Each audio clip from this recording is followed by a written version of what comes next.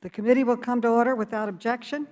The chair is authorized to declare recess of the committee at any time. First of all, I want to welcome back to the committee Mike Quigley. We are so pleased to have him as a member of this committee again. Pursuant to notice, I now call up H.R. 51, the Washington, D.C. Admission Act. The clerk will report the bill, which was distributed in advance. H.R. 51, to provide for the admission of the state of Washington, D.C. into the Union. Without objection, the bill is considered read and open to amendment at any point. The chair recognizes herself to offer an amendment in the nature of a substitute, copies of which have been distributed electronically to all members in advance. The clerk will report the amendment. Amendment in the nature of a substitute to H.R. 51, offered by Ms. Maloney of New York. Without objection, the amendment is considered read and will serve as a base text for purposes of amendment. I now recognize myself for 5 minutes on the amendment. Today is an historic day for our country and our democracy. For only the second time in a generation, we will vote on whether hundreds of thousands of American citizens will finally have their voices counted in Congress. Today, we will vote on whether to honor the most fundamental principles of this nation, principles on which the American Revolution was launched, principles for which countless patriots gave their lives, and principles that our founders enshrined in the Declaration of Independence: no taxation without representation and the consent of the governed. Today, we will vote on whether to allow the people of the District of Columbia to do what they have voted overwhelmingly to do, and that is join the Union as the 51st state. I can think of no more important endeavor than taking up this legislation today to give the people of the district the same rights enjoyed by hundreds of millions of other Americans across our country. The United States is a republic, but its capital lacks full representation. The United States is the only democratic country that denies both voting rights in the national legislature and local self-government to the people of its capital. And that is wrong. It violates everything we stand for as Americans.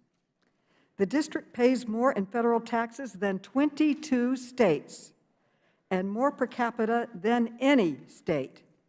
It also pays more in taxes than nearly half the states in this country. Yet D.C. residents have no vote in Congress.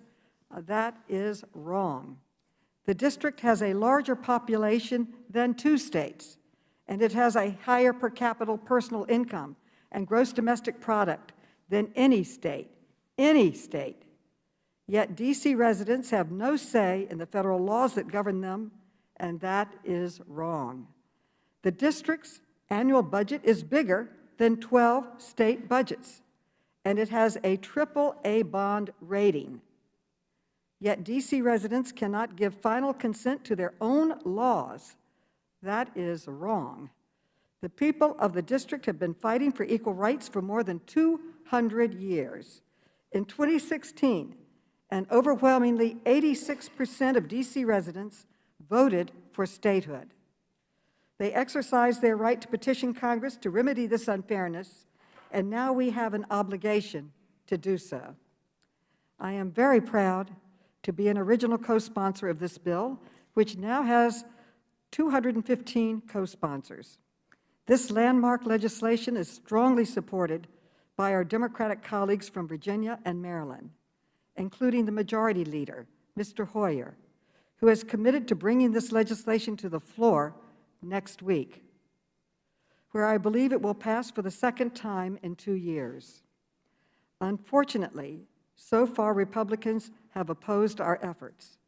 They would rather deny voting rights and self-government to more than 712,000 Americans than even consider the possibility that 2 senators from the new state could possibly be Democrats.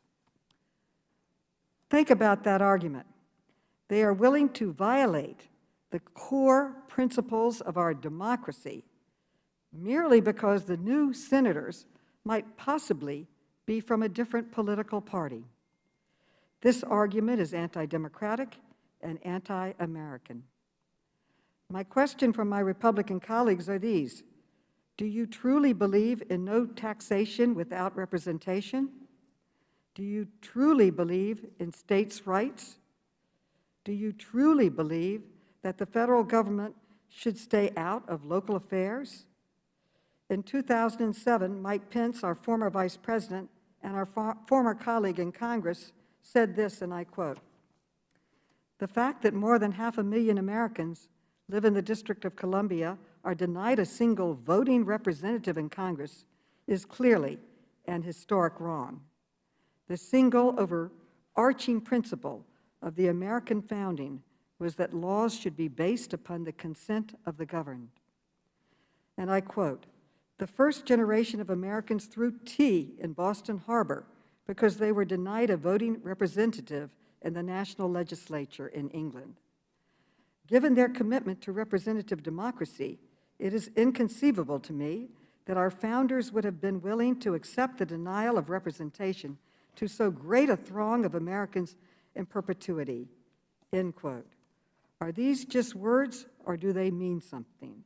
Because if we truly do believe these words, we need to do more than just say them. We need to do more than just repeat them. We must act on them. We must make them a reality, and that is exactly what we hope to do. Finally, before I close, I want to commend Congresswoman Eleanor Holmes Norton. She has been tireless in her advocacy for the rights of the district residents. She is author not only of the legislation, but of this moment in our history. I thank her for her dedication, her commitment, and her service, and I yield back. And with that, I recognize the distinguished ranking member, the gentleman from Kentucky, Mr. Comer. Thank you. Let's be very clear what H.R. 51 is all about. It's all about creating 2 new Democrat U.S. Senate seats. That's what it's about. We could end the discussion there. But that's what this bill is all about, and everyone in America knows that. This bill is part of the progressive pathway that President Biden, Leader Schumer, and Speaker Pelosi have to reshape America into that socialist utopia that the squad talk about. First, Democrats rushed $1.9 trillion in wasteful spending out the door. New York may even be routing their money to illegal aliens instead of working American citizens. Next, Democrats propose an additional $2.5 trillion in spending under the guise of infrastructure to fund pet projects like the New Deal. But that amount isn't enough for the progressives. They want $10 trillion, $10 trillion of deficit spending. Now President Biden is looking into packing the Supreme Court. Giving Democrats 2 new seats in the Senate would make this foolish idea a reality. Because you're going to need 3 more Supreme Court seats to be able to make H.R. 51 a reality, because we all know it's unconstitutional. If you don't believe me about the purpose of H.R. 51, then listen to what our friend and colleague on the Oversight Committee, Jamie Raskins, recently told the Washington Post, and I quote, "But there's a national political logic for D.C. statehood too, because the Senate has become the principal obstacle to social progress across a whole range of issues," end quote. So our friend Jamie Raskin admits it.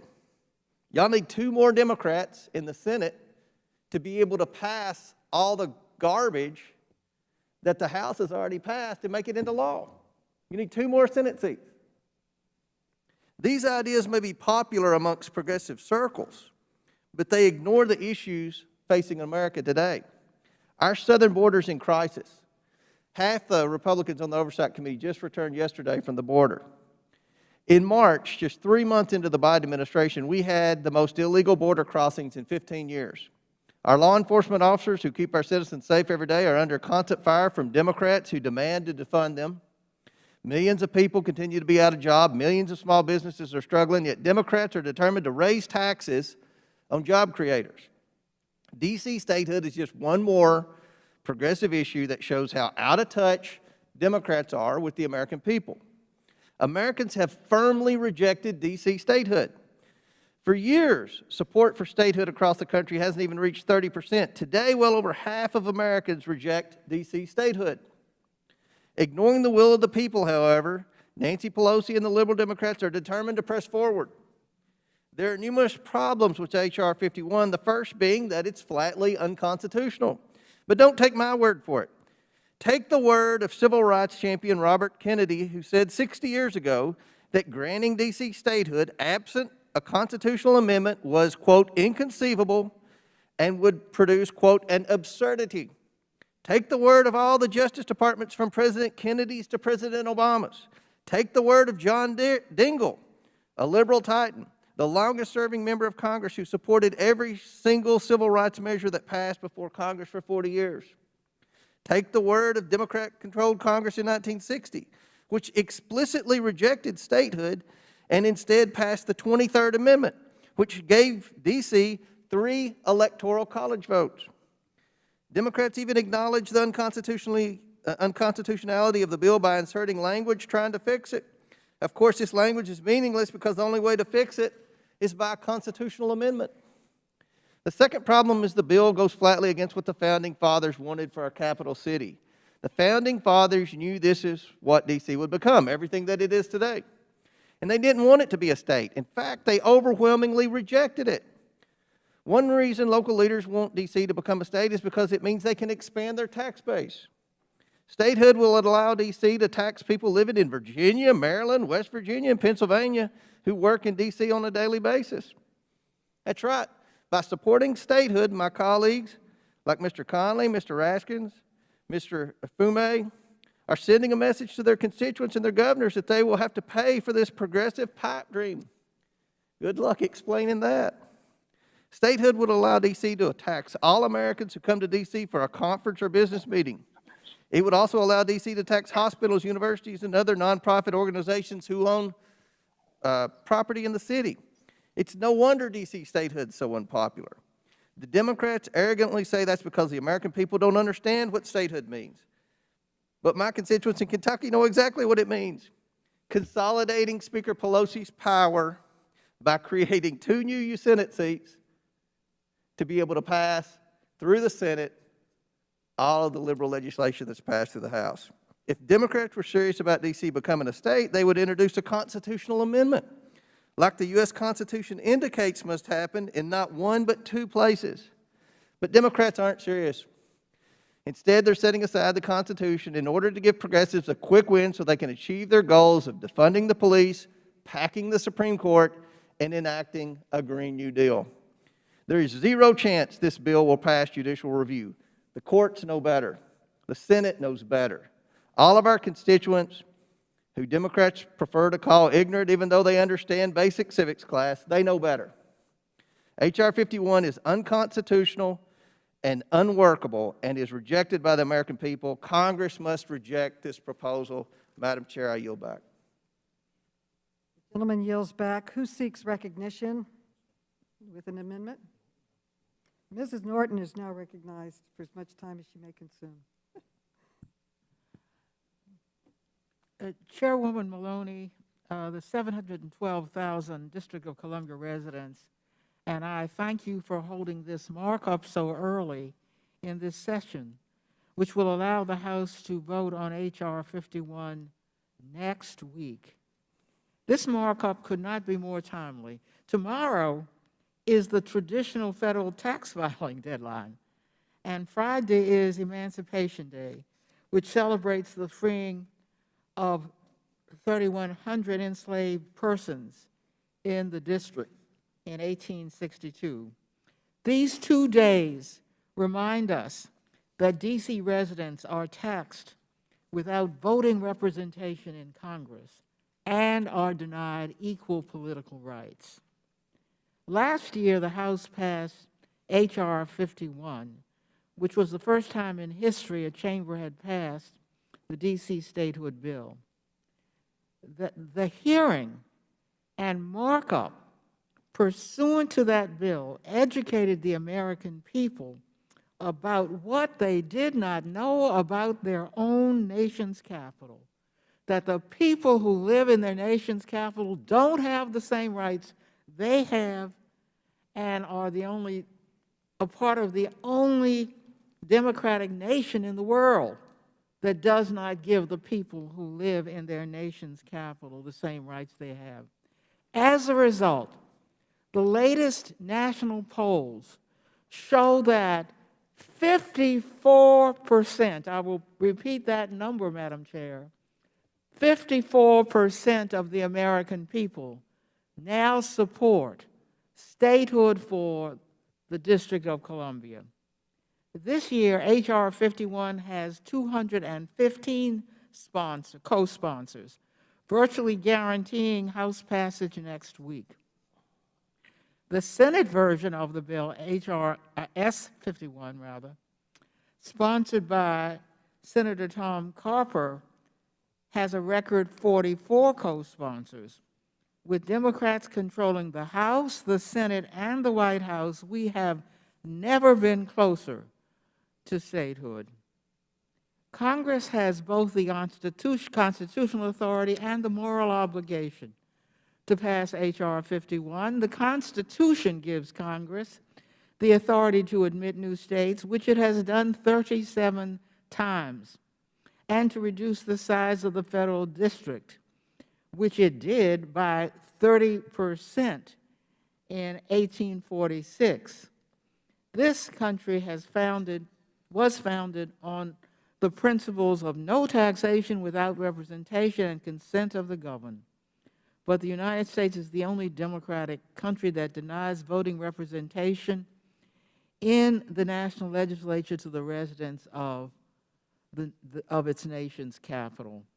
H.R. 51, the state of Washington, D.C., would consist of 66 of the 68 square miles of the present-day federal district. The reduced federal district over which Congress would retain plenary authority would be 2 square miles and consist of the Washington people associated with the nation's capital, including the U.S. Capitol Complex, the White House, the Supreme Court, the principal federal monuments on the National Mall. H.R. 51 has both the Constitution and the facts on its side.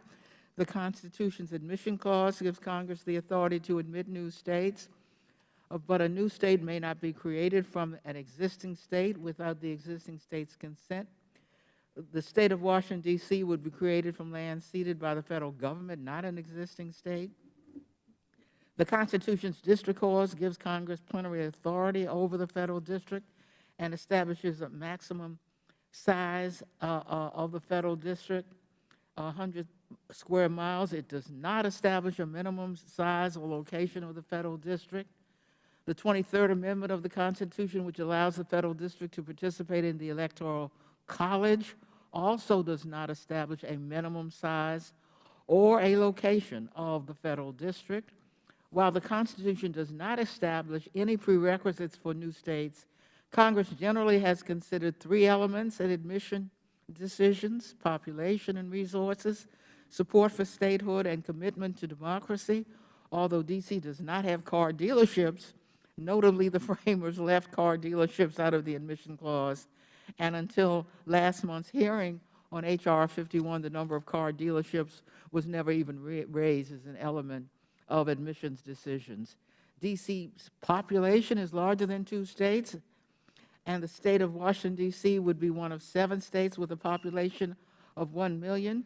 D.C. pays more federal taxes per capita than any state and pays more federal taxes than 21 states.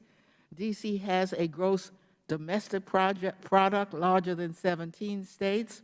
D.C.'s bond rating is higher than that of 32 states. In 2016, 86% of D.C. residents voted for statehood. D.C. residents have been petitioning for voting rights in Congress and local autonomy for 220 years. As American citizens, D.C. residents are entitled to equal citizenship, but they have also earned it. They have fought in every war, including the war that led to the creation of the nation, the Revolutionary War. D.C. service members have helped get voting rights for people throughout the world, yet always have been denied the same rights when they return home. My own family has lived in D.C. since my great-grandfather, Richard Holmes, as a slave, walked away from a plantation in Virginia and made his way to D.C. almost 200 years ago. Richard Holmes made it as far as D.C., a walk to freedom, but not to equal citizenship so far for our family. Congress can no longer exclude D.C. residents from the democratic process. Forcing residents to watch from the sidelines as Congress votes on laws that affect the nation, or votes even on laws of the duly elected D.C. government. Democracy requires much more. D.C. residents demand much more. D.C. residents deserve full voting representation in the Senate and the House and complete control over their local affairs. They deserve statehood. Congress can continue to exercise autocratic control over the American citizens who reside in our nation's capital, treating them as wards, as in the words of Frederick Douglass, the inspiration for the name of the new state, as aliens, not citizens, but subjects, or it can live up to the nation's promise and ideals in taxation without representation and pass H.R. 51. Madam Chairwoman, I thank you for your leadership on D.C. statehood. Who seeks recognition?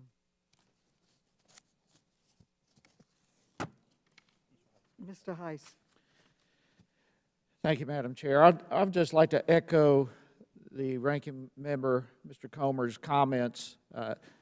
This legislation is not about voting representation of residents of D.C. I think we've got to be honest. This is about a much broader, permanent change, not to tilt, but to permanently change the playing field of American politics and to allow the Democrats to enact their radical progressive agenda. That is what this is all about. And when we talk about the benefits, which I'm sure that will come up today, the benefits, what really is being referred to is 2 more senators. That's the benefit. That's what enables this radical progressive agenda to be crammed down the throats of the American people. But it goes beyond even that. To pass this bill, the Democrats really want D.C. not only to be a state, but to be the first among states. In other words, they want a hybrid city and a state combined that gets all the special treatments, all the special benefits, if you will, that other states do not receive. For example, D.C. wants the federal government to continue to pick up the tab for its judicial branch, for its prisons, for its pensions, just to name a few. It wants continued special access to out-of-state colleges and universities.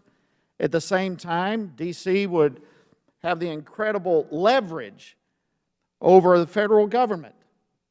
They would control our infrastructure, for example, of this city. Things that are necessary for our federal government to operate. They would also control international issues with the embassies and consulates being here. It would have potentially entire control and access to the entire federal enclave. This is precisely the scenario that our founding fathers wanted to avoid. They wanted a federal district that represented the interest of all 50 states equally. Otherwise, they would never bother to create what we have in the first place. But this bill totally upends all of that, and it's very disturbing. It makes a capital totally beholden to one small micro state. And I agree with the ranking member, this is totally unconstitutional.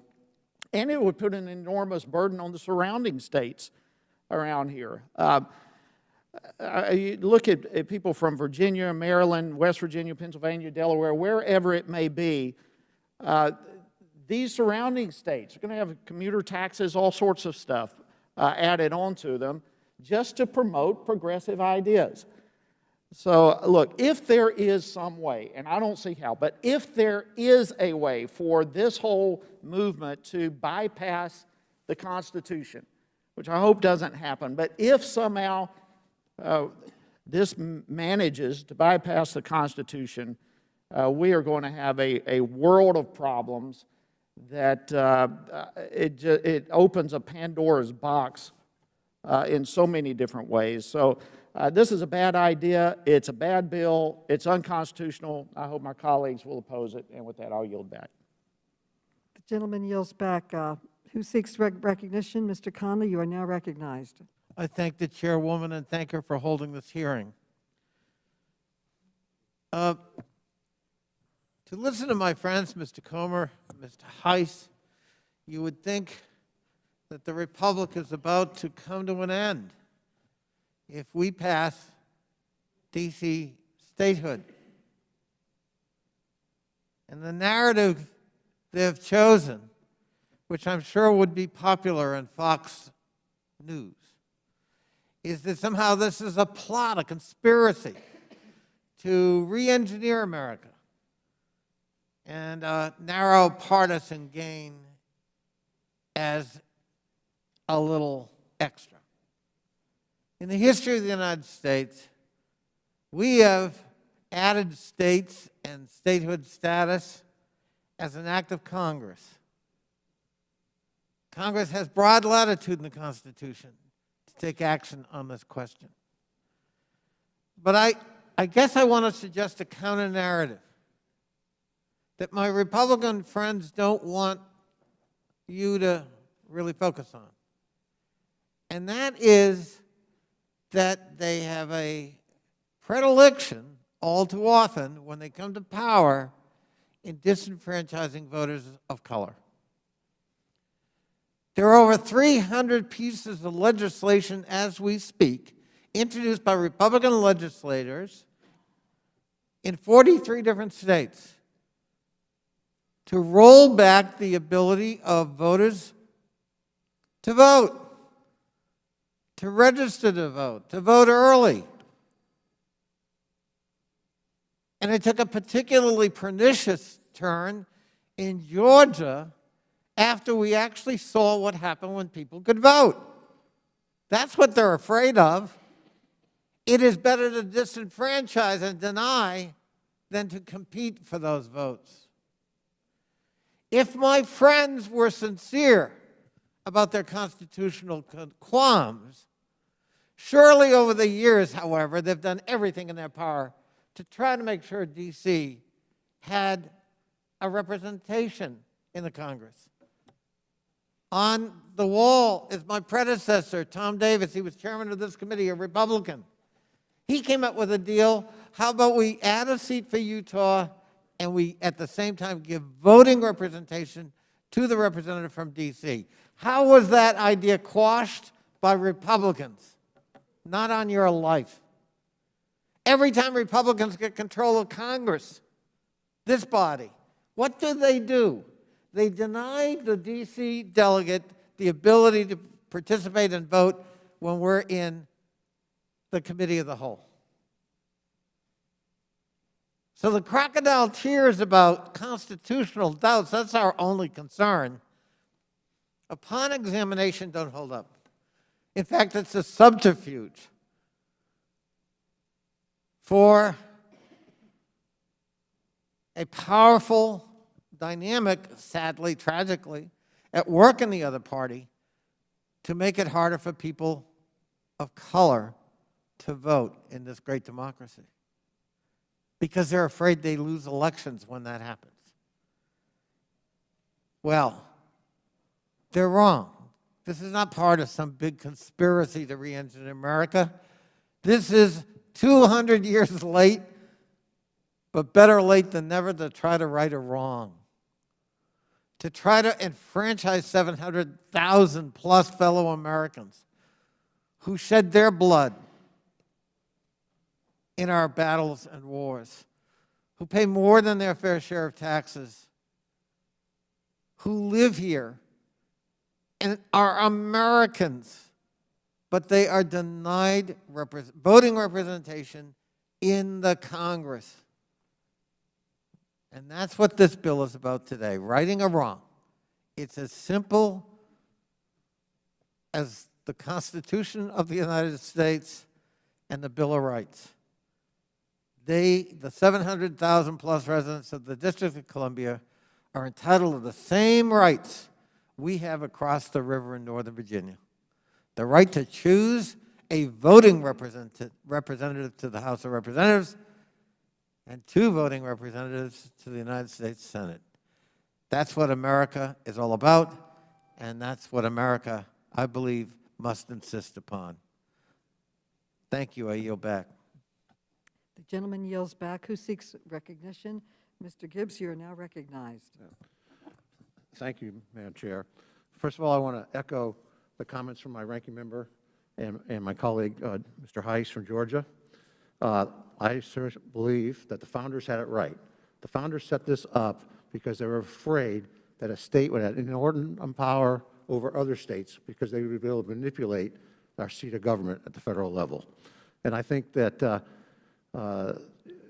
founders did that, and what they did, they set up a provision where residents of the district could vote either for representatives and senators in the Maryland or Virginia. Of course, that changed in that year in 1800, whatever it was, where Virginia kind of got their land back. And I agree from the preface that the residents should be able to vote. And it'll probably, I think there's going to be some amendments offered later today that will correct that problem. And the residents should be able to vote for senators and representatives in Maryland. But the autonomy of the district needs to be maintained, and representation does happen. I think it's also interesting that the other side of the aisle has had complete control in our 200-some-year history over time. Here and there, it goes back and forth, and this is the first time they've really made a diligent effort to give D.C.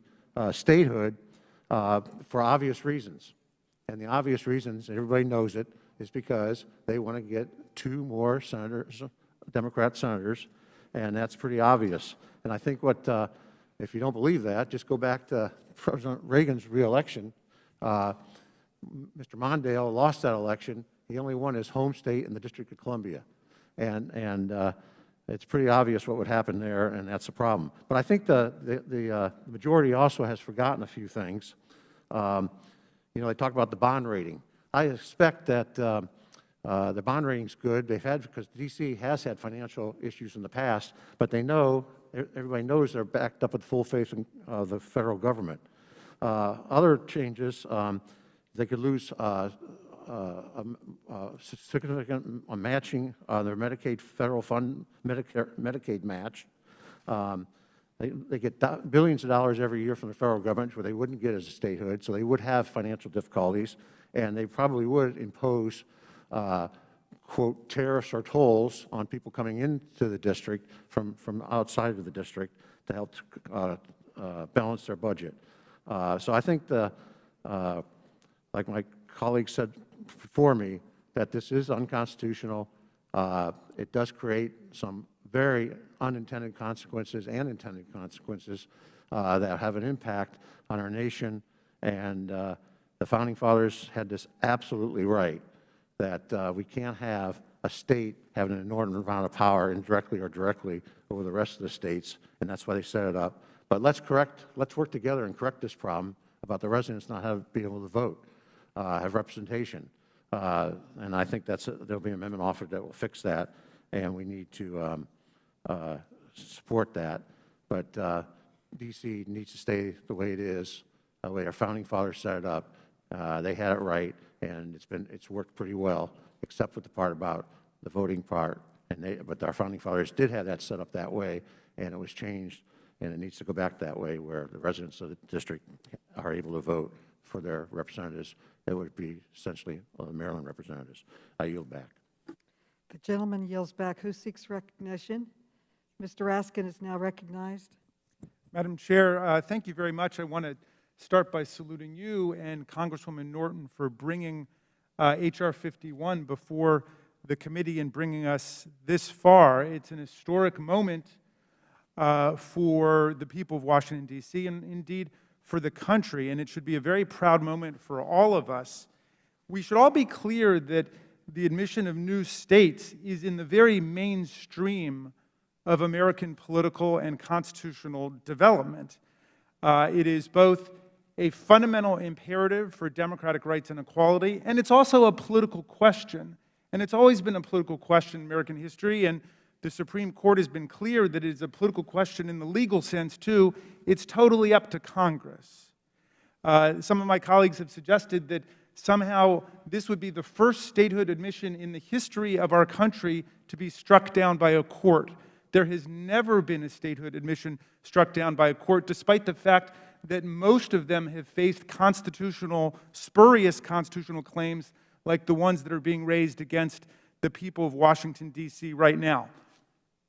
What's the real dynamic of political inclusion and enlargement and expansion and deepening of democratic norms in the country? Well, we started with 13 states. We added 37 states. That means nearly 75%, nearly 3/4 of the states came in after the original 13 under the so-called equal footing doctrine. Each state is to be treated equally to the other states once they are in fact admitted. Again, the Supreme Court, no court has ever struck down any statehood admission, nor did the Supreme Court strike down the modification of the boundaries of the District of Columbia. In 1791, after the original boundaries were set, Congress altered them. James Madison voted to change them. 13 other founders voted to change them. Everybody knows about the canon of constitutional construction, which determines that we yield extra deference to the first Congress because there were so many framers in it. They saw no problem with altering the boundaries of the District of Columbia, nor was there any problem in 1846 when a third of the district was yielded back, retroceded to Virginia. Alexandria, Arlington, parts of Fairfax County were given back to Virginia. No court struck that down. Again, a political question for two reasons. One is that the Congress exercises exclusive legislation over the district that's to become the seat of government under Article 1, Section 8, Clause 17, in all cases whatsoever. And cases there doesn't mean judicial cases. Cases there means on all subject matters, on all issues, including the modification of the size. And it is also a political question today because it is up to Congress to determine whether or not to admit new states. It's not up to the courts. Now, my friend, Mr.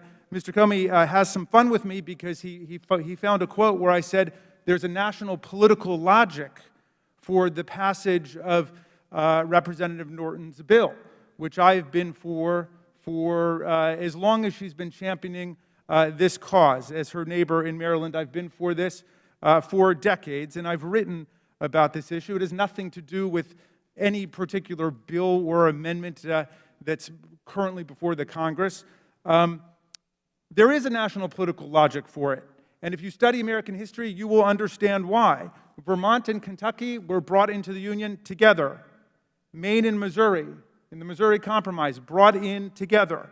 One party gets one state they really want, the other party gets a state they really want.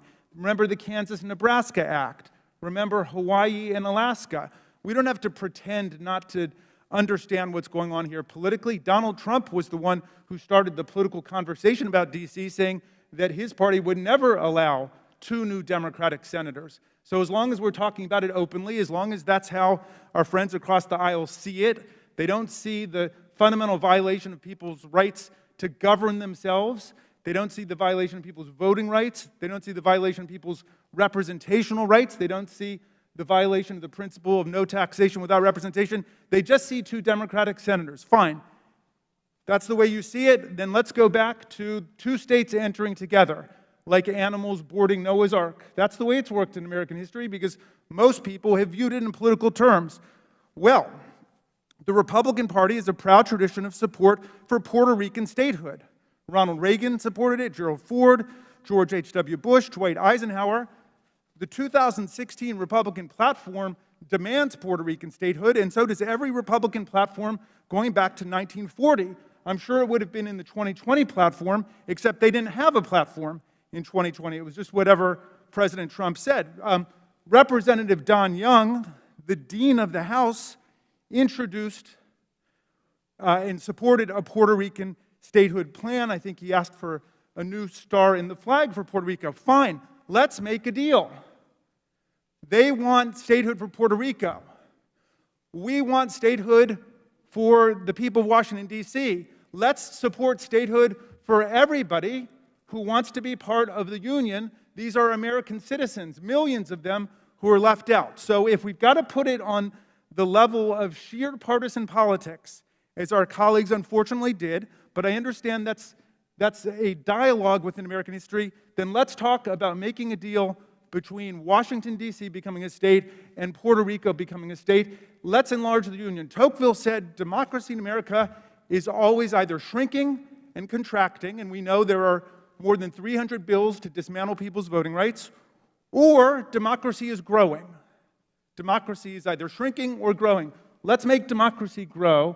Let's admit both Washington, D.C., as the Democrats have asked for, and Puerto Rico, as the Republicans have asked for. I yield back to you, Madam Chair. The gentleman yields back. Who seeks recognition? Madam Chair, I have an amendment at the desk. And the clerk will report the amendment. Amendment 1.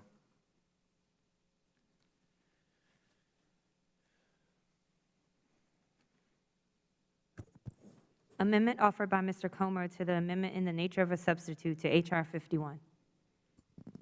Without objection, the reading of the amendment is dispensed with. The gentleman is recognized to explain his amendment. Thank you, Madam Chair. If this majority were acting responsibly, they would have moved to repeal the 23rd Amendment first before we voted on H.R. 51. The 23rd Amendment clearly states that the district constituting the seat of government of the United States shall appoint in such a manner as the Congress may direct a number of electors of President and Vice President equal to the whole number of senators and representatives in Congress to which the district would be entitled if it were a state, but in no event more than the least populous state. And now comes the key part. The 23rd Amendment states that those electoral votes for the district, quote, shall be in addition to those appointed by the states, unquote. That means that if H.R. 51 were enacted as drafted, both the new D.C. state would exist and the seat of government, though much smaller in size, would also exist. And I think you're talking about something that includes the White House and the monuments, the National Mall, and all that. Therefore, under your legislation, H.R. 51, both the D.C. state and the seat of government would get their allotted electoral votes. This would give the D.C. area double electoral votes, 6. That's what this bill would do. It would give Washington, D.C. 6 electoral votes. And I mean, I appreciate the effort, because if things keep going on the border the way they've been going, you're going to need all 6 of those in 2024. But we're talking about H.R. 51 right now. 6 electoral votes for D.C. This is an unfair and untenable situation that no one involved with the ratification of the 23rd Amendment would condone. This amendment would require that before H.R. 51, this amendment would require that before H.R. 51 went into effect, the 23rd Amendment would have to be repealed. This would remove the electoral vote double bonus the D.C. metropolitan area would otherwise get. I urge everyone on the committee to support Amendment 1, and I yield back. The gentleman yields back. I recognize myself for 5 minutes. Conditioning admission on the repeal of the 23rd Amendment would effectively prevent admission. No state has been admitted by a constitutional amendment, nor needed existing states to take any action for admission. We should not change the rules to deprive D.C. residents of statehood. The 23rd Amendment to the Constitution does not establish a minimum geographical or population size of the federal district.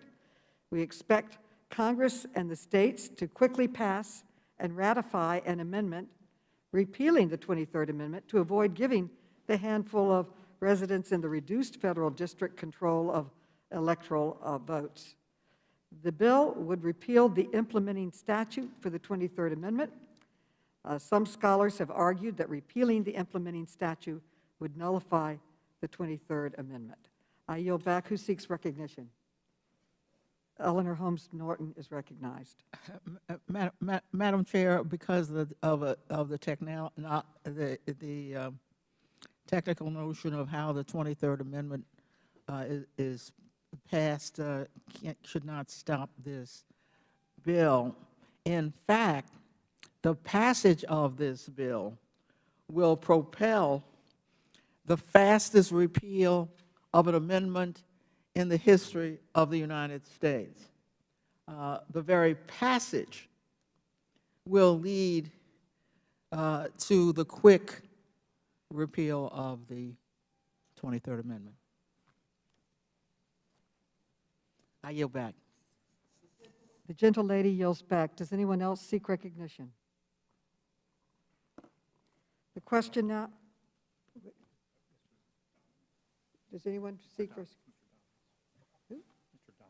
Madam Chair, request Mr. Donalds. Oh, I'm sorry, I didn't see you up there. Mr. Donalds seeks recognition, and you are now recognized. Thank you, Madam Chair. Look, I think this amendment is actually an amendment that makes a ton of sense. It's not clear to me how a piece of legislation actually creates the scenario that makes a change to the United States Constitution. I think the legal practice is actually in reverse. We should be actually making amendments to the Constitution before we pass legislation. There is no legal authority by this Congress that doesn't exist under the premise that the Constitution allows. But the way the bill reads, you essentially have to pass the bill in order to trigger a constitutional process. That frankly makes no sense at all. It's also very clear that the 23rd Amendment is a major issue with respect to DC statehood, not to mention the fact that the Fifth Amendment would create a major issue to DC statehood because the only people who live in the newly drawn federal enclave that currently has 3 electoral college votes would be the president and his family. So to me, what this bill actually, the way it's written actually does, it creates a major constitutional question that must be adhered to before you can even consider DC statehood. And I've heard the arguments listening to this committee and our workshop on this matter with respect to the fact that we've never had to go through a process like this for any other state, but no other state that has been admitted was ever in the federal enclave. It is fundamentally different. It is constitutionally different. And so it is important that this body, if it's going to go down the path of admitting the District of Columbia to become a state, actually has to address the constitutional issues, which are the fact that currently the federal enclave has 3 electoral college votes. That must be addressed before we move forward with anything else. That actually creates the proper order, not only for the people of DC, but with respect to the other 50 states in the Republic. I yield back. Gentleman yields back. Who else seeks recognition? Mr. Raskin is now recognized. Thank you, Madam Chair. Congresswoman Norton's legislation deals very effectively with this practical problem. The 23rd Amendment to the Constitution confers 3 electoral college votes on the district constituting the seat of government when the Congress acts to implement it by statute. So, as I understand her legislation, once the state of Washington, D.C. is created, Washington Douglas Commonwealth is created, then it would move to a repeal of the statute that organizes the Electoral College. It would just apply essentially to the first family, people living in the White House. No one would oppose it. And then there would immediately be expedited activation of repeal across the country. And as the representative of the District of Columbia says, it will just sail through every state legislature, because who would oppose it? Let's make the Constitution work for the people. The Constitution's not a straitjacket, it's a freedom document. The Constitution is about making sure that all citizens get to participate on the plane of political equality.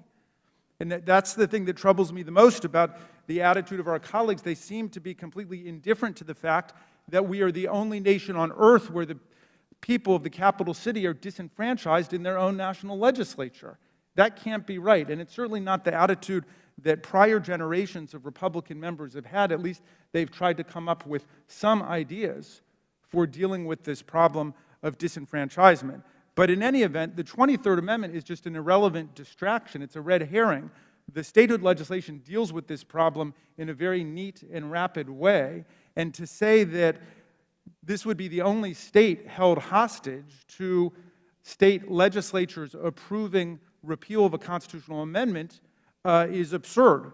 I mean, that's obviously a recipe for keeping statehood from never happening, because then all states have to do in order to exercise a kind of veto over statehood adopted by Congress, and it is up to Congress to decide, is not to act on this constitutional amendment. So I think everybody can see what's going on with this suggestion that the stated act should not take effect until the 23rd article of amendment to the Constitution is repealed. That basically means you've got to take it back out to the states and do it, essentially creating another constitutional amendment process. There has never been a state admitted by constitutional amendment. There's never been a state blocked by constitutional amendment. I understand that there are people who don't like the politics of people in Washington, D.C. Great, that's America. We're a democracy. People have different attitudes about different political, public policy issues. There's no problem with that. You can have a different attitude, but you don't disenfranchise the people you disagree with. But that has become the MO of our friends across the aisle. They didn't like the way the elections turned out in Georgia. They didn't like the election of Senator Ossoff. They didn't like the election of Senator Warnock. So now they want to make it a crime to give somebody a bottle of water or a snack while they're waiting in line to vote. They want to make the lines longer, and then they want to punish people if they give someone a bottle of water while they're in line. If I'm incorrect about that, please correct me, but that's the reportage about that law that was just signed in Georgia. There's been an attack across the country. Would the gentleman yield? Yes, by all means. I would just like to say there is nothing racist about the bill that was just passed in Georgia. Well, I didn't say anything about racism. Well, but you were. That's on your mind, not my mind. No, I didn't raise that at all. it was referenced earlier, and now you're coming after that bill again. I talk about voters. It applies to all voters: black voters, white voters, Hispanic voters, Asian American voters. You can't give a bottle of water to any voter in line. That is not true. You can get water. In the first place, who goes to vote with the expectation that they're going to get snacks and water? Nobody. Well, can you get it, But or can you not get it? This bill does allow people to get water and so forth while they're waiting in line. That was just a lie.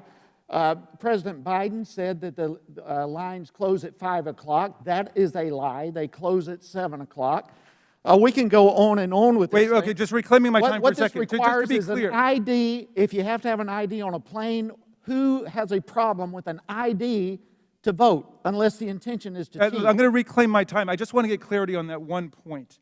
It has been reported nationally that the new law signed by the governor of Georgia makes it against the law to give someone a bottle of water or a snack while they're waiting in line to vote. Is that wrong? That is wrong.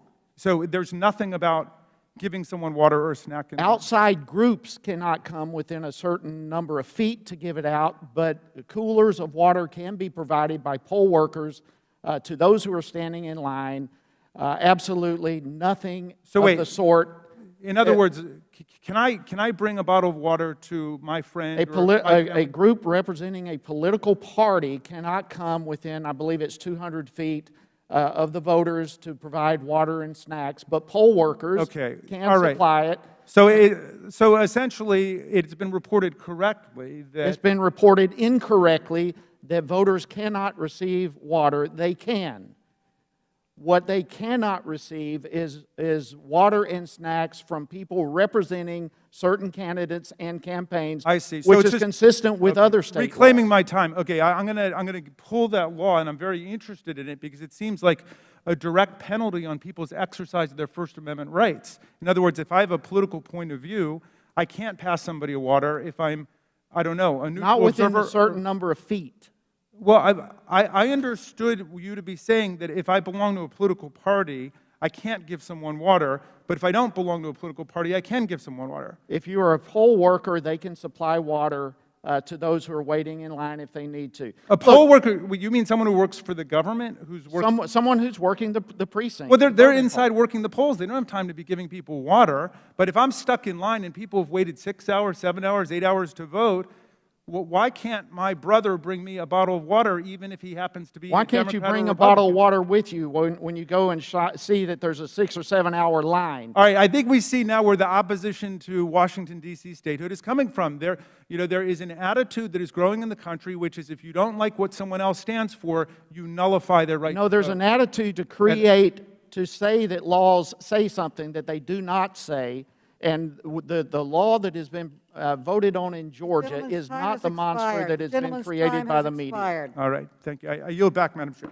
Madam Chair, I move to strike the last word. Mr. Cloud is now recognized. I'd like to yield my time to Mr. Donalds. The gentleman yields his time to Mr. Donalds.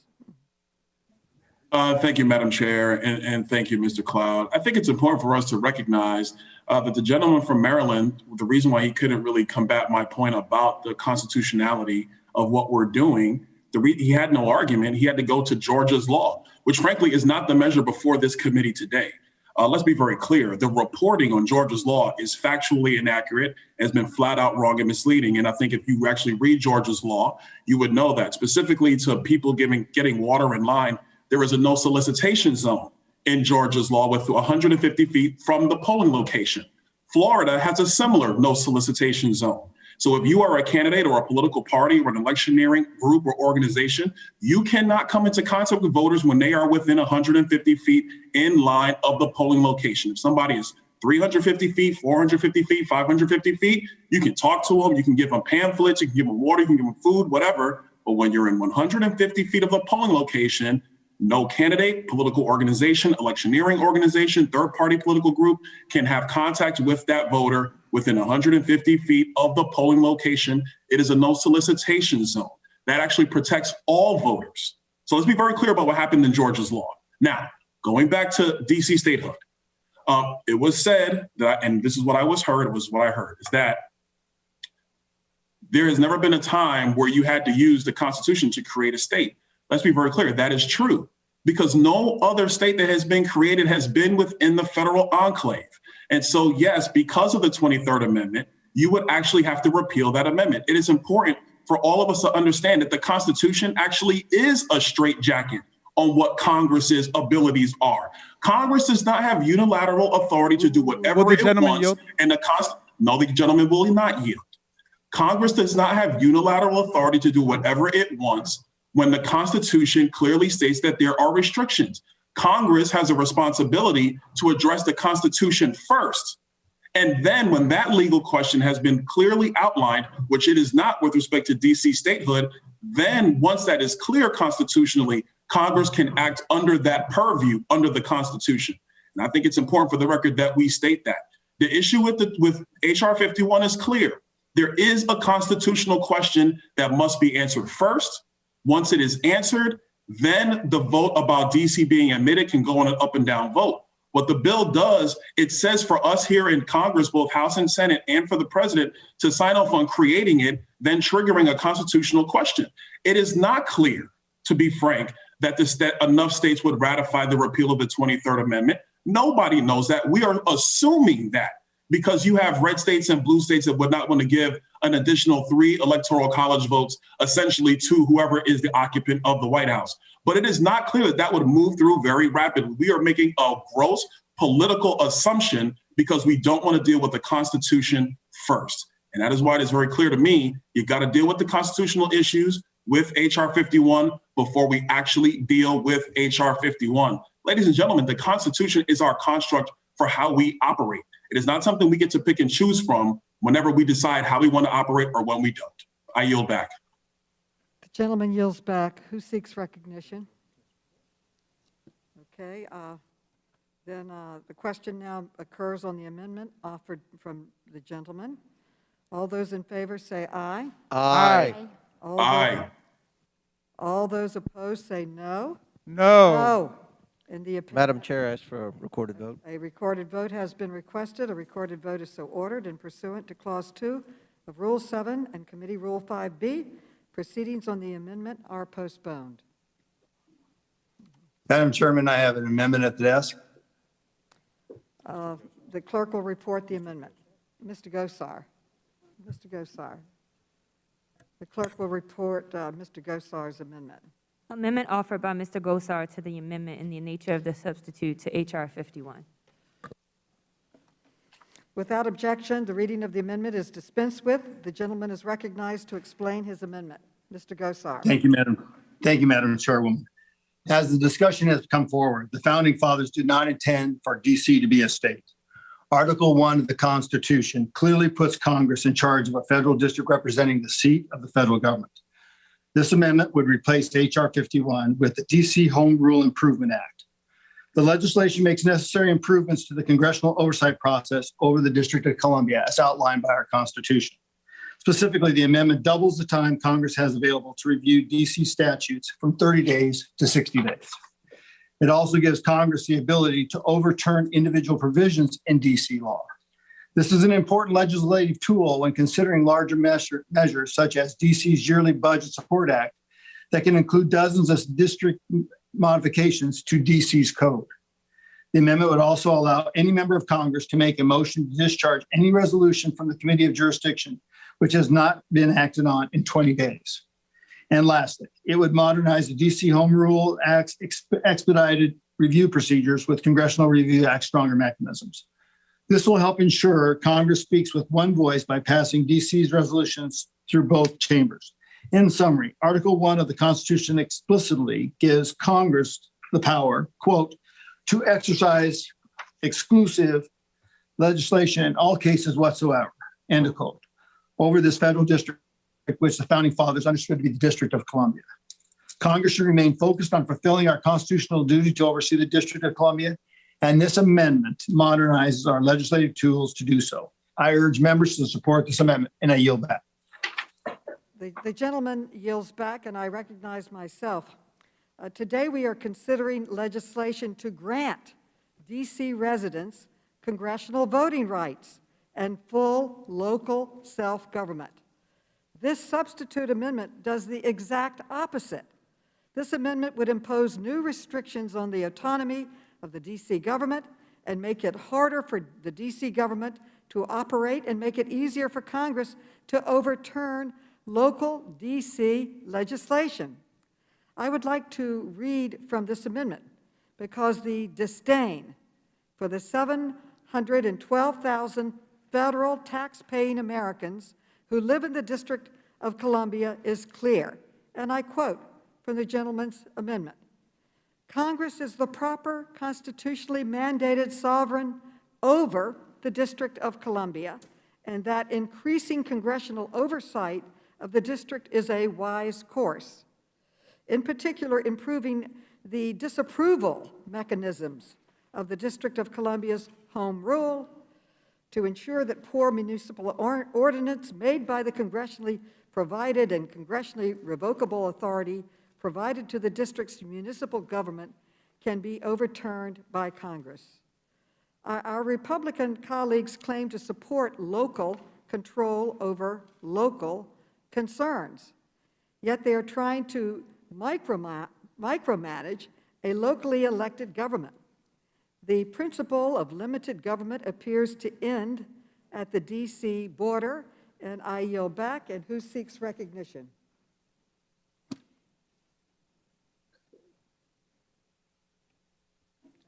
There is no. Well, the question now occurs on the amendment offered by the gentleman. All of those in favor say aye. Aye. Aye. All those opposed say no. No. In the opinion of the chair, the noes have it, and the amendment is not adopted. Madam Chairwoman, I ask for a recorded vote.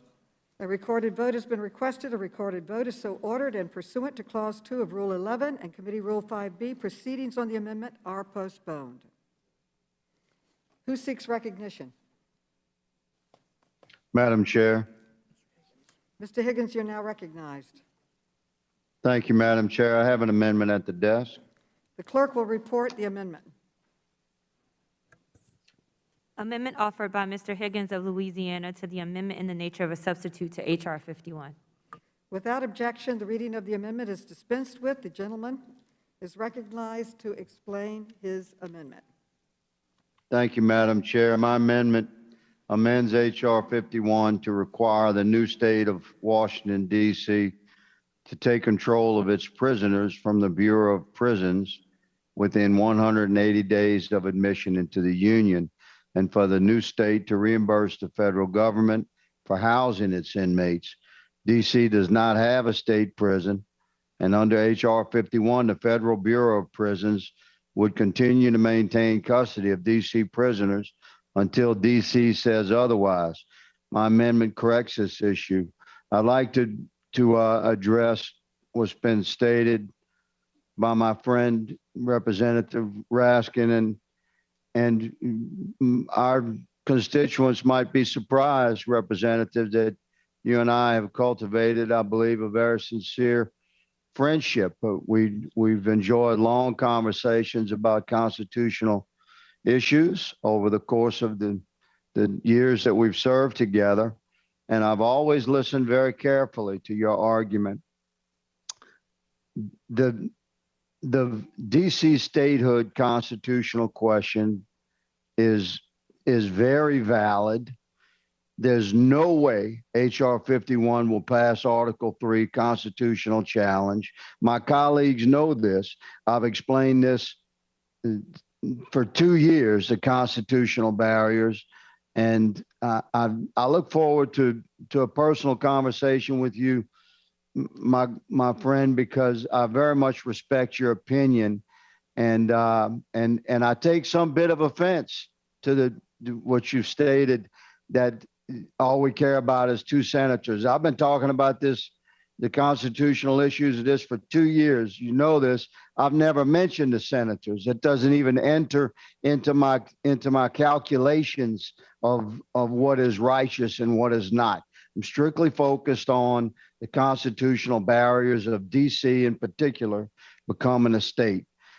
The arrangement we're talking about with creating DC as a state would provide an environment that no other state has, to be able to have arrest made and shift the burden of those incarcerated individuals to the federal government. According to some estimates, you got 6,000 to 8,000 DC residents incarcerated in federal prisons.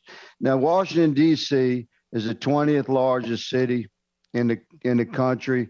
It's the 27th most violent city, according to the FBI, the 16th most criminal city, according to the FBI, and the 10th most murderous city, according to the FBI. Under H.R. 51, the Federal Bureau of Prisons would continue to maintain the custody of D.C. prisoners until D.C. says otherwise. There's no timeline in H.R. 51. It could be 5 years, it could be 50 years. We just don't know. My amendment would terminate the federal government's responsibility for the new state's inmates within 180 days of admission of the State of the Union. The amendment provides 6 months after it becomes a state for the district to take responsibility for what every other state is responsible for. That's the safe and humane incarceration of arrested citizens. And they must have the money. Don't tell me money could be an issue, because we've been hearing ad nauseum how financially stable DC is, how much money they have, must be doing very fine. So they should be able to afford to take care of their prisoners. I encourage my colleagues to consider the fact that statehood requires taking responsibility for basic state functions. We've discussed at length the constitutional challenges, and I believe those challenges to be completely legitimate, and I guess that'll have to play out in Article 3. But statehood also requires taking responsibility for basic state functions like caring for your incarcerated prisoners in a humane and compassionate manner. So I urge my colleagues to support my amendment, and Madam Chair, I yield to my friend, Mr. Raskin. I look forward to speaking with you further. The gentleman yields back, and who seeks recognition? Mr. Raskin, you are now recognized. Madam Chair, thank you very much. I send greetings to my friend, Mr. Higgins. There's nobody I enjoy more sparring with and learning with and spending time with than the distinguished gentleman from Louisiana.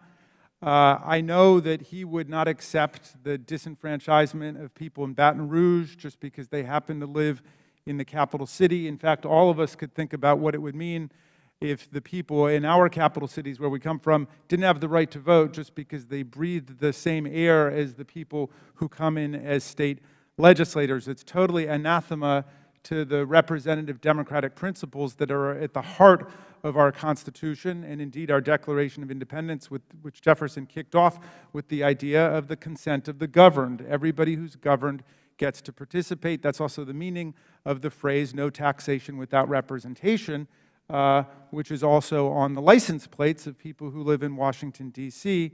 Members of Congress will know when they see motorists in D.C. driving around with those license plates. Let me just try to address my friend's concerns about the Constitution, and he's absolutely right that he's been raising these concerns for a long time, and I consider it a failure on my part, or at least a sign of my declining professorial abilities, that I haven't been able to successfully communicate why these constitutional obstacles are not substantial in any way, and certainly not insuperable in terms of advancing the trajectory of democratic development of the country to include 700,000 tax-paying, draftable U.S. citizens, many of whom are veterans, will recall from the hearing that we had here. Look, again, let's start with this. Under Article 4, Section 3, Congress has the power to admit new states. That power is exclusive to Congress, and it is a so-called political question according to Supreme Court doctrine. A political question there means it's up to Congress itself. It's not reviewable for its wisdom or for its efficacy by the Supreme Court. The Supreme Court has never touched or struck down a statehood admission, which means it's up to us. Now, we need to take the Constitution seriously. All of us swear an oath to uphold and protect and preserve and defend the Constitution against all enemies, foreign and domestic, and to interpret and implement its meaning. So, we could not turn the district that is the seat of government itself into a state. But that's not the proposal here. The proposal here is to shrink the boundaries of the district and to yield those lands to the new state. And the people in Washington, D.C. have had a statehood constitutional convention. They have voted to petition Congress for admission to the Union. Now, does Congress have the authority to alter the boundaries of the District of Columbia? It does. It did it in 1846 because, you know, as Congresswoman Norton said, the Constitution says in Article 1, Section 8, Clause 17, the district cannot be more than 10 miles square. And it started off 10 miles square or something around that with the inclusion of the Virginia portions on the other side of the Potomac River. In 1846, upon petition by a bunch of slave masters who correctly predicted that Congress would abolish the slave traffic in Washington, D.C., Congress decided to retrocede Alexandria and Arlington back to Virginia. And it actually was Abraham Lincoln's big cause for the one term that he served in the House of Representatives to abolish slavery and the slave traffic in the District of Columbia and to speak up for the political rights of people who live in Washington, D.C. That's a great political heritage within the GOP, within the Republican Party, of a great Republican leader standing up for the rights of people in Washington. But that established that Congress has the power to modify the boundaries of the district. It also did it in 1791. The 23rd Amendment question is just a red herring. The legislation itself deals with it. It deactivates the organization of the Electoral College and then moves for an expedited consideration of the repeal of the 23rd Amendment. And we know repeals. The prohibition was repealed. We know how to repeal parts of the Constitution when they're no longer working for us. So I don't see what the constitutional impediment is. On the contrary, I see every constitutional value supporting admitting the people who've asked for admission to be a state on equal footing. So they will have representation and they will have self-government. And the decisions that they make on a whole set of issues will be different than the people of California make or the people of Louisiana. But that's what statehood is all about. That's how the federalist system works. So I think this is very much in the mainstream of our development. And again, Mr. Higgins is correct. He didn't raise the question of 2 U.S. senators, but I think the distinguished ranking member raised it at the beginning. But in any event, that's not really out of bounds in terms of American history. That's why most states have entered as pairs. And I come back to the question of Puerto Rico. I'm just wondering if any of my colleagues are on the side of the Republican resident commissioner from Puerto Rico, who's pushing very hard for statehood for Puerto Rico. There's a hearing going on right now in another committee on statehood for Puerto Rico. I think that there are the seeds of a grand compromise here, and I think that that's going to be an appropriate way for us to think about moving democracy forward in this century. I yield back to you, Madam Chair. Madam Chair, 30 seconds. Do you yell back? Well, I'm happy to yield Madam, to Mr. Higgins if I have more time. I wasn't clear. Okay. 30 seconds, Madam Chair. Yes, I thank my distinguished colleague, Mr. Raskin, for his response. And I respectfully and in the most gentlemanly manner possible suggest that perhaps we should, I'd love to host you in my district and at the University of Lafayette. Perhaps we could have a meaningful debate on the constitutional questions of DC as a 51st state. And that's the kind of debate that we should be having, as opposed to political finger pointing and accusations that are just not true. There are legitimate constitutional questions. So I cordially invite you to my state, sir, to my district. Perhaps we can have a meaningful debate in front of a live audience. And Thank you very much, Madam Chair. I yield. And thank you, Mr. Higgins. I would love to come and have that discussion, and I agree that there are important constitutional values that really need to be studied here. I yield back to you, Madam Chair. The gentleman yields back. Who else seeks recognition? The gentlelady from the District of Columbia, Ms. Norton. Madam Chair, I'd like to speak specifically to what this amendment seeks to do. This has the appearance of a gotcha amendment, except it doesn't get us. The district recognizes that to become a state, it would have to take on all the obligations of a state. This amendment says that within 100 days, that the district must place its prisoners in the state. First of all, it is unprecedented to put a time limit on the transition period for any part of what has to happen in a state. The states have come in at varied time limits precisely to give them the opportunity to accommodate to what it takes to become a state. There will be a transition period. That period has differed for every state. When it comes to the Bureau of Prisons, yes, the District of Columbia must accommodate its own prisoners in its state or adopt or find some way for another state, perhaps, to agree to do so. But the gentleman's amendment says within 100 days. That is what is unprecedented. The transition period is wide open. The district is prepared to take on all of the elements of statehood, including caring for its own prisoners. It is not prepared to do so within a time limit that has never been placed on any other state that sought admission to the Union. And I yield back, Madam Chair. The gentlelady yields back. Does anyone else seek recognition? The question now occurs on the amendment offered by the gentleman.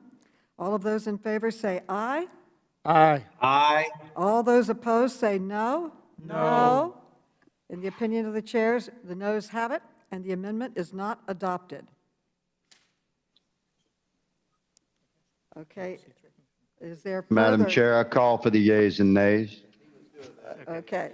A recorded vote has been requested. A recorded vote is so ordered. And pursuant to Clause 2 of Rule 11 and Committee Rule 5B, proceedings on the amendment are postponed. Is there other amendments for discussion? Madam Chair. Mr. Heiss is now recognized. Thank you. I have an amendment at the desk. The clerk will report the amendment. Amendment offered by Mr. Heiss to the amendment in the nature of a substitute to H.R. 51.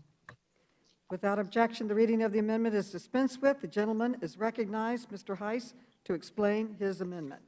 Thank you, Madam Chair. As has already been discussed quite a bit today, H.R. 1 creates a state out of a city, the 20th largest city in our country, as has been brought up. Also brought up is the fact that this is patently unconstitutional, and there are enormous constitutional hurdles to be overcome, and yet the response from many of my Democratic friends is, we'll figure that out later. But there are alternatives, and I think we need to look at perhaps some alternatives here, and that really is what this particular amendment is all about. My amendment proposes a compromise that is constitutional. In essence, it returns to an arrangement that followed the ratification of the Constitution, where voting rights were granted to district residents. And that, as I understand, is what the issue is here today. Between the grant of land from Virginia and Maryland in 1800, district residents could vote either in Virginia or Maryland when it came to representatives and senators. The Virginia portion of the district that was retroceded, by the way, in 1846 was determined unconstitutional by the House of Representatives by resolution. But all the remaining land that now exists in the federal enclave makes up land that once belonged to Maryland. And so what my amendment does is maintain a federal district for the U.S. government, but it allows the district residents to vote with Maryland when it comes to Senate and congressional elections in the same manner that they did during the founding era. So here's the big issue. If H.R. 1 is not a power play for two more Democratic senators, then this proposal ought to be a satisfactory solution. If the real issue is allowing district residents to vote, then let's go back the way it was during the founding era and let them vote as citizens of Maryland. We still have the city, the federal capital, but the residents are allowed to vote.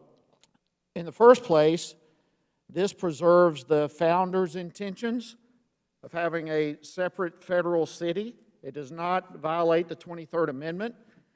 And secondly, it grants to the district residents the votes in the U.S. Senate and the House of Representatives that we are told they are disenfranchised from participating in.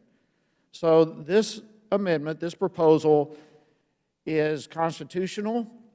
I believe it is a fair compromise between what I and many others look upon as two controversial paths forward, which is one, H.R. 51, in the attempt to create a state out of the district, which is, as has been brought up, a significant problem constitutionally, and the other, just maintaining the status quo, which we're told is not acceptable. So this amendment addresses both of these issues, and I would hope that members on both sides would support this amendment, and I yield back.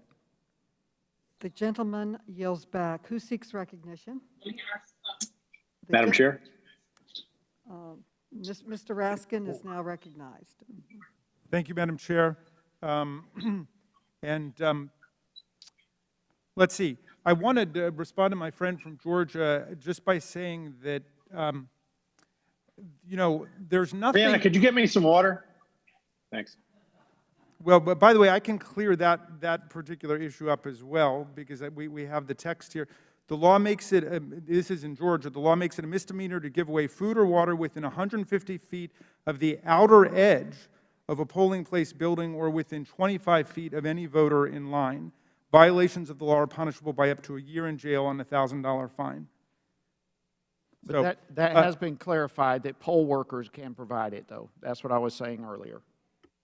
yes, but that, in other words, normal citizens, average citizens cannot bring a bottle of water to someone trying to vote in Georgia. But we don't need to retread that.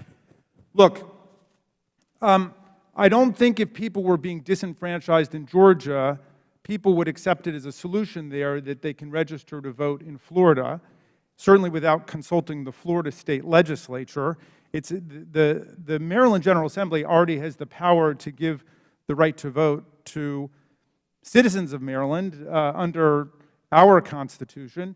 I don't know whether the Maryland General Assembly could extend the right to vote to people who don't live in Maryland today, but in any event, we don't need to venture there because we have a solution to the problem right now, which is acting under the 9th Amendment to the Constitution. The people who live in Washington, D.C. have gotten together and petitioned for admission to the Union.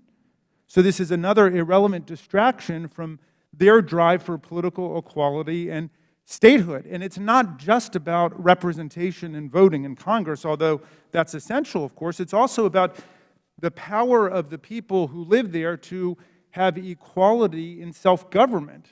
Congress acts in the final analysis as the state legislature for these 700,000 people. Congress, in different political alignments, has overruled or changed the policies of the people of D.C. on everything from adoption to marriage to needle exchange to gun safety to public education, private education. That means that people in D.C. who pay more taxes, as Congresswoman Norton pointed out, than people in dozens of states and per capita than more than the people in most of the states, they actually don't have any voting representation in the Congress, which ends up acting as their own state legislature. So I ask you, like in a real sense, to think about what that would mean for hundreds of thousands of people who live in your state. If you think about hundreds of thousands of people who live in your state capital who are disenfranchised just because they live in the state capital. And we know that that doesn't have to be the reality. Congresswoman Norton has gone to great care to make sure that her legislation is consistent with the Constitution in every way. In Article 1, Section 8, Clause 17, the District Clause gives us the power to exercise exclusive legislation over the district in all cases whatsoever, including the definition of the contour of the state, the perimeter of the state. And Congress has altered at other times the boundaries of the district. You just informed me, and thank you for letting me know. I'm going to check that out, that at some point the House of Representatives essentially declared that the retrocession to Alexandria and Arlington was unconstitutional. What does that mean now in terms of Alexandria and Arlington? Do they have to come back to the District of Columbia? Is that the suggestion, Mr. Heiss? No, I believe that issue is just gone beyond us now, but it was Well, it is interesting to me that there was a resolution determining that that act was unconstitutional, so I would not expect that it would be done again. But to give the current residents the right to vote, as it was in the founding era in Maryland, which the property originally belonged to, sounds like a reasonable compromise. Right. It's not what the people in Washington, D.C. have asked for, and it's not what they deserve. And, you know, many of the states that exist today exist from land that used to be part of other states. You know, Tennessee used to be part of Virginia. West Virginia used to be part of Virginia. Vermont used to be part of New York. Maine used to be part of Massachusetts. In fact, you know, this is very much part of American history. So the people of Maryland, if you look at their representatives, are very supportive of our neighbors in Washington, D.C. And there are close ties politically and culturally and socially and educationally among Maryland, Virginia, Washington, D.C., just as I'm sure there are close ties between Georgia and Florida and their neighboring states. The neighboring states are standing up for Washington's rights here, and that's why we're in a completely different posture with respect to statehood than we've been in the past. But we don't think that we should go off on this tangent about, you know, giving people in D.C. the right to vote elsewhere. You could also say, well, we'll treat them as if they're abroad. And we could say if they originally were from Georgia, they can vote in Georgia. If they're originally from California, they can vote in California. Maryland, Virginia, Virginia. But why? They are a coherent political community. If you drive around Washington, D.C., as I encourage you to do, you will see signs in people's yards all over the place saying statehood 51. People here are asking for their equal rights. It's a serious movement for equality. So I guess the answer to what you're saying is nobody's asking for that in D.C., nobody's asking for that in Maryland. It's a distraction from the legislation. I've gone over, Madam Chair. The gentleman yields back. Who seeks recognition? Mr. Fallon seeks recognition. Mr. Fallon? Thank you, Madam Chair. Yes, thank you, Madam Chair. I'll be brief. You know, I have to commend Mr. Heiss for this amendment because it's eminently reasonable and it's in the spirit of compromise, does address the two issues that seem to be talked about the most when we have this discussion, which is disenfranchisement and no taxation without representation. The license plates that we see in DC, all over DC, say no taxation without representation. And retrocession, or this form of it, would address this issue. Furthermore, it is my understanding, and please feel free, anyone, to correct me if I'm wrong, that eventually Maryland would then receive an additional congressional vote with the 700,000 new folks in it. And that would make either Congresswoman Eleanor Holmes Norton a full voting member or anybody that would succeed her. So I think it's an excellent amendment. I want to commend Mr. Heiss for offering it, and I yield back. Who seeks recognition? The gentlewoman is recognized, Eleanor Holmes Norton.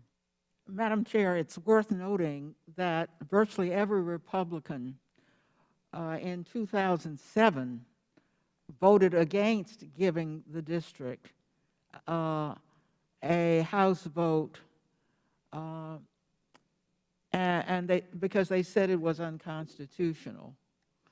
Let's look at what this amendment seeks to do. It wishes to give the district voting rights in Maryland. That's an extraordinary thing for the other side to do because they don't seem to have asked Maryland whether or not it wishes to have the district vote with the state. In fact, the amendment here says that the district residents would be eligible to participate in elections for the House of Representatives and Senate as Maryland residents in accordance with the laws of the state of Maryland. Well, if you believe in democracy or no taxation without representation, one of the first things you ought to do is to speak to the representative of Maryland. One of them is here, and you've heard Mr. Raskin speak against your amendment. And further evidence of that, one of the most outspoken proponents of D.C. statehood is Majority Leader Steny Hoyer of Maryland, who has written an op-ed, indeed, gone further, and written a strong op-ed for D.C. statehood. In fact, every member of the Maryland delegation, except the lone Republican member, supports D.C. statehood. I know of no one, and you've just heard the Maryland representative, who supports giving the D.C. back, as it were, to Maryland. I don't think Maryland could do so, because Maryland gave the land to D.C. in perpetuity. In perpetuity means it never wanted it back and can't accept it back. Worse, the amendment does not require Maryland, the members from Maryland, to agree. So this amendment is, in my judgment, unconstitutional. It's certainly out of order, and I urge a no vote on this amendment. The gentlelady yields back. Who else seeks recognition? Madam Chair. You're now recognized, Mr. Sarbanes. Yeah, move to strike the last word. I appreciate it. I just wanted to certainly express my opposition to the amendment, and as a Marylander, it's echo the points that were made by my colleague, Congressman Raskin, which were reiterated by Eleanor Holmes Norton, who I want to thank for the legislation. But I did want to emphasize a point that Congressman Raskin was making at the close of his comments a moment ago. And that is this notion that somehow in order to gain the vote, the District of Columbia residents would have to give up their identity. I mean, there is a powerful sense of identity among the residents of District of Columbia. They built a cultural identity, they built a political identity. They have an allegiance to their community. Why should they have to trade that away in order to secure the right to vote? The solution is to bring the vote to the community, not to have to subsume the community into some other place in order to secure your voice in this body. So that's the elegance of this solution of DC statehood, is it recognizes an existing community with a powerful and abiding and long-standing identity and pride that goes with it. We saw it in the testimony that came recently in the hearing we had from the mayor of the city and from others who serve this city proudly. Why should that be compromised for the purpose of securing the vote when we can bring the vote to the community and retain and respect that powerful identity that the residents of the District of Columbia have and will now be continued in this new state where they'll have the right to vote and have full representation in the United States Congress. So that's why the solution's designed the way it is, and why all of these other excuses for a solution just don't carry any meaningful weight. So I urge my colleagues to reject the amendment. I yield back my time. The gentleman yields back. Does anyone else seek recognition? Madam Chairman. Ms. Fox, you are now recognized. Thank you. I'd like to speak on the gentleman's amendment and on the opposition comments to it. You know, the typical liberal arguments, when they can't win them, they change the subject. Talk about excuses. What our colleagues are saying is that they want to undo totally what the founders set up. The founders set the District of Columbia up not to be a state as the other states. That was the whole idea. Now you want to undo that, and you say, well, there's a sense of community here, and we want to undo that, and we want to upset the apple cart. No, We want to keep things as the founders set them. The District of Columbia is the District of Columbia. It is not a state. And so we are opposed to the amendment, but we have offered some common sense solutions if there's this burning desire, as there seems to be, to vote.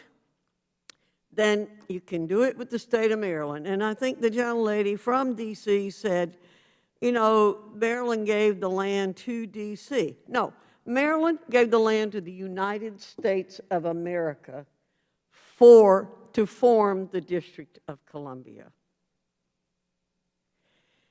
What's lost here is the original purpose. What we're trying to do is maintain the original purpose. I yield back. The gentlelady yields back. Does anyone else seek recognition? Mr. Clyde seeks recognition. Mr. Clyde? Madam Chair, I voice my tremendous support for this amendment.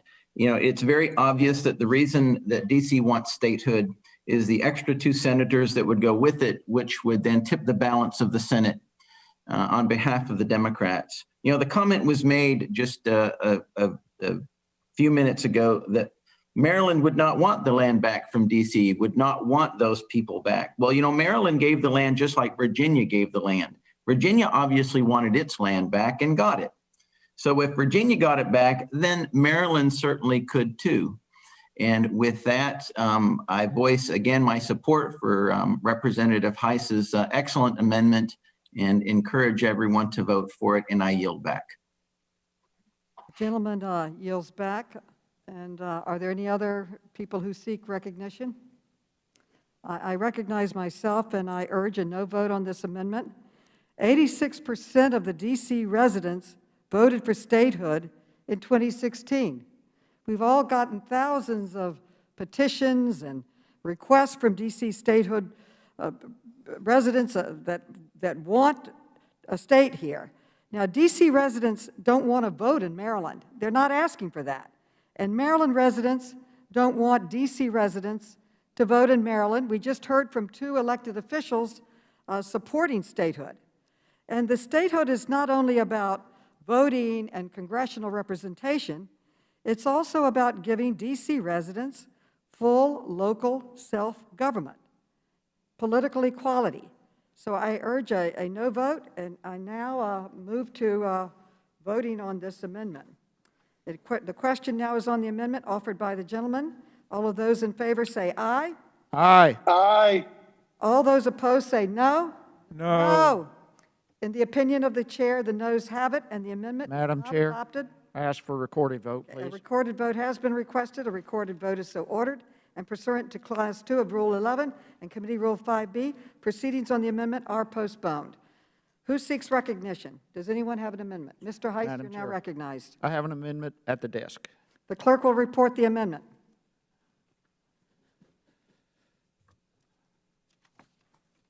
Amendment offered by Mr. Heiss of Georgia to the amendment in the nature of a substitute to H.R. 51. Without objection, the reading of the amendment is dispensed with. The gentleman is recognized to explain his amendment. Mr. Heiss. Thank you, Madam Chair.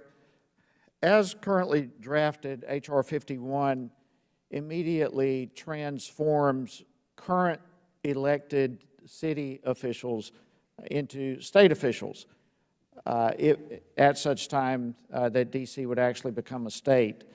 So to provide an example, the current mayor would be just automatically transformed into the governor, and the city council members would become representatives and so forth. We all believe in this room, both sides of the aisle, that elections are at the root of our democracy. They help to promote democratic legitimacy. And frankly, in order to ensure that the new state government is legitimate, then frankly, they ought to have state elections, if indeed they ever become a state. An elected official of a city is one thing, an elected official of a state is another thing entirely. They perform two totally different functions, two totally different areas of responsibility. D.C. will be the only city-sized government with a governor under H.R. 51 if it's adopted. It will be the only city-sized government with a designated National Guard. I mean, you just go down the whole list of things. Mayor Bowser would be voted into the office of mayor by the citizens of the district, is what she was voted into. She was not voted to be governor. And anywhere else, if a mayor wants to become a governor of a state, then they run to be governor, and they are elected by the people of that state. So this amendment addresses the attempts of the bill's proponents to undermine the democratic process by automatically transitioning individuals from city elected positions to state elected positions. So my amendment just basically says that the amendment would require, upon admission of a state into the Union, that elections take place for the state officials. And with that, I urge support of this common sense amendment to hold elections for state offices if H.R. 51 is adopted. And with that, I yield back. The gentleman yields back. Who seeks recognition? The chair recognizes herself. It is common for elected officials of territories to continue in office in the equivalent state office upon admission. The elected officials of D.C. were elected by the residents of D.C. That's called democracy. For most of D.C.'s history, Congress blocked D.C. residents from electing local officials. I don't want to return, nor do I think Congress wants to return to that shameful past by controlling the state of Washington, D.C.'s elections. The statehood bill seeks to give D.C. residents full democratic rights, not restrict them. I urge a no vote, and I yield back, and I request, is there anyone else that seeks recognition? The gentlelady, Eleanor Holmes Norton, is now recognized. Madam Chair, the framers have always provided for continuity of government when a territory has become a state. The mayor and the present council would continue, or would have to continue in operation during the transition period.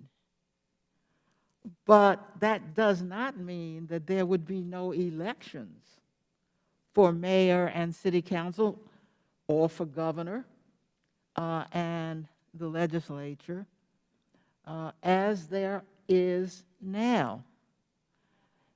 What is especially important during this transition period is that the elected officials who are there continue in operation so that government does not lapse. That does not do away with lawful elections, and I assume they could continue every few years the way they are continuing now. This titles here are irrelevant, so is this amendment. I yield back. Gentlelady yields back. Does anyone else seek recognition? The question is, now occurs on the amendment offered by the gentleman. All those in favor say aye. Aye. All those, Aye. all those opposed say no. No. No. In the opinion of the chair, the noes have it, and the amendment is not. Madam Chair, I ask for a recorded vote. Okay. A recorded vote has been requested. A recorded vote is so ordered. And pursuant to Clause 2 of Rule 11 and Committee Rule 5B, proceedings on the amendment are postponed. Who seeks recognition? Madam Chairman. The gentlelady from North Carolina is recognized, Ms. Fox. Thank you, Madam Chairman. I have an amendment at the desk. The clerk will report the amendment.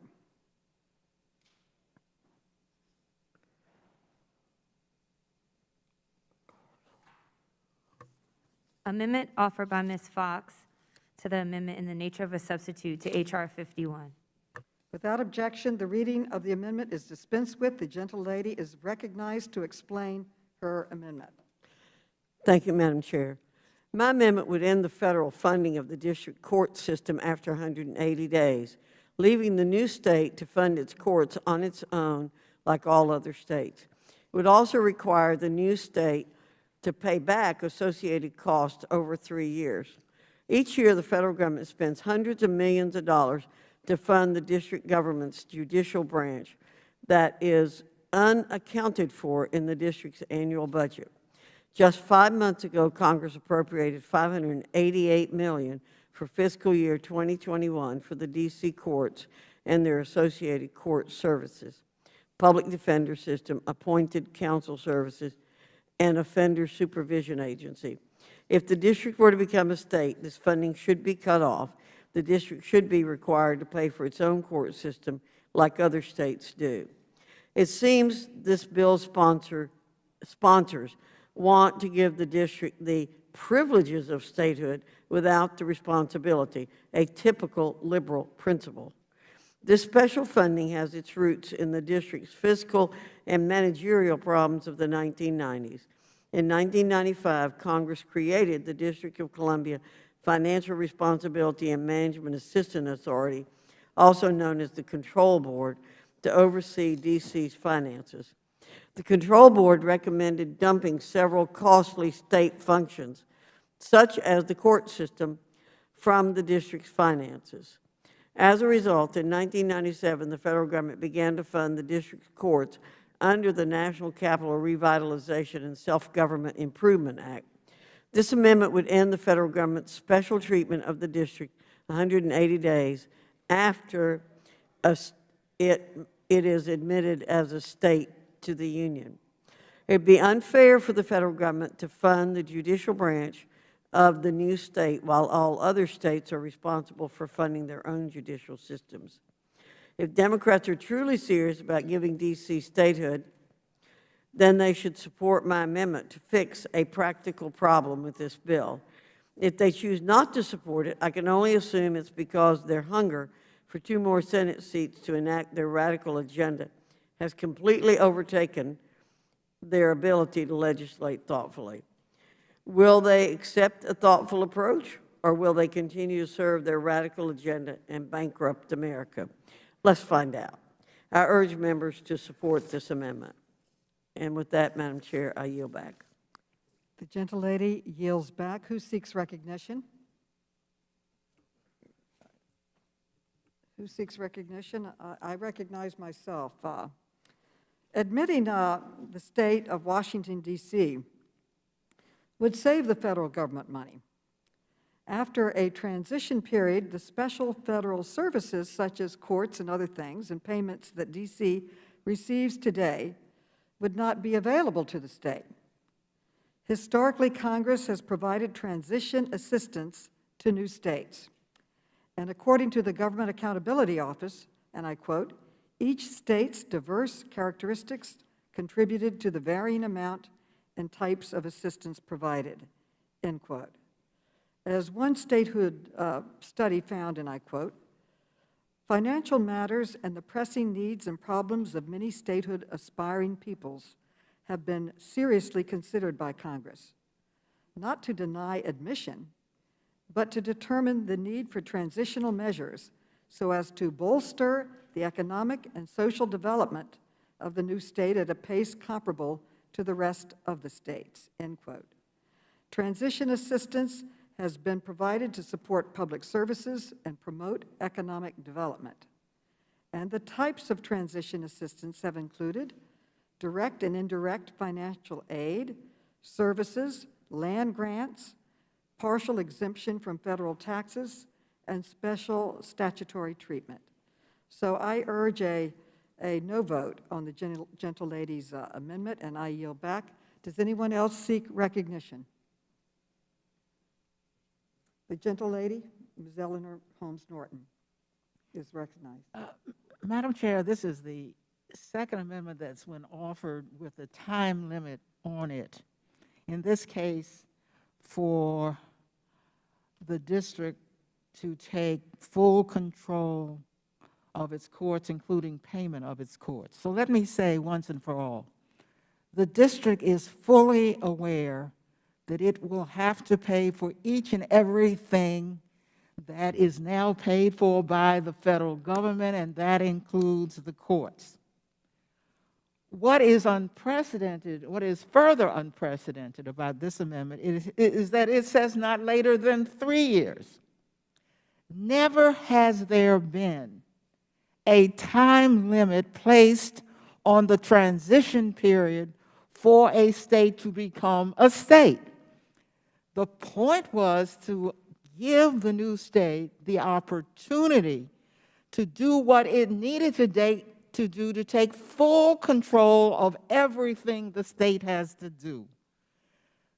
So if there's anybody else who has a similar amendment over there, giving the district a time limit, be assured that the district will take control of each and every system that the federal government now pays for, just as your state does, but it refuses to have a time limit placed on the District of Columbia that your state never had placed on it as it became a state of the United States of America. And I yield back. The gentlelady yields back. Does anyone else seek recognition? The question now occurs on... Mr. Sarbanes, you are now recognized.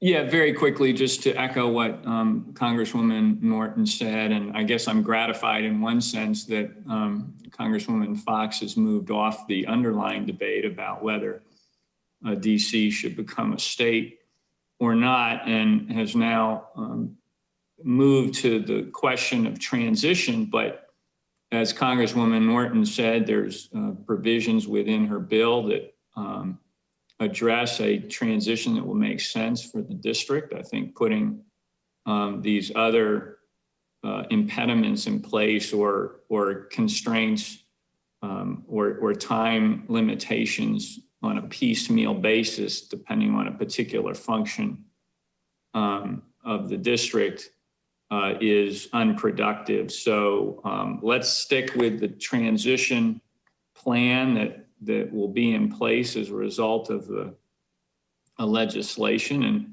ultimately, this is going to redound to the benefit of the federal government in terms of reduced financial burden. So it just points out another plus factor in support of the DC statehood. With that, I yield back. The gentleman yields back. The question now occurs on the amendment offered by the gentlelady from North Carolina. All those in favor say aye. Aye. All those opposed? No. All those opposed say no. No. In the opinion of the chair, the noes have it, and the amendment is not adopted. Madam Chairman, on that, I request a recorded vote. A recorded vote has been requested. A recorded vote is so ordered, and pursuant to Clause 2 of Rule 11 and Committee Rule 5B, proceedings on the amendment are now postponed. Is there further amendment or discussion?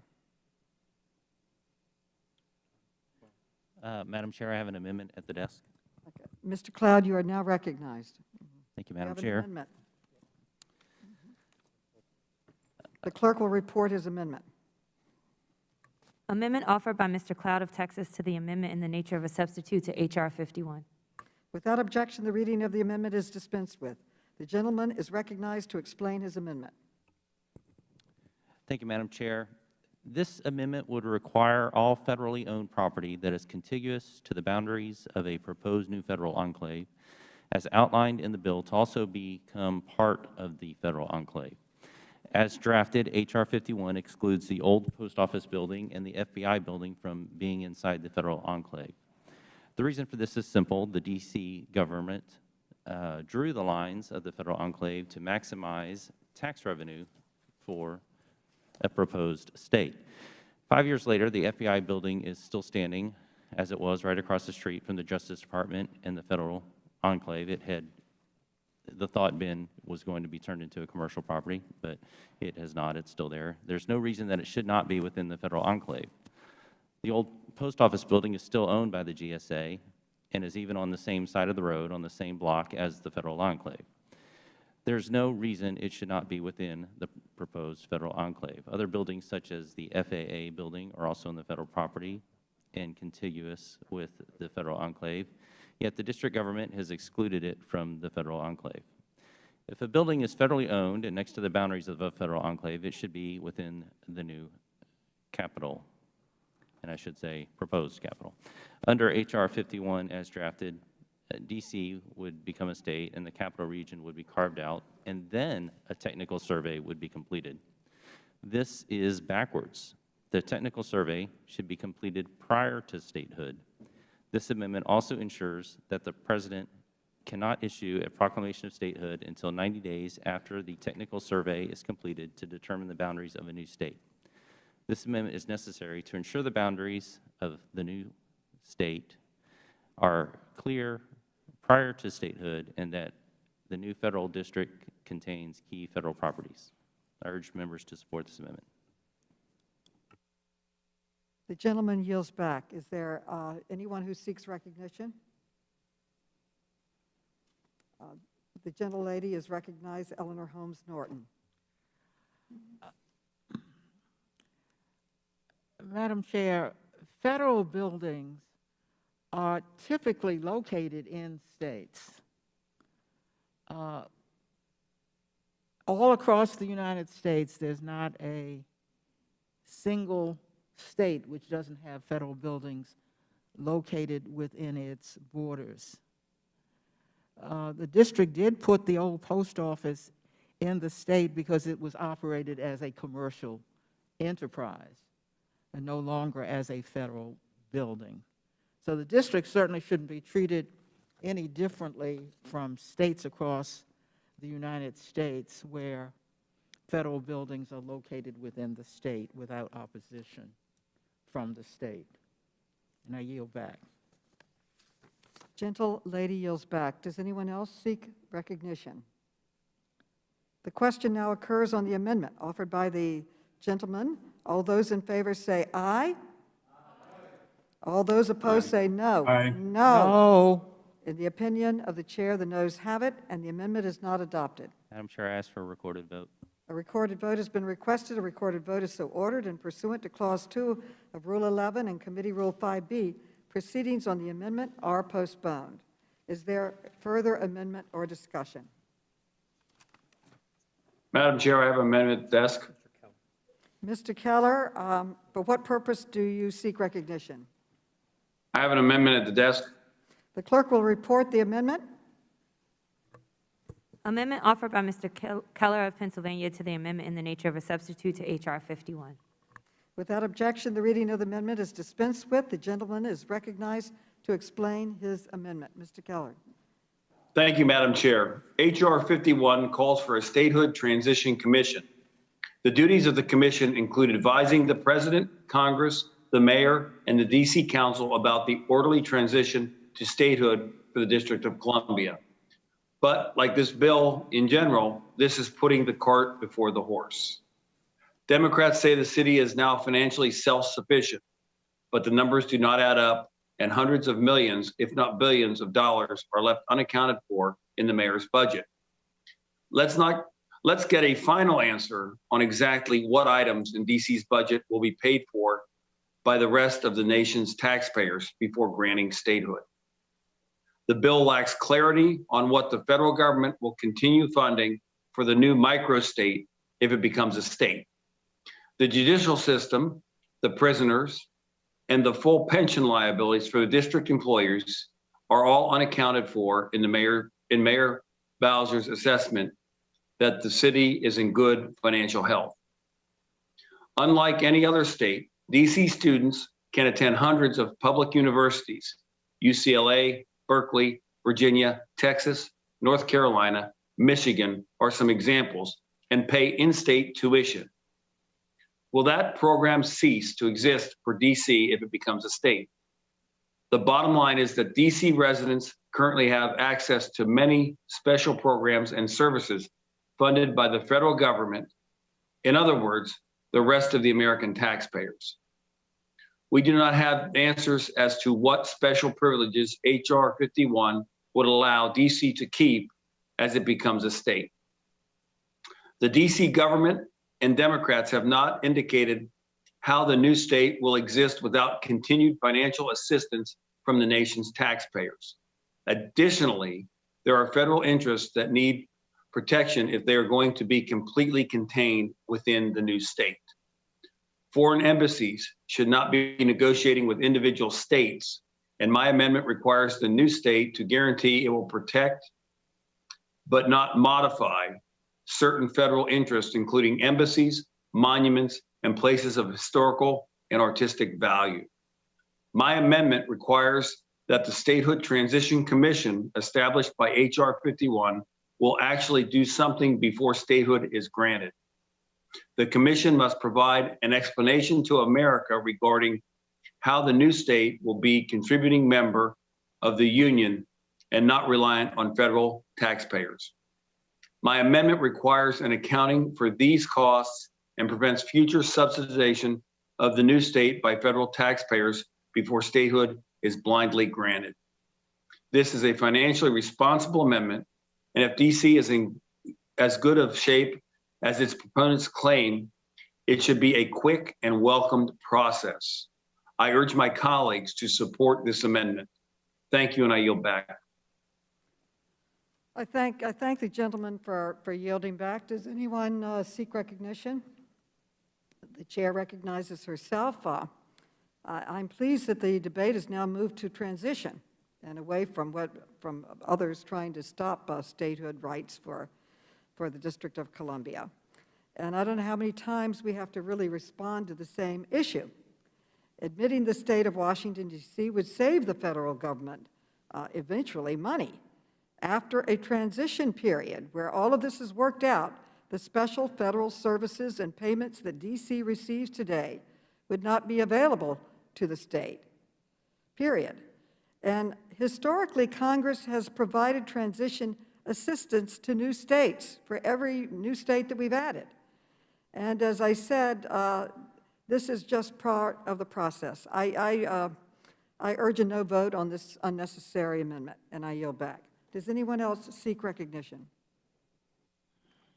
Ms. Eleanor Holmes Norton is now recognized. Madam Chair, the district it simply requests to be admitted in the same way that every other state was admitted, and recognizes that the federal government will have no liability for local expenses of any kind, that the reliance will have to be on federal taxpayers. The Constitution typically looks to see if the state can support itself, but it doesn't lay that out as a prerequisite to statehood. No one can doubt that the district supports itself. It has had a budget for the last more than a dozen years that more than took care of itself. The district has been so prosperous with so many people moving to the district that we don't even have enough housing. And so you have people in new housing living where the housing was meant for a couple of people, now 3 or 4 people. So there is no question that the federal government would have no liability, and the district is fully able to take care of itself. The Transition Commission would give it time to assure that. I urge a no vote on this commission, this amendment. Madam Chair. Mr. Comer, you're now recognized for 5 minutes. Thank you, Madam Chair. I move to strike the last word and yield the balance of my time to Mr. Keller. I thank the ranking member, and I would just like to also thank the chairwoman and Ms. Holmes Norton from DC for making the point of my amendment. You mentioned of what great shape the district is in now. Mine isn't about just the transition, but it's about making sure that after the transition, these costs will be funded by the district. So if the district is in the greatest shape as it is, and everything that you're telling me, you should support this. If you truly want to be a state, and you think you're in this greatest shape, then I don't know. I'm sort of baffled why the chairwoman and the delegate from the District of Columbia aren't saying support this amendment. Then we can prove it to everybody else of what great shape we're in, and that we should be a state. So I'm a little bit confused why this amendment would not be supported by the party in the majority. Thank you, and I yield back. Gentleman yields back. Does anyone else seek recognition? Mr. Raskin, you're now recognized. Thank you, Madam Chair. I move to strike the last word. The Constitution itself does not set out prerequisites for statehood admission, except for in Article 4, Section 4, where it says the United States will guarantee a Republican form of government to the people of the states. So nobody is challenging the state constitution offered by the people of Washington, D.C., on the grounds that it doesn't offer a Republican form of government. On the contrary, it does. Traditionally, it has been asked, is there sufficient population and can the people support themselves?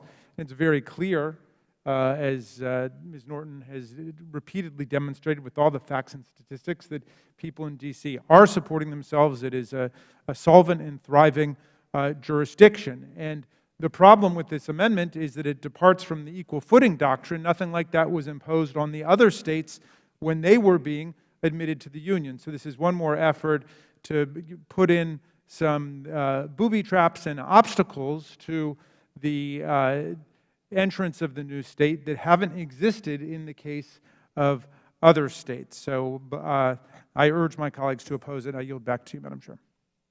The gentleman yields back. Does anyone else seek recognition? The question now occurs on the amendment offered by the gentleman. All of those in favor say aye.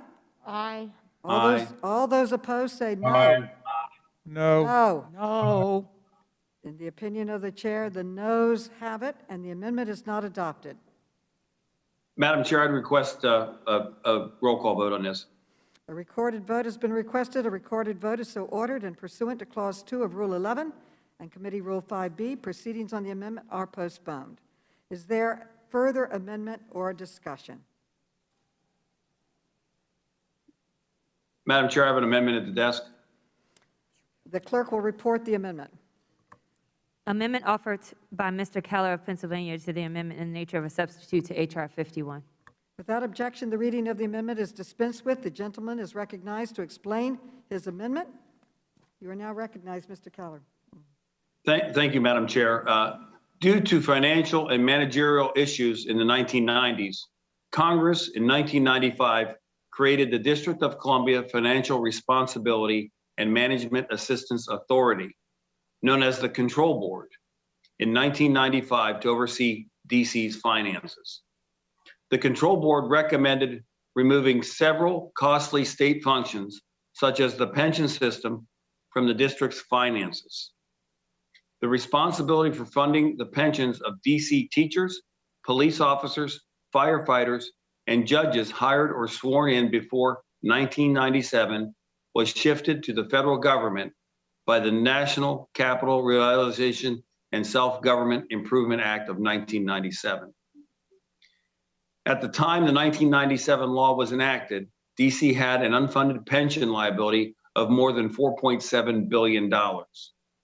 To this day, the federal government continues to administer and make payments to the fund to fund those DC pension benefits I mentioned above.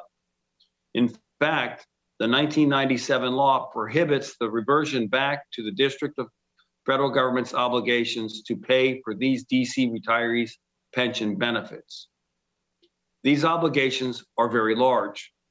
In fiscal years, in 2019, actual mandatory spending for these obligations totaled $564 million. In fiscal years 2020 and 2021, they are estimated to total $569 million and $564 million, respectively. Because of these kinds of federal payments required by law, that's how the DC Council Chair testified earlier this year that DC's pension and other post-employment benefits funds are fully funded. It is because the district is only responsible for one part of the total pension benefits owed to DC retirees. This amendment will eliminate the special federal involvement in the new state's pension liabilities. The new state should bear the burden of funding its own pension programs, just like every other state in this country. I would urge my colleagues to support this amendment. Thank you, and I yield back. The gentleman yields back. Does anyone seek recognition? The chair recognizes herself. Under H.R. 51, the party that created the legacy pension costs, the federal government, would retain financial responsibility for these costs. In 1997, Congress relieved D.C. of responsibility for the unfunded pension liabilities the federal government had transferred to D.C. in 1979. Congress relieved D.C. of these liabilities because the federal government had created and underfunded them before D.C. had its own local government. In reassuming these liabilities in 1997, Congress acknowledged in findings that D.C. had fully met its financial obligations and that the unfunded liabilities did not, quote, occur because of any action taken or any failure to act that lay within the power of the District of Columbia, end quote. I urge a no vote, and I yield back. Does anyone else seek recognition? The gentlelady, Eleanor Holmes Norton, is now recognized. Madam Chair, this amendment is a real throwback to before the district even had home rule. When its pension system, along with everything else, was under the control of the federal government. Essentially, what happened was that the federal government, not D.C., underfunded pension liability. And that's before the district had any home rule. Thus, that was the responsibility of the federal government, not of the District of Columbia. This amendment, therefore, is irrelevant to statehood for the District of Columbia. The district owes nothing in pension funding and is willing to take over every part of what states now control. Will the gentlelady yield? I'm pleased to yield to my good friend from Maryland. Thank you, Ms. Norton. You know, as I listened to the debate there, and thank you so much for that excellent clarification, I recognize that there is common ground. The people of Washington, D.C. are tired of taxation without representation. They're tired of being governed by other people's representatives. They're tired of having their laws messed with. They're tired of getting the short end of the stick when it comes to things like COVID-19 funding. They want out, and they want to become a state, and we should be proud of that. That is the history of America. It's precisely what Thomas Jefferson anticipated, which is why we've added 37 states since we got started.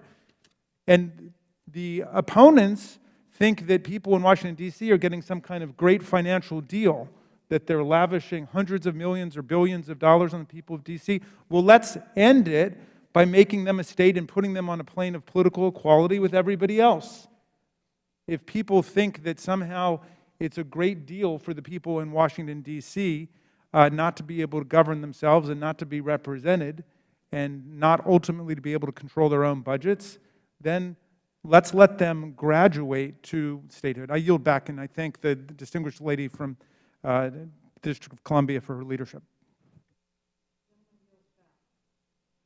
The gentleman yields back, and the gentlelady yields back. Does anyone else seek recognition? Madam Chairman, I do. And that is Mr. Sessions. Mr. Sessions, you're now recognized.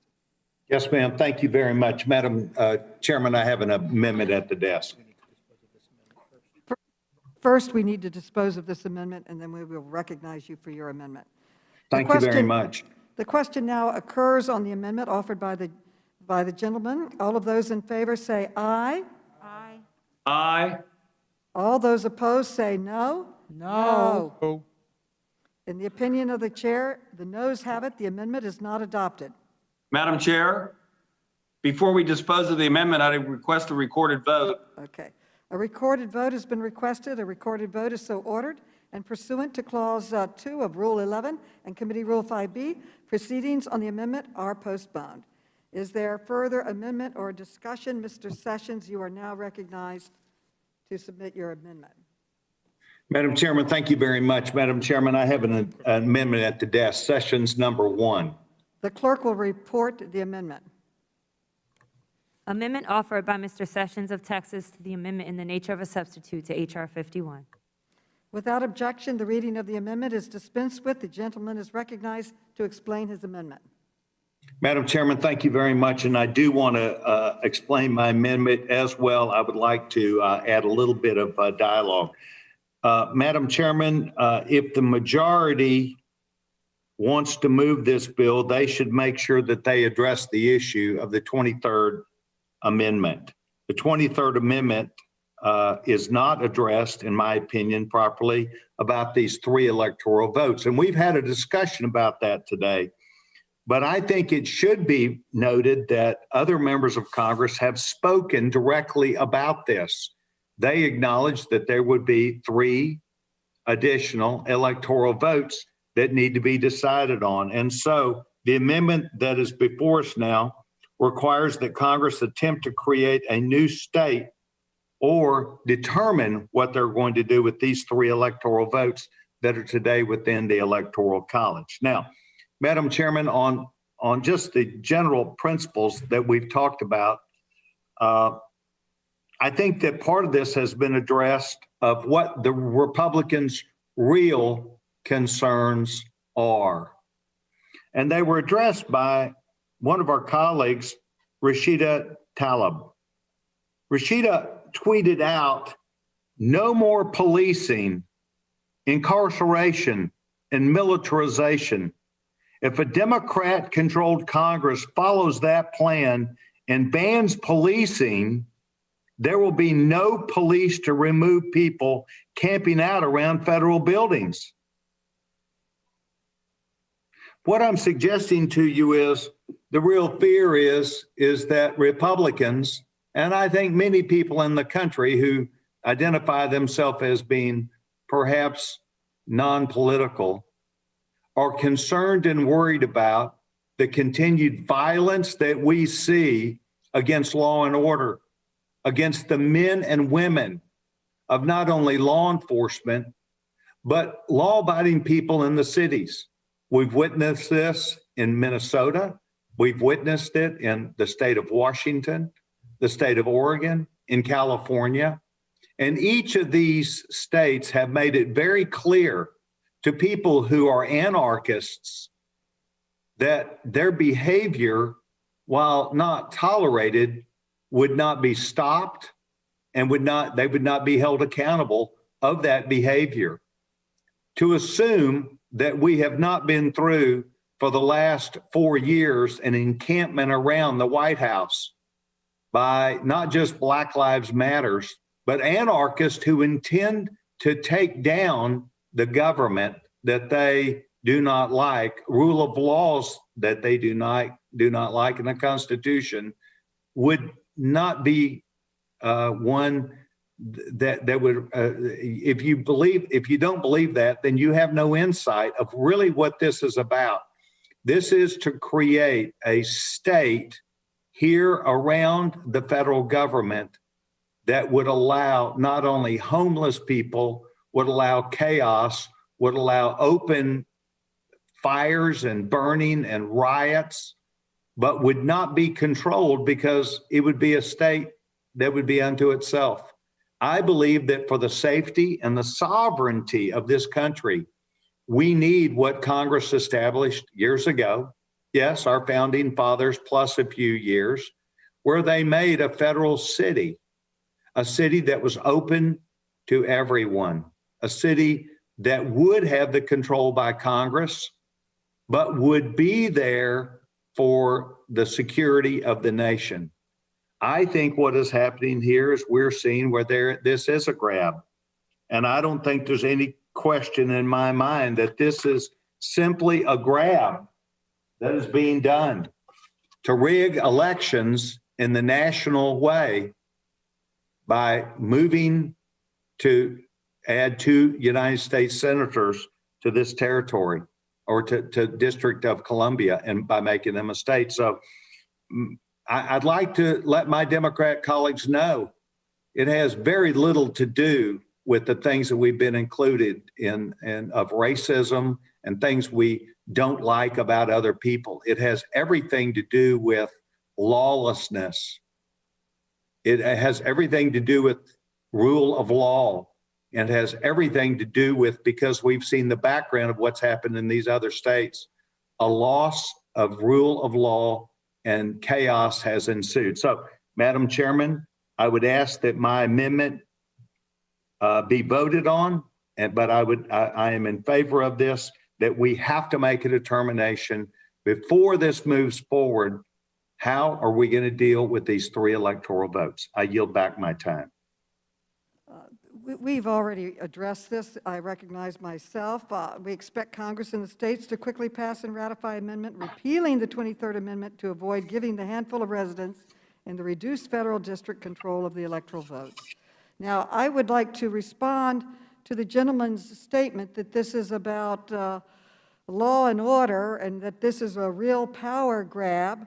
And I would say that this is the real power grab. If you want to talk about a power grab, is denying 712,000 tax-paying American citizens the right to vote. This isn't about politics. It's about fundamental voting and civil rights issue. And it's outrageous, in my opinion, that Republicans would play partisan politics just to block 712,000 Americans from having full equality in our democracy. And every American deserves a voice in our democracy, and that is what this bill is about. I now yield back, and does anyone request recognition? I recognize the gentleman from Maryland, Mr. Raskin. Thank you, Madam Chair. I move to strike the last word. So just 3 months after the worst violent attack on the United States Capitol since the War of 1812, our distinguished colleague, Mr. Sessions, raises the question of mob violence and lawlessness in connection with the statehood petition of more than 700,000 Americans from Washington, D.C. I'm not quite sure what the relevance of it is, but it does give us the occasion to reflect on the heroic service of hundreds, indeed thousands of employees of the Metropolitan Police Force in Washington, D.C., and the D.C. National Guard, who stood ready to come and defend the Capitol, to defend members of Congress who sit here today against a violent attack incited, according to concurrent majorities of both the House and the Senate, by the President of the United States, then Donald Trump. 5 people ended up dead that day, more than 160 officers wounded and hospitalized because of the punching, the kicking, the spearing with American flags, Confederate battle flags, Donald Trump flags, because of spraying police officers in the face with mace. We just lived through this. And the people of Washington, D.C. and their law enforcement officers came to the rescue of this Congress and this democracy against this horrific attack, which was denounced not just by concurrent majorities of the House and the Senate and the chair of the House Republican Conference. It was actually denounced by Donald Trump's own lawyers in the impeachment trial in the Senate, which ended up with 57 votes to convict him of inciting that violent insurrection. The gentleman raises the question of mob violence and political lawlessness. The people in Washington, D.C. fighting for their statehood have never stormed the Capitol of the United States. They've never punched out police officers. They never engaged in violence resulting in the deaths of people. They are nonviolently, politically and constitutionally seeking their rights. They're doing it the right way, the way that people have achieved their rights and their political equality and statehood throughout American history. They're doing it like the civil rights movement. They're doing it like the women's movement. They're doing it like the labor movement, the environmental movement, the LGBTQ movement. Not like QAnon, not like the Proud Boys, not like the 3%ers who came in and tore up the place, who came to wreck American democracy in order to overthrow a popular election. So spare us the lectures about mob violence and political lawlessness 3 months after this devastating attack on the Capitol of the United States, on us. As Senator Lindsey Graham said, we all could have died that day. So let us do a favor for the people of Washington, D.C. Let's listen to them today, the people who stood up to defend us on January 6th, not the people who came to tear American democracy down. I yield back to you, Madam Chair. Gentleman yields back. This has been thoroughly debated several times today on the 23rd Amendment. Does anyone else seek recognition on the 23rd Amendment to speak? Madam Chair. The gentleman is recognized. I have a question, and I would yield to either you or Mr. Raskins. What exactly is your all's plan on, if this bill passes, to prevent Washington, D.C. from having 6 electoral college votes? When are you going to fix that, or are you going to fix that?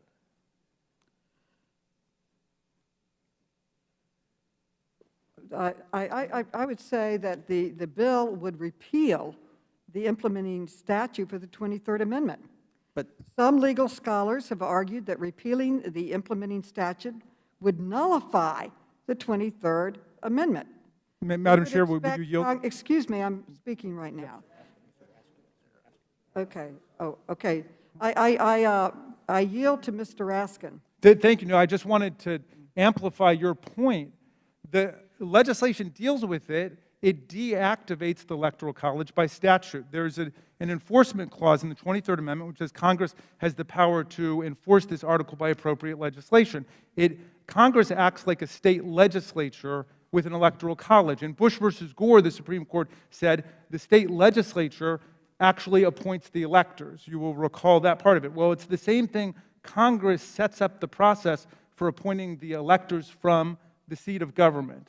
And here, obviously, after the voting rights of 700,000 people vindicated through statehood, they don't need the 3 electoral college votes, and Congress immediately repeals, or rather the adoption of the statehood immediately repeals the statute that organizes the Electoral College, and then we proceed to repeal the 23rd Amendment by sending it out to the states. There is nobody who can object politically. There's nobody who would have standing to object legally.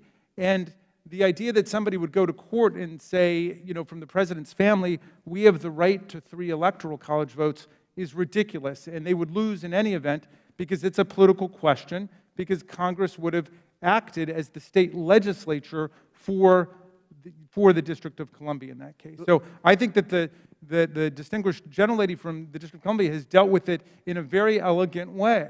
And the point of the Constitution is to vindicate people's voting rights and not to create absurdities. Would the gentleman yield to a question? And like Mr. Higgins said, we appreciate your knowledge of the Constitution. It's hard for us to believe that you can amend the Constitution legislatively without amending the Constitution. In other words, the 18th Amendment created prohibition. But to end that, they had to pass the 21st Amendment. You're not talking about passing another amendment to undo the 23rd Amendment. You're talking about passing a bill. No, both. We're going to do both. The 23rd Amendment will be repealed by constitutional amendment, but even before that, you got belts and suspenders, right? This statute says we're going to deactivate the Electoral College for D.C. Do you agree with me that the state legislatures have to appoint electors? I think that was the point of the litigation that was brought in the Supreme Court. It's got to come from the state legislatures, and the Supreme Court said that in Bush versus Gore. Well, here, Congress acts as the state legislature for the District of Columbia. So Congress just says, we're repealing that statute, then we will proceed to go state by state as the legislative sessions open up just to repeal the 23rd Amendment. Everybody agrees. There's nobody on the other side of this issue. And, well, just to add to that, we can't guarantee what you just said without a constitutional amendment. That's why we're offering these amendments to the bill. And furthermore, with something that the distinguished chairlady said about anyone, or she implied anyone that would oppose the bill might be doing it for a variety of reasons. I would like to remind everyone, in 1993, Steny Hoyer voted against D.C. statehood. That's something that gets lost in translation. He was around, one of the few members around back then, and he voted against it. So if there are reasons that Republicans would oppose this bill because of discrimination, because of racism, because of whatever, then I think you all need to have a discussion with Steny Hoyer about his political ideology and why he voted against D.C. statehood in 1993. The only thing that I can think of that would change his mind between 1993 and 2021 is the fact that he is now in power. And people in power in Washington often want more power. So it's a political power grab, which is what we've been saying all along. But I support the amendment. I encourage everyone to vote for the amendment because there's no guarantee that fixing the 6 electoral college votes is going to happen without a constitutional amendment. I yield back. Madam Chairman. The gentleman yields back. Yes? Who's Madam Chairman, I'd like to engage you in what I hope is appropriate question and dialogue, because we're learning more about what is not written, but what we're supposed to suppose. Mr. Raskin said that what would happen is that the United States Congress would dissolve the 23rd Amendment on behalf of, as if I heard him correctly, the new state that would be the state of D.C. What would happen? Don't states have to have a part in this endeavor also for them to dissolve what they had previously voted on? Well, Mr. Sessions, I would say that the very good news is that all of you have moved past the point of this debate, which is the statehood for the 51st state, and now are talking about what happens to the 23rd Amendment. Yes, ma'am, but for good reason, because we're asking questions. It doesn't mean we've moved on. Well, you're already talking about what happens after the bill passes and becomes law. Well, so. You're expecting me, Madam Chairman, you're expecting us, and Mr. Raskin most professionally stated, hey, we've got it all taken care of. So we're trying to ask questions about what presumptively would be that process. So would states be given that opportunity to not agree or to agree on repealing the 23rd Amendment? Well, we are pleased that our in-house constitutional law professor has returned from voting in another committee, and I yield to his experience and years of studying the Constitution. Well, thank you, Madam Chairman. Thank you. I'm afraid I don't think I heard all of your question, Mr. Sessions, but let me try to answer it. And if I missed something, let me know. The first, as I understand the legislation, it will deactivate the organization of the electors in D.C. immediately. So there's the statutory solution, and then you got the belt and suspenders, and then there will be a move to just repeal the 23rd Amendment outright, like the 21st Amendment repealed the 18th. That will go to all of the states, and presumably will sail through all 50 legislatures. So in other words, would that have to be repealed if, and the chairwoman says, well, it seems like I've moved on. I've not. We're asking questions. Would that require 37 states to repeal it before D.C., quote, became a state? No, it would not. And of course, there would be nothing unconstitutional about 3 electors in, the residual District of Columbia. It would just be ridiculous. It would be absurd. Okay, but it sir, wouldn't be sir, unconstitutional. I'm not talking about that. I'm talking about repealing the 23rd Amendment. Right. No, I got you. So you described accurately what's got to happen, but it doesn't have to happen before the state is admitted, because then that would essentially give a veto power to the states to prevent the admission of Washington, D.C. as a state by simply saying we're not going to repeal the 23rd Amendment. So that doesn't make sense. That's essentially setting up a constitutional amendment test for statehood, which is not what the Constitution says. And I wish we were both there with each other, but Congressman, you and I know each other well. So really, 23rd Amendment does not need to be repealed, in your opinion.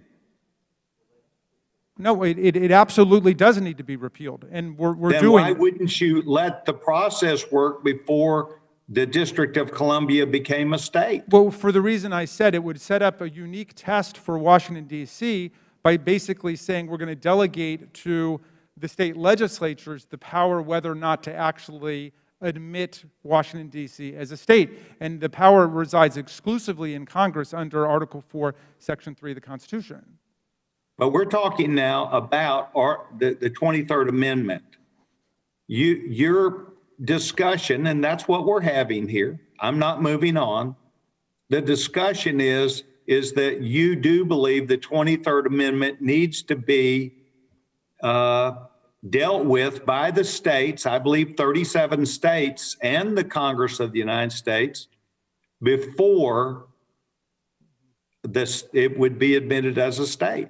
No, it doesn't have to be before. I mean, you know that. Then why would you do it at all? Why? Because it would be absolutely absurd to give Donald Trump and his family or Joe Biden and his family 3 electoral college votes. There's nobody in America who thinks that makes any sense. So, But that's not what we're talking about. I'm talking about a state that ratified this in 1961 or 1962, and their answer now that they voted on, and they believe that they're part of the due process, and yet you're saying you have to do away with the 23rd Amendment, but it doesn't have to be done before you form a new state. Yeah, well, you don't have to do away with it if you want an absurd and ridiculous result. But I think... No, I'm talking about process, not result. Okay, yeah. Well, there would be no constitutional reason why it would need to be repealed on the day before the admission of the new state. We would want to get it done before the next presidential election, obviously, so it's not an issue. We're not talking now about the 3 electoral votes. Those are already given. You've told us that would take care of that. I'm talking about process, Mr. Raskin. Gotcha. And we as Republicans are not moving on. We're trying to ask questions about your bills and how you expect them to work. And you've told me, yes, they would have to repeal the 23rd Amendment, but no, it doesn't have to be done before we do the work, and I don't understand that. Well, there's still language in the Constitution that's completely irrelevant and moot in a dead letter today that's been repealed by events, but never has been repealed outright, including the Fugitive Slave Clause, which is still technically in the Constitution. So if you had the 23rd Amendment hanging around for a few weeks or a few months, that doesn't create any constitutional obstacle to admitting the new state. And it's never been treated that way. Well, look, I know you referred to the 22nd Amendment as an irrelevant distraction. The 22nd? 23rd Amendment. I'm sorry. Yeah, I think the argument and it's not. And yet I'm hearing you say it would have to go through a process, but it could be done after this was done. There's no relationship, and I think there is. Well, I think remember the practical effect of the 23rd Amendment is to say that when there's a presidential election, people who live in what is presently Washington, D.C., get the 3 electoral college votes. And Congress passed a statute which has allowed for the organization of those electors. This legislation, in moving in another direction, statehood for people in Washington, D.C., deactivates that, so it takes care of the problem immediately. But then I agree, we don't want constitutional flotsam and jetsam floating around in our precious text. So let's repeal the 23rd Amendment the way the 21st repealed the 18th. That takes care of it as long as we do it before the next presidential election. I mean, don't you think that's an eminently common sense, practical way to deal with the problem you're talking about? Thank you very much. I appreciate the gentleman. The last point I'd like to make is that I believe, notwithstanding January the 6th, I believe that lawlessness in all forms is a problem. And I think criminals, whether they are in Washington, D.C., by the way, the ones in Washington, D.C. are being held accountable. I question if the others are being held accountable. And I see this because I see states that allow this same type of thing of destruction by criminals that last over 100 days. I yield back my time.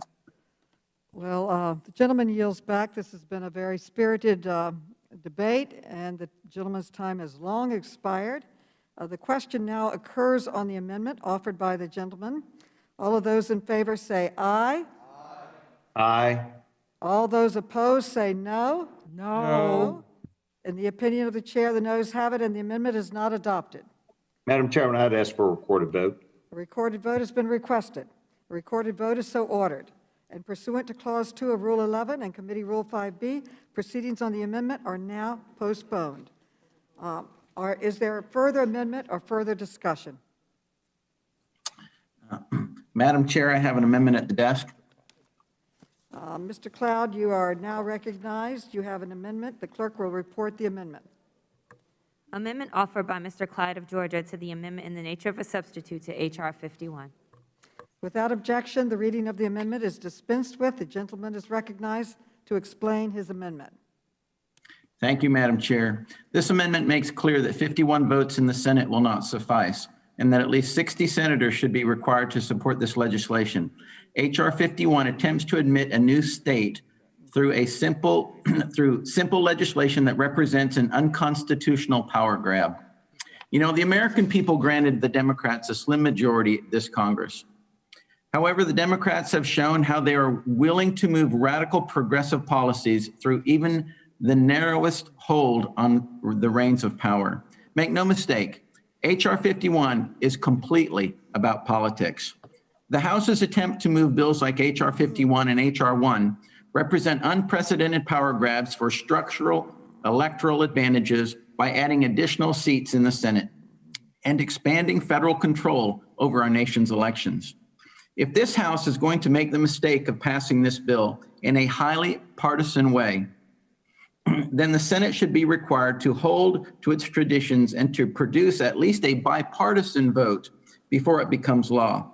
I think the American people deserve some bipartisanship in the creation of another state. Again, this amendment will hold the time-honored traditions of the Senate for the American people, and I encourage all members to vote for it. My amendment requires at least 60 votes in the Senate for passage. You know, under Article 5 of the Constitution, the proper way to do this is a constitutional amendment, and it is for a repeal of the 23rd Amendment first, before Washington becomes a state. The 2/3 vote requirement for both chambers of Congress is necessary for the constitutional amendment. Our founding fathers explicitly wrote that into the Constitution to protect America from the unilateral whims of simple political majorities, advancing such history-altering policy priorities and legislation as H.R. 51. The power of that new state of Washington, D.C. would be incredible over the small federal enclave that remains. I urge all members to support this amendment. I yield back. The gentleman yields back. I recognize myself. No state has been required to enter the Union with 60 votes in our history. All 37 new states have been admitted by a simple majority vote in the House and the Senate. And we should not change the rules to keep 712,000 Americans disenfranchised. I yield back. Does anyone else wish to be recognized? Mr. Raskin. Madam Chair, I'd like to follow up. Mr. Raskin is recognized. Someone would have to yield you time to be recognized. Thank you, Madam Chair, and I'll be happy to yield a moment to him in a second. But I move to strike the last word. The gentleman made an interesting point at the end. Actually, what I think is perhaps the best argument, the best substantive argument against statehood for Washington, D.C., where he said he thinks that the new state will have incredible power over the federal government if it's admitted to the Union. Why? Does Maryland have incredible overbearing power over the federal district or over Congress? As a member from Maryland, I don't think so. Does Virginia have incredible power, overbearing power on Congress? I don't think so. So I don't think that follows. Under the Constitution, Congress will have power over the states when it comes to matters relating to the district. Congress will control the federal district, the National Capital Service Area, the White House, the Supreme Court, Congress, the Capitol. It will have absolute police power jurisdiction in all cases whatsoever. That is the District Clause, Article 1, Section 8, Clause 17, and the Supremacy Clause backs it up. Congress's laws and the Constitution will be supreme over what any particular state wants to do. So, but I don't really understand the logic of that. The amendment itself, I think, is far-fetched. It's creating a separate rule in total violation of the equal footing doctrine, which the Supreme Court has proclaimed, for the admission of Washington, D.C. No other state has had appended to its admission act a special rule that essentially the filibuster is the law and the Senate needs 60 votes in order to adopt it. This is likely unconstitutional in that it's a violation of the equal footing doctrine. In any event, there's no reason it should be done. We should follow what the constitutional rule is, majority rule. Our Constitution protects the rights and the liberties of individuals under the Bill of Rights, but otherwise it's a majority rule. And we have problems enough with the filibuster today entrenching minority rule over political majorities. I yield back to you, Madam Chair. Gentleman yields back. Does anyone else seek recognition? The gentlelady Eleanor Holmes Norton is recognized. Madam Chair, I've been in the Congress for 3 decades, and this is the first time I have heard the House tell the Senate what to do. Imagine passing a bill in the House requiring a 2/3 vote in the Senate. The first thing I think the Senate would do is to ignore what the House is saying, because the House has no jurisdiction over what it takes to pass a bill in the Senate. And I don't even get to the question of unconstitutionality because this is absurd on its face. But what bothers me as much is that once again, we see the other side trying to set a different standard for admission of the District of Columbia to the Union than the standard that has been used for the admission of all 37 states to the Union. And that standard is majority vote. All the district seeks is admission in the same manner that every other state has been admitted. In other words, equality not only as a state, but equality in the way it is granted statehood. And I yield back. The gentlelady yields back. Does anyone else seek recognition? Madam Mr. Chair. Comer, you're now recognized. Thank you, Madam Chair. I move to strike the last word and yield the balance of my time to Mr. Clyde.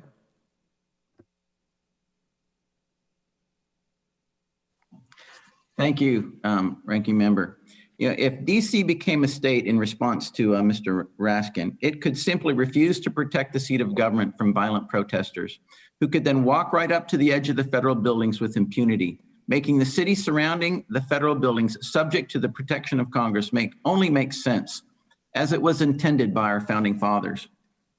You know, my Democrat colleagues' objections serve to just further prove my point. Democrats are afraid of bipartisanship because they know their radical ideas will never pass the test of bipartisanship to the American people. Each of these Democrat objections to my amendment are yet another exhibit further proving the case I've already made on the need for the amendment and the need to preserve bipartisanship in governing, and I yield back. The gentleman yields back. I have an announcement to make before we move to our last amendment, and that is that we're going to vote. We expect the vote series to start at 1:30. Okay. The question now occurs on the amendment offered by the gentleman. All of those in favor say aye. Aye. All those opposed say no. No. No. In the opinion of the chair, the noes have it, and the amendment is not adopted. Madam Chair, I request a recorded vote. A recorded vote has been requested. A recorded vote is so ordered. And pursuant to Clause 2 of Rule 11 and Committee Rule 5B, proceedings on the amendment are postponed. Is there further amendment or further discussion? Madam Chair, I have an Mr. amendment. Biggs, for what reason do you seek recognition? I have an amendment at the desk. The clerk will report the amendment. Amendment offered by Mr. Biggs of Arizona to the amendment in the nature of a substitute to H.R. 51. Without objection, the reading of the amendment is dispensed with. The gentleman is recognized to explain his amendment. I thank the chair. My colleagues and I have laid out many good reasons why D.C. statehood is a bad idea.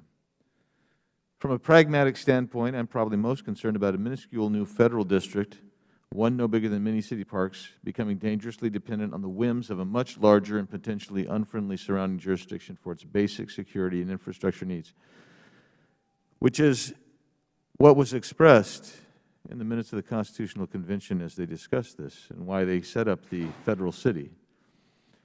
But there's a more fundamental legal reason why we should oppose the D.C. statehood proposal in H.R. 51. It is clearly unconstitutional. My amendment simply adds a finding section to the beginning of H.R. 51, pointing out the fundamental unconstitutionality of the bill. I want to ensure that the American people in my district and elsewhere are aware that instead of working on the issues of greatest importance to them, such as growing the economy, containing runaway debt, issues along the border, health care, whatever, we're debating instead legislation that violates our nation's fundamental charter. It's especially absurd that my Democrat colleagues wish to ignore or downplay the 23rd Amendment, which guarantees the federal capital at least 3 electors in presidential elections, assuming that it's going to be willy-nilly and we're going to somehow get rid of that prior to the next presidential election. I mean, that's really what we just heard from my colleague from Maryland. Oh, it'd be absurd. It's absurd on its face. And so this absurd on its face, it's just going to, we'll take care of it. Nobody would want it to go forward. There's a lot of absurdities in American law. Virtually nobody would live in the tiny capital district H.R. 51 aims to create, aside, that is, from the occupants of the White House. Does the majority actually want the presidential family having the same voting authority on Election Day as all the voters in the state of Delaware combined? It would be interesting watching President Biden explain this to his home state residents. Of course, even if Delaware voters were okay somehow with that arrangement, I highly doubt the residents of Wyoming would be very pleased. As anyone can see, H.R. 51 is an absurd proposal. It's hardly surprising that every Democrat Department of Justice from Kennedy administration through the Obama administration has recognized the obvious reality that simple legislation is not the proper path for D.C. statehood. H.R. 51 is also not at all what the founders would have wanted. They envisioned the future federal capital becoming a vibrant city, not a microscopic speck on the map. And if Democrats want D.C. statehood, they need to get busy working on a constitutional amendment. I just heard the honorable delegate from D.C. say that D.C. simply wants to be treated the same way every other state was when it was brought into the Union. But there is no other state that was debated in the Constitutional Convention and was designated in the Constitution as the site of the seat of the federal government. That's why it's unique. That's why it's different. That's why in order to go forward, you need to repeal the 23rd Amendment. And you can't just say willy-nilly that it's such an absurd thing that the 3 electoral college votes would remain there. And that, of course, and it is an absurdity. But you can't just assume that we're going to take care of an absurdity, as my colleague from Maryland has said, before the next presidential election following the admission of the D.C. into statehood. You can't just assume it.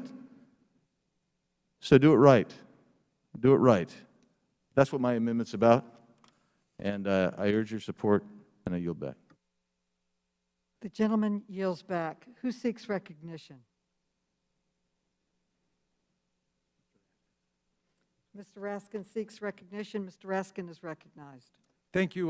My name was invoked by the distinguished gentleman, so I thought I would respond to a few things. And I move to strike the last word. If somebody would just bring me a copy of the amendment, because I don't seem to have the text of it. I'd like to see it, but... Will the gentleman yield while you're... Yes, by all means. Madam Chair, it is incorrect to say I invoked the name of my colleague. I did not mention your name and would never have done so. Oh, okay. Well, I didn't mean you'd invoked it in a negative way. You had referred to something I said. I just wanted to get a chance to respond to it. Let's see. The framers didn't intend for the federal district to be a speck on the map. And I suppose a speck on the map is in the eye of the beholder. Some people would say that the district itself is a speck on the map today. Others would say if you have many square miles where the White House is and the Capitol is and the Supreme Court and other federal buildings, that's not a speck. But in any event, we can look. We don't have to guess and be telepaths and retro clairvoyant here. We just have to look at what the framers wrote in the Constitution, because they said that the Congress shall exercise exclusive legislation over the district that is to become the seat of government from lands ceded by other states, and it may be not more than 10 miles squared, but it doesn't set a minimum. It sets a ceiling, but not a floor. And then it says that Congress shall exercise exclusive legislation in all cases whatsoever. So it's up to Congress to decide it. And as we've demonstrated, Congress has altered the boundaries of the District of Columbia before for other purposes, some more dubious, undoubtedly, in the pre-Civil War politics of the 1840s. But in any event, this is an excellent constitutional purpose that's perfectly consistent with the values of the Constitution, which is that everybody gets represented, we have no taxation without representation, and that distinct, large political communities get to belong to the Union. That was the Jeffersonian model. We were not to become a colonial power. That's why the idea was that all the territories would eventually graduate and be emancipated to equal statehood. The original 13 states could have said, no, we're going to be the only states and everybody else is going to work for us and we're going to lord it over everybody else. They didn't do that. 37 additional states have been admitted. And believe me, we could go back and demonstrate all the political and the constitutional arguments that were mobilized against the admission of every state represented by members on this committee, except for the original 13. Okay? Because there were arguments made, you could never admit Utah. A majority of people there are Mormon. It's monolithic. Hawaii and Alaska cannot be admitted because they're not contiguous. And everyone knows they can't be contiguous because the only states we have are ones that are contiguous. And it was said that other states were too much of this religion or that religion. Other states, New Mexico is way too poor. There's no way. Some people thought they were too agrarian in some cases, not agrarian enough. All of that is set aside in the interests of one overriding principle, democracy.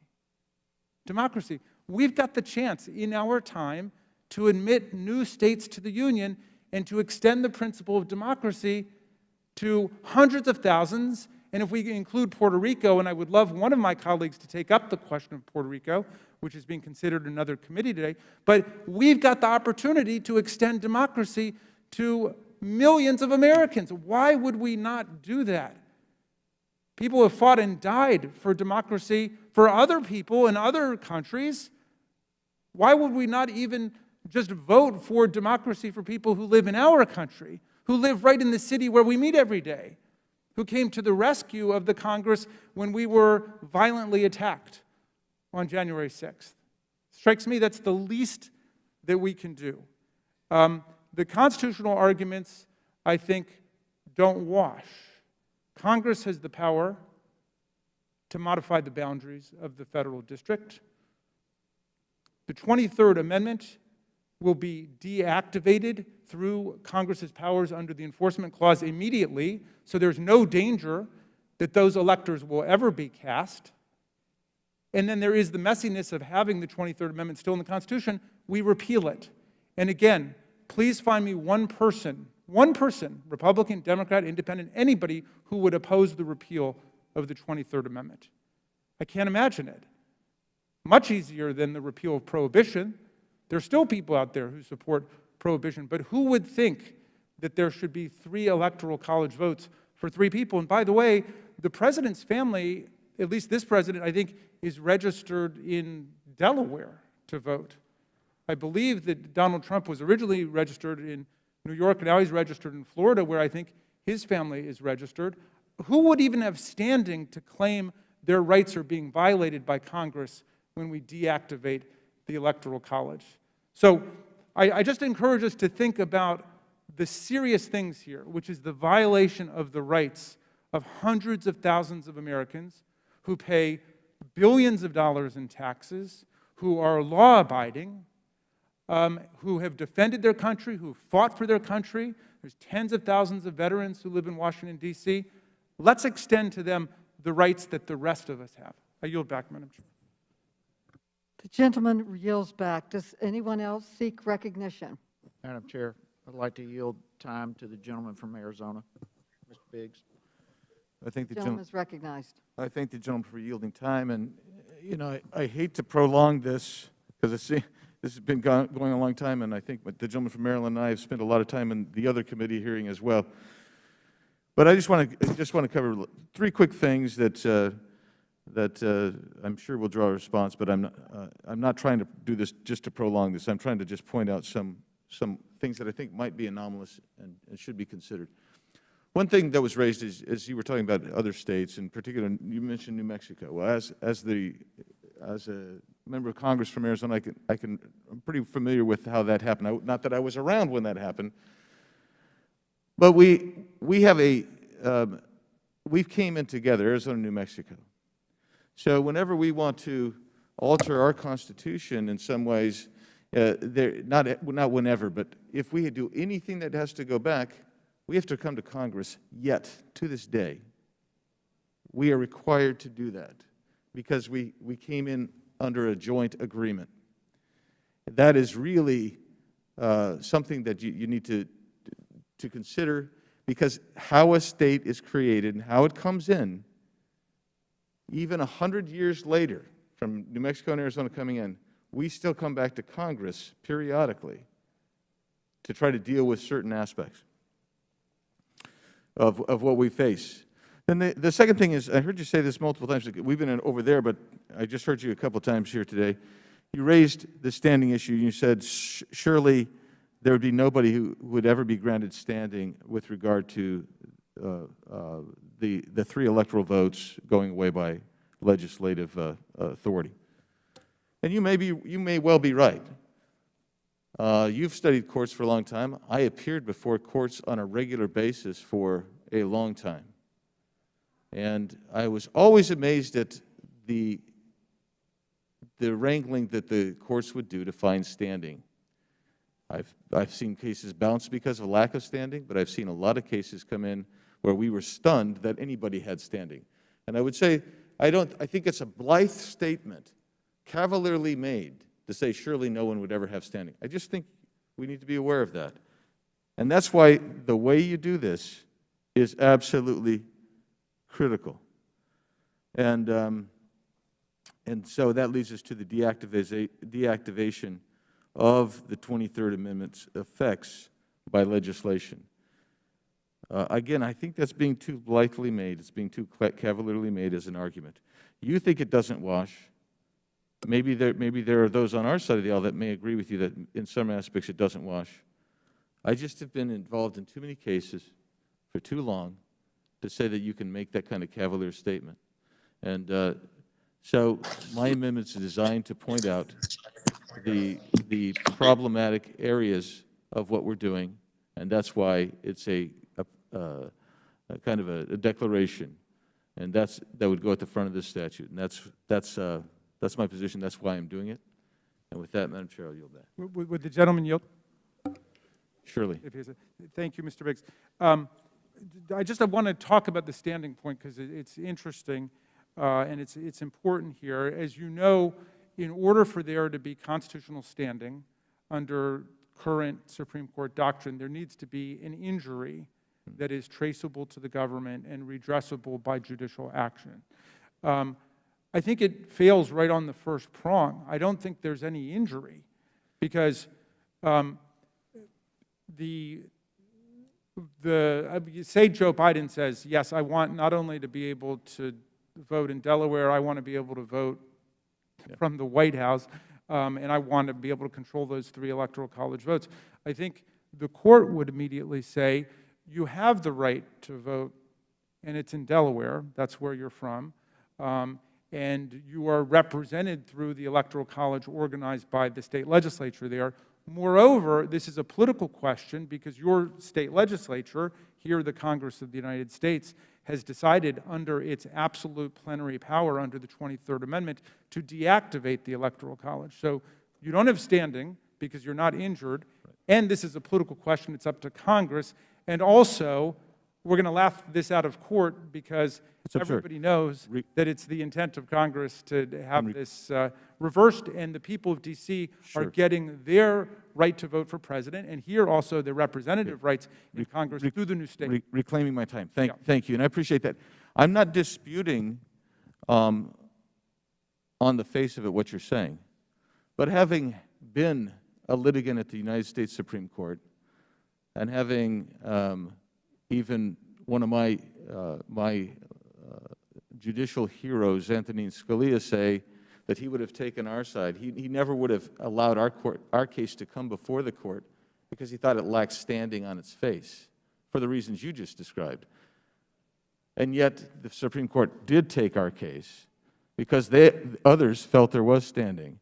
My point is, standing isn't always as clear-cut as maybe the academics, or even as a lawyer, as we're predicting. I mean, I would never have thought that Scalia would have said that we didn't have standing in that particular case dealing with the Independent Redistricting Commission in Arizona. I never would have thought that, but he said it in oral argument. He said, I wouldn't have let you come in because you didn't have standing. My point is, it's never as clear-cut as we think it is. I don't think anybody, including the attorneys for the other side and our side, would have said, oh, clearly we have standing. But in this case, he said no. So that's my point, and now you. The gentleman's time has long past expired, but this has been an interesting conversation and an important one. Who else seeks recognition? Madam Chair. Mr. Sarbanes from Maryland, you are now recognized.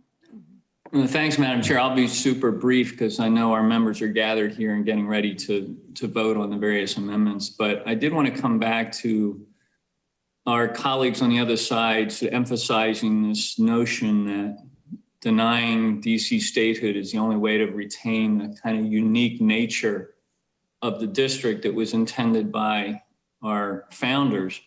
In fact, the solution that Eleanor Holmes Norton has come up with, the proposal of DC statehood, is able to retain the unique nature of a federal district, seat of the United States capital, the capital of our country. So that uniqueness is preserved. But at the same time, what her legislation does is it dispenses with the other unique characteristic of the district that is oppressive to 700,000 residents, which is that they do not have a full voice and representation in the United States Congress. That is also a unique thing. So the beauty of this proposal is that it retains the unique dimension of a federal district as our founders intended, but it gets rid of this uniqueness when it comes to the voice of the residents of the District of Columbia. That's what the DC statehood bill ensures. And I want to again congratulate Congresswoman Norton on her leadership of this effort and for the very careful design of this statute, which I think navigates all of the various issues that have come before the committee in the hearing we conducted recently and in this markup today, and brings us to a point where we can vote with confidence for the underlying bill, know that it solves these challenges and it gives that critical voice to the residents of the District of Columbia. Would the gentleman yield to a question? Sure. Do you have any idea why Steny Hoyer voted against DC statehood in 1993? Well, you know, it's interesting because previously you pointed to that and suggested that maybe it was because he didn't have power then, and now he does have power, and with that comes a desire for a further power grab. But that defies logic, because you would suggest the alternative. If someone didn't have power and they were coming from Steny Hoyer's perspective, you would think that they'd be an advocate if power grab was what they had in mind. So I think Congressman Hoyer, who's a Maryland resident, is in agreement now, today, with the arguments that the other members of the Maryland delegation have put forward, as well as all the rest of our colleagues on the Democratic side of the aisle. We feel very comfortable with the case that's been made by Congresswoman Norton. And frankly, I have to give a lot of credit to her and her advocacy and her commitment to this project over so many, many years for bringing that full-throated chorus of support behind her and behind this bill. So in 1993, he was okay with denying DC residents representation in Washington, but in 2021, he's okay with it. Well, let me speak for where he is now. He came to this committee in recent months and gave a very powerful declaration of support for DC statehood. And he did so on the basis of all of the various arguments and positions that we've been articulating on our side of the aisle during this recent hearing and during this markup. So he is a powerful ally in this fight for DC statehood. I think it's The because gentleman's he's time got in has power expired. now, and they need two Gentleman's Democrat time Senate has seats. expired. I yield back. The question now occurs on the amendment offered by the gentleman. All those in favor say aye. Aye. All those opposed say no. No. In the opinion of the chair, the noes have it. The amendment is not adopted. Madam Chair, I request a roll call, please. The gentleman has requested a vote. A recorded vote has been requested. A recorded vote is so ordered. And pursuant to Clause 2 of Rule 11 and Committee Rule 5B, proceedings on the amendment are now postponed. There being no further discussion or amendments, we now turn to recorded votes on the pending amendments that have been postponed. The question now occurs on the Comer Amendment, which previously failed by voice vote. The clerk will call the roll. Ms. Norton? No. Ms. Norton votes no. Mr. Lynch? No. Mr. Lynch votes no. Mr. Lynch votes no. Mr. Cooper? Mr. Cooper votes no. Mr. Connolly? Mr. Krishnamurthy? No. Mr. Krishnamurthy votes no. Mr. Raskin? Mr. Raskin votes no. Mr. Khanna? Do you hear something? No, I still don't hear anything. Mr. Mfume? Ms. Ocasio-Cortez? No. Ms. Ocasio-Cortez votes no. Ms. Tlaib? Ms. Tlaib votes no.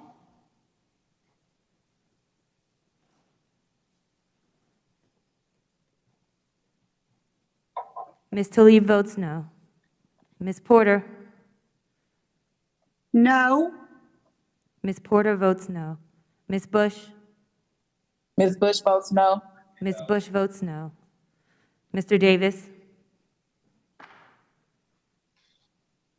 Davis votes no. Mr. Davis votes no. Ms. Wasserman Schultz?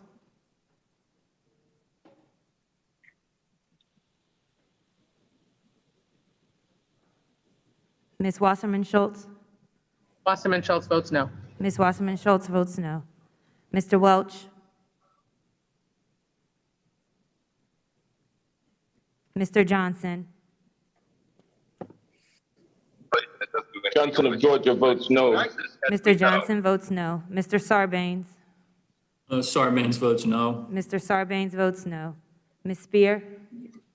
Spear votes no. Ms. Spear votes no. Ms. Kelly? Command. Kelly votes no. Ms. Kelly votes no. Ms. Lawrence? Okay. Lawrence votes nay. Ms. Lawrence votes no. Mr. DeSaulnier? Sonia, no. Mr. DeSaulnier votes no. Mr. Gomez? Gomez votes no. Mr. Gomez votes no. Ms. Presley? No. Ms. Presley votes no. Mr. Quigley? Quigley from Illinois votes no. Mr. Quigley votes no. Mr. Comer? Comer votes yes. Mr. Comer votes yes. Mr. Jordan? Mr. Jordan votes yes. Mr. Gosar? Yes. Mr. Gosar votes yes. Ms. Fox? Ms. Fox votes yes. Mr. Heiss? Yes, amendments. Mr. Heiss votes yes. Mr. Grothman? Mr. Grothman votes yes. Mr. Cloud?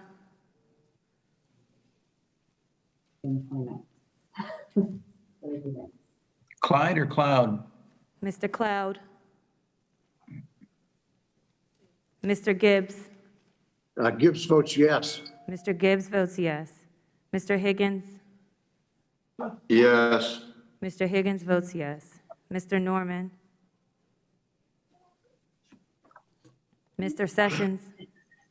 Sessions, yes. Mr. Sessions votes yes. Mr. Keller? Keller votes yes. Mr. Keller votes yes. Mr. Biggs? Mr. Biggs votes yes. Mr. Clyde? Yes. Mr. Clyde votes yes. Ms. Mace? Yes. Ms. Mace votes yes. Yes. Mr. Franklin? Yes. Mr. Franklin votes yes. Mr. LaTurner? No. Yes. No. Mr. LaTurner votes yes. Mr. Fallon? Fallon votes yes. Mr. Fallon votes yes. Ms. Harrell? Ms. Harrell votes yes. Mr. Donalds? Yes. Mr. Donalds votes yes. Chairwoman Maloney? Ms. Maloney votes no. Madam Chairwoman, how am I recorded? You are not recorded. Mr. Conley votes nay. Mr. Connolly votes no. Madam Chair, how am I recorded? Mr. Connor, you are not recorded. No. Mr. Connor votes no. Okay. Should I go?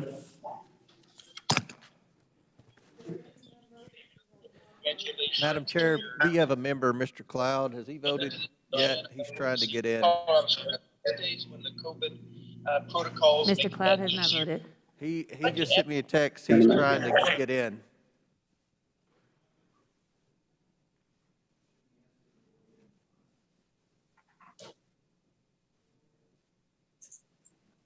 Mr. Cloud is trying to get into vote, right? Mhm.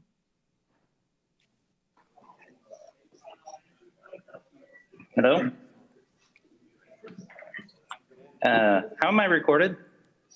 You are not This is Michael recorded. Cloud. Mr. Cloud, you are not recorded. I vote yes. Is there any member who has not voted? Is there any member wishing to change his or her vote? If not, the clerk will report the vote.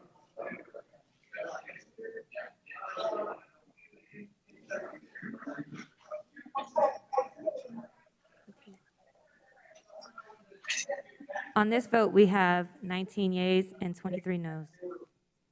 How am I recorded? Congressman Welch. Mr. Welch, you are How am not I recorded.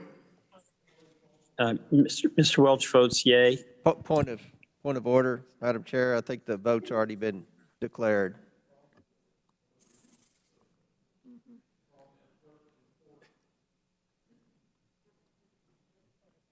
Pardon me? The vote is not declared until the chair declares it. So will the clerk now report the vote, unless anyone else needs to be recorded?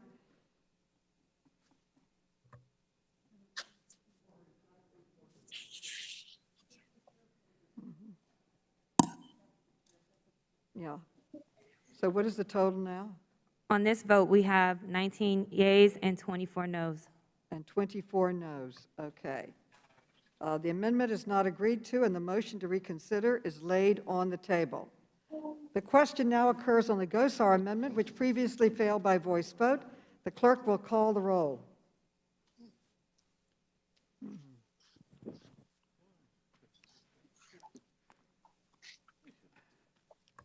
Ms. Norton?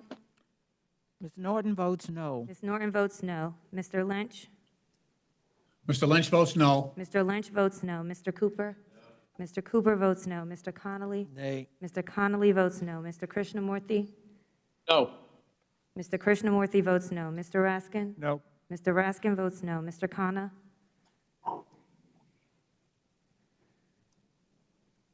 Mr. Mfume?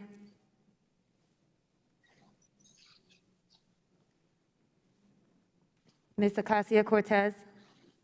No. Ms. Acacia-Cortez votes no. Ms. Tlaib? Ms. Tlaib votes no. Ms. Tlaib votes no. Ms. Porter? No. Ms. Porter votes no. Ms. Bush? No. Ms. Bush votes no. Mr. Davis? Davis votes no. Mr. Davis votes no. Ms. Wasserman Schultz? Wasserman Schultz votes no. Ms. Wasserman Schultz votes no. Mr. Welch? Votes no.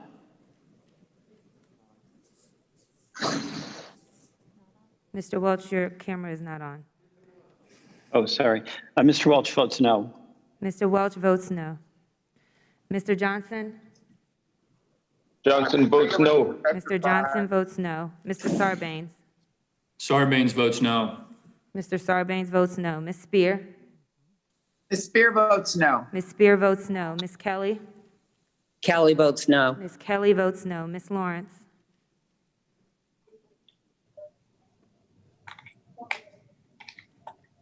Ms. Lawrence? Lawrence votes no. Ms. Lawrence votes no. Mr. DeSaulnier? Sonye votes no. Mr. DeSaulnier votes no. Mr. Gomez?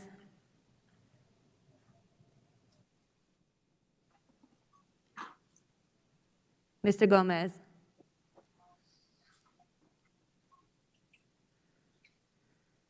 Ms. Presley? Presley votes no. Ms. Presley votes no. Mr. Quigley? Quigley votes no. Mr. Quigley votes no. Mr. Comer?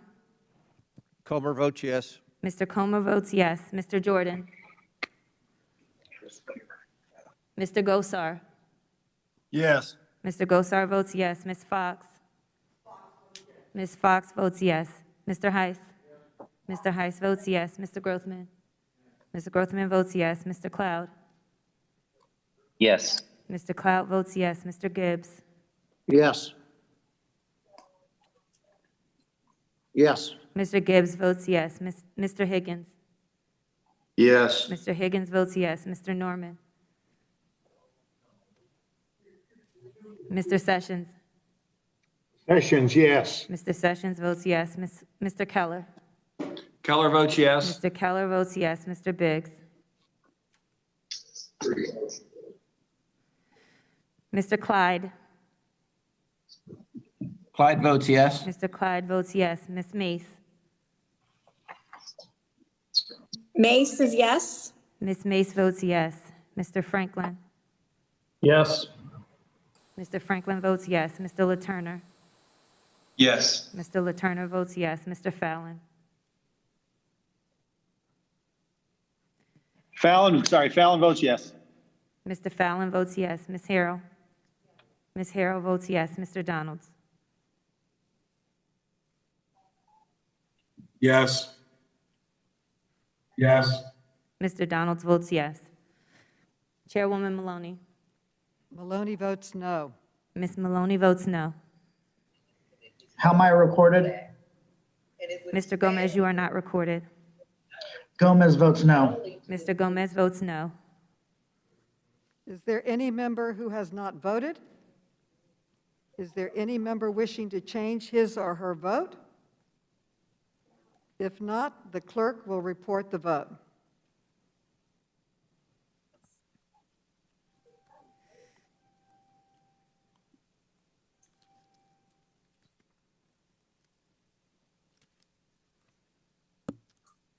On this vote, we have 17 yeas and 23 noes. Okay, the amendment is not agreed to, and the motion to reconsider is laid on the table. The question now occurs on the Higgins amendment, which previously failed by voice vote. The clerk will call the roll. Ms. Norton? Ms. Norton votes no. Ms. Norton votes no. Mr. Lynch? Mr. Lynch votes no. Mr. Lynch votes no. Mr. Cooper? Mr. Cooper votes no. Mr. Connolly? Nay. Mr. Connolly votes no. Mr. Krishnamurthy? No. Mr. Krishnamurthy votes no. Mr. Raskin? Nay. Mr. Raskin votes no. Mr. Khanna? Mr. Mfume? Ms. Acacia-Cortez? No. Ms. Acacia-Cortez votes no. Ms. Tlaib? Ms. Tlaib votes no. Ms. Tlaib votes no. Ms. Porter? No. Ms. Porter votes no. Ms. Bush? Ms. Bush votes no. Ms. Bush votes no. Mr. Davis? Davis, no. Mr. Davis votes no. Ms. Wasserman Schultz? Wasserman Schultz, no. Ms. Wasserman Schultz votes no. Mr. Welch? No. Mr. Welch votes no. Mr. Johnson? I know the Rio Grande very well. No. Mr. Johnson votes no. Mr. Sarbanes? Sarbanes votes no. Mr. Sarbanes votes no. Ms. Spear? Here, no. Ms. Spear votes no. Ms. Kelly? Kelly, no. Ms. Kelly votes no. Ms. Lawrence? No. Ms. Lawrence votes no. Mr. DeSaulnier? Sonia, no. We put on the back for the next day. I don't want. Mr. DeSaulnier votes no. Mr. Gomez? Gomez, no. Mr. Gomez votes no. Ms. Presley? Presley votes no. Ms. Presley votes no. Mr. Quigley? Quigley votes no. Mr. Quigley votes no. Mr. Comer? Comer votes yes. Mr. Comer votes yes. Mr. Jordan? Mr. Gosar? Yes. Mr. Gosar votes yes. Ms. Fox? Mr. Heiss? Mr. Heiss votes yes. Mr. Grothman? Mr. Grothman votes yes. Mr. Cloud? Yes. Mr. Cloud votes yes. Mr. Gibbs? Yes. Mr. Gibbs votes yes. Gibbs votes yes. Mr. Higgins? Mr. Higgins votes yes. Mr. Higgins votes yes. Mr. Norman? Mr. Sessions? Mr. Keller? Sessions, aye. Mr. Sessions votes yes. Mr. Keller? Keller votes yes. Mr. Keller votes yes. Mr. Biggs? Mr. Clyde? Yes. Mr. Clyde votes yes. Ms. Mace? Yes. Ms. Mace votes yes. Mr. Franklin? Yes. Mr. Franklin votes yes. Mr. Letourneau? Yes. Mr. Letourneau votes yes. Mr. Fallon? Yes. Mr. Fallon votes yes. Ms. Harrell? Ms. Harrell votes yes. Mr. Donalds? Yes. Mr. Donalds votes yes. Chairwoman Maloney? Maloney votes no. Ms. Maloney votes no. Is there any member? Yes. Ms. Fox, you are not recorded. Ms. Fox votes yes. Is there any member who has not voted? Is there any member wishing to change his or her vote? If not, the clerk will report the vote.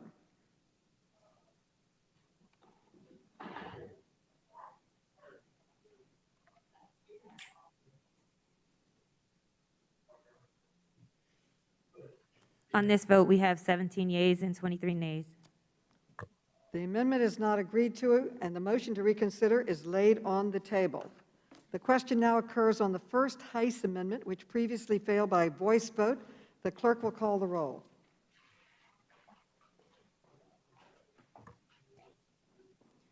Ms. Norton? Ms. Norton votes no. Ms. Norton votes no. Mr. Lynch? Mr. Lynch votes no. Mr. Lynch votes no. Mr. Cooper?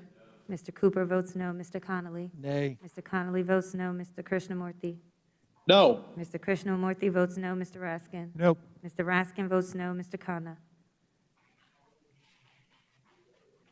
Mr. Mfume? Ms. Ocasio-Cortez?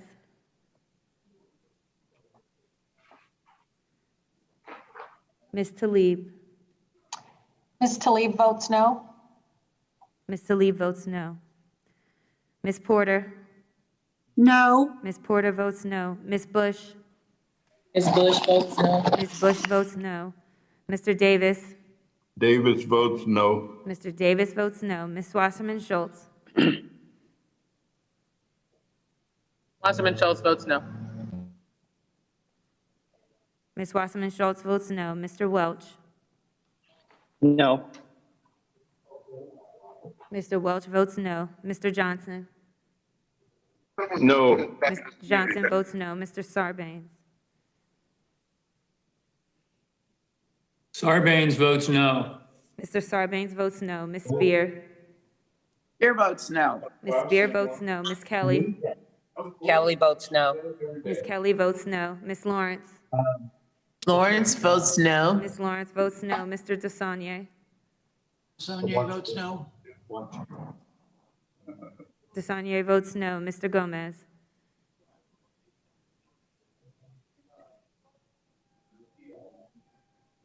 Gomez no. Mr. Gomez votes no. Ms. Presley? Presley votes no. Ms. Presley votes no. Mr. Quigley? Quigley votes no. Mr. Quigley votes no. Mr. Comer? Mr. Comer votes yes. Mr. Jordan?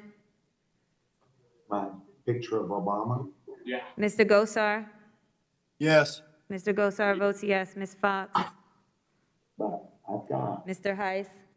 Mr. Heiss votes yes. Mr. Grothman? Mr. Grothman votes yes. Mr. Cloud? Cloud votes yes. Mr. Cloud votes yes. Mr. Gibbs? Gibbs votes yes. Mr. Gibbs votes yes. Mr. Higgins? Yes. Mr. Higgins votes yes. Mr. Norman? Mr. Sessions? Sessions votes yes. Mr. Sessions votes yes. Mr. Keller? Keller votes yes. Mr. Keller votes yes. Mr. Biggs? Mr. Clyde? Yeah. Yes. Mr. Clyde votes yes. Ms. Mace? Yes. Ms. Mace votes yes. Mr. Franklin? Yes. Mr. Franklin votes yes. Mr. Letourneau? Yes. Mr. Letourneau votes yes. Mr. Fallon? Ms. Harrell? Ms. Harrell votes yes. Mr. Donalds? Yes.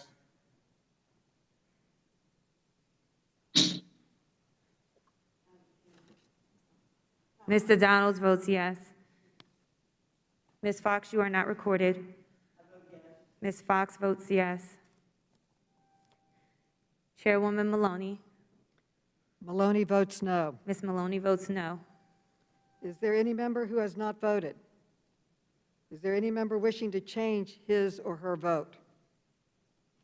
If not, the clerk will report the vote.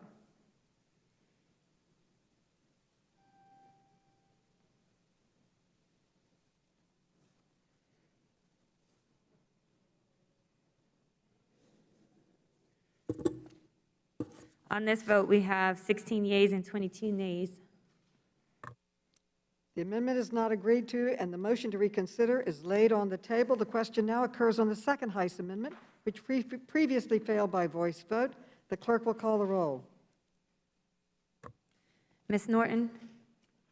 Ms. Norton votes no. Ms. Norton votes no. Mr. Lynch? Mr. Lynch votes no. Mr. Lynch votes no. Mr. Cooper? No. Mr. Cooper votes no. Mr. Connolly? Nay. Mr. Connolly votes no. Mr. Krishnamurthy? No. Mr. Krishnamurthy votes no. Mr. Raskin? Nope. Mr. Raskin votes no. Mr. Khanna? Mr. Mfume? Ms. Ocasio-Cortez? Ms. Tlaib? No. Ms. Tlaib votes no. Ms. Porter? No. Ms. Porter votes no. Ms. Bush? Ms. Bush votes no. Ms. Bush votes no. Mr. Davis?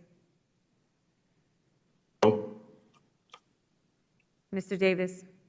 Davis votes no. Mr. Davis votes no. Ms. Wasserman Schultz? Wasserman Schultz votes no. Ms. Wasserman Schultz votes no. Mr. Welch? Bondage, or you're going to send Mr. Johnson? Johnson votes no. Mr. Johnson votes no. Mr. Sarbanes? Sarbanes votes no. Mr. Sarbanes votes no. Ms. Spear? Spear votes no. Ms. Spear votes no. Ms. Kelly? I'll be voting in 1 second. Ms. Kelly votes no. Ms. Lawrence? Lawrence votes no. Ms. Lawrence votes no. Mr. DeSaulnier? Sonnier votes no. Mr. DeSaulnier votes no. Mr. Gomez? Gomez, no. Mr. Gomez votes no. Ms. Presley? Presley votes no. Ms. Presley votes no. Mr. Quigley?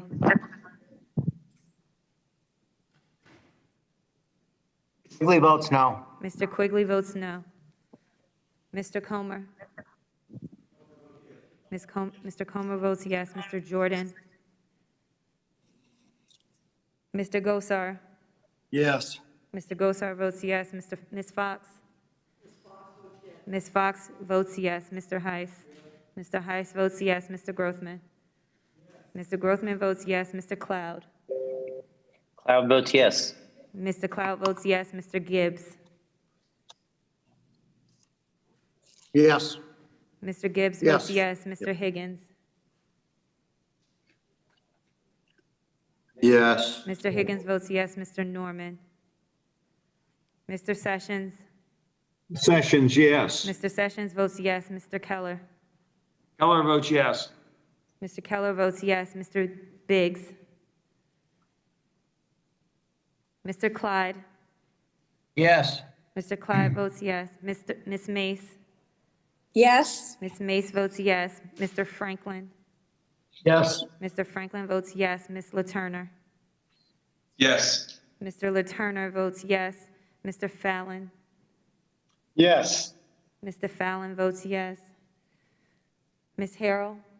Ms. Harrell votes yes. Mr. Donalds? Yes. Mr. Donalds votes yes. Chairwoman Maloney?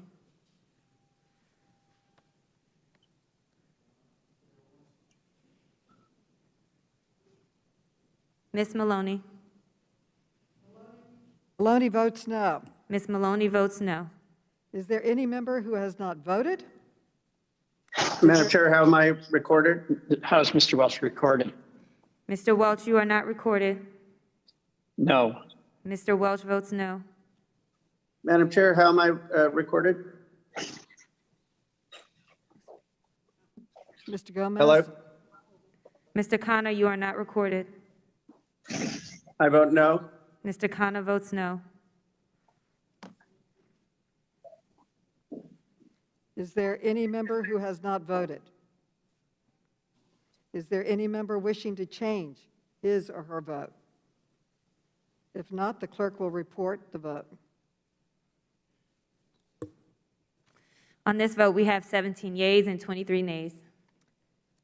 The amendment is not agreed to, and the motion to reconsider is laid on the table. The question now occurs on the Fox Amendment, which previously failed by voice vote. The clerk will call the roll.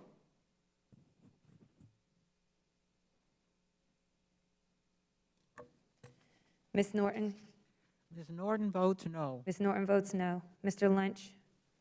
Mr. Lynch votes no. Mr. Lynch votes no. Mr. Cooper?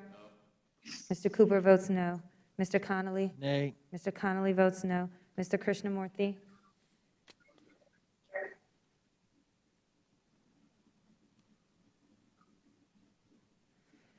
Mr. Raskin? Nope. Mr. Raskin votes no. Mr. Khanna? No. No. Mr. Khanna votes no. Mr. Mfume?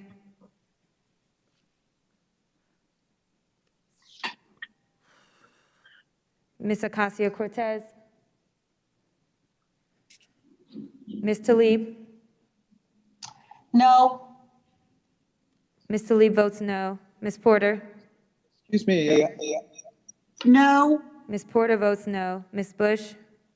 Ms. Bush votes no. Ms. Bush votes no. Mr. Davis? No. Mr. Davis votes no. Ms. Wasserman Schultz? Wasserman Schultz votes no. Ms. Wasserman Schultz votes no. Mr. Welch? Excuse me, how is Mr. Krishnamurthy recorded?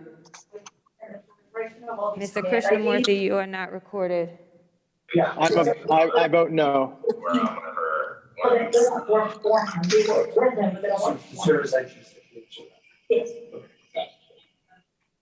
I vote no.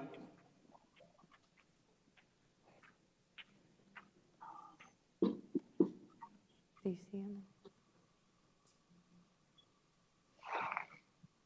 Hello? I vote no. Mr. Krishnamurthy votes no. Mr. Welch? No. Mr. Welch votes no. Mr. Johnson? No. Mr. Johnson votes no. Mr. Sarbanes? Sarbanes votes no. Mr. Sarbanes votes no. Ms. Spear? Spear votes. Ms. Spear votes no. Ms. Kelly? Kelly, nay. Ms. Kelly votes no. Ms. Lawrence?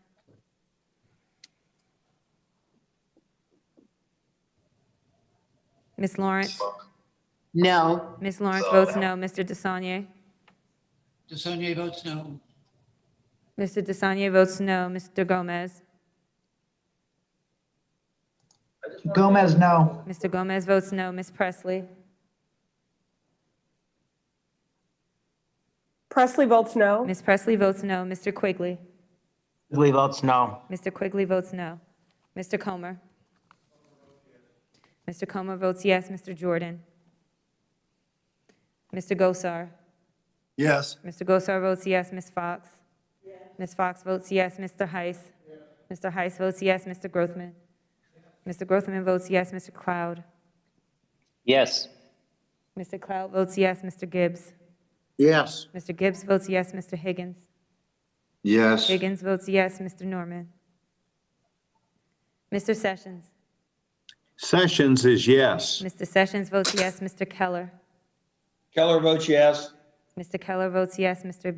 Biggs? Mr. Clyde? Yes. Mr. Clyde votes yes. Ms. Mace? Yes. Ms. Mace votes yes. Mr. Franklin? Yes. Mr. Franklin votes yes. Mr. Letourneau?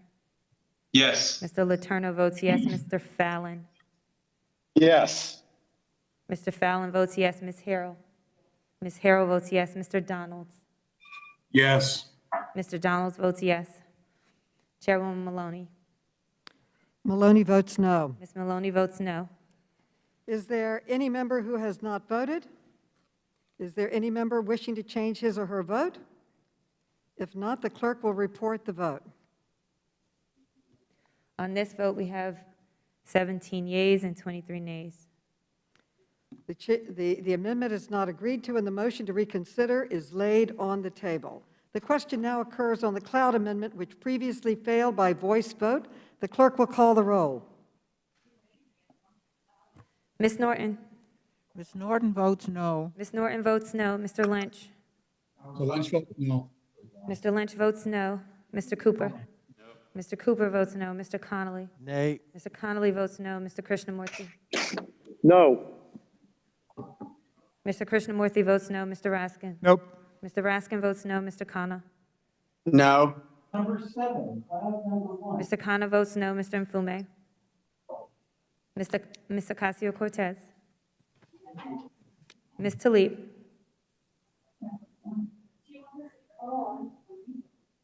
Ms. Porter? No. Ms. Porter votes no. Ms. Bush? Ms. Bush votes no. Ms. Bush votes no. Mr. Davis? Davis votes no. Mr. Davis votes no. Ms. Wasserman Schultz? Wasserman Schultz votes no. Ms. Wasserman Schultz votes no. Mr. Welch?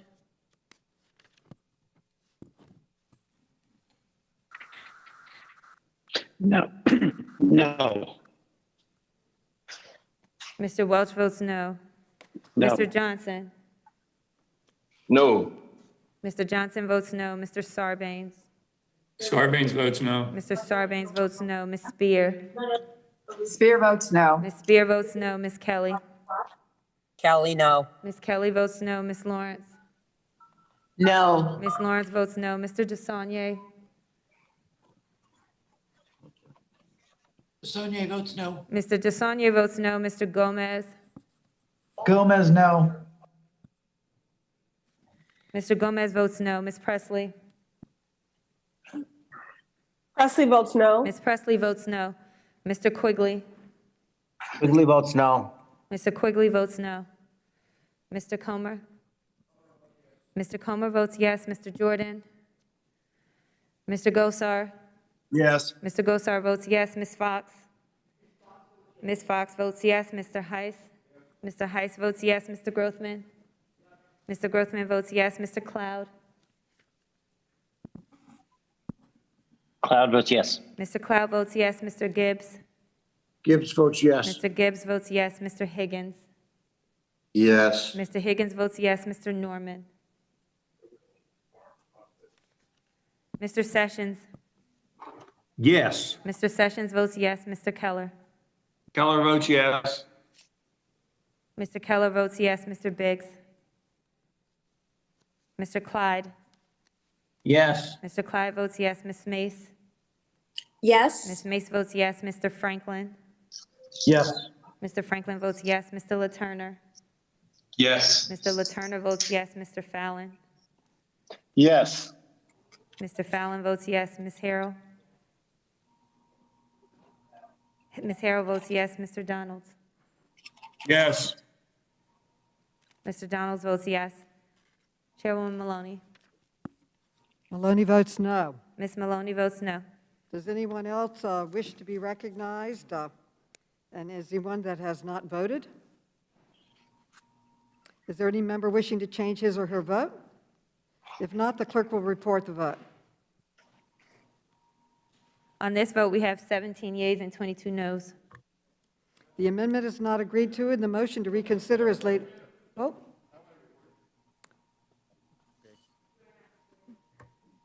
Mr. Biggs? Mr. Biggs votes yes. Now the clerk will report. On this vote, we have 18 yeas and 22 noes. The amendment is not agreed to, and the motion to reconsider is laid on the table. The question now occurs on the first Keller Amendment, which previously failed by voice vote. The clerk will call the roll. Ms. Norton? Ms. Norton votes no. Ms. Norton votes no. Mr. Lynch? Mr. Lynch votes no. Mr. Lynch votes no. Mr. Cooper?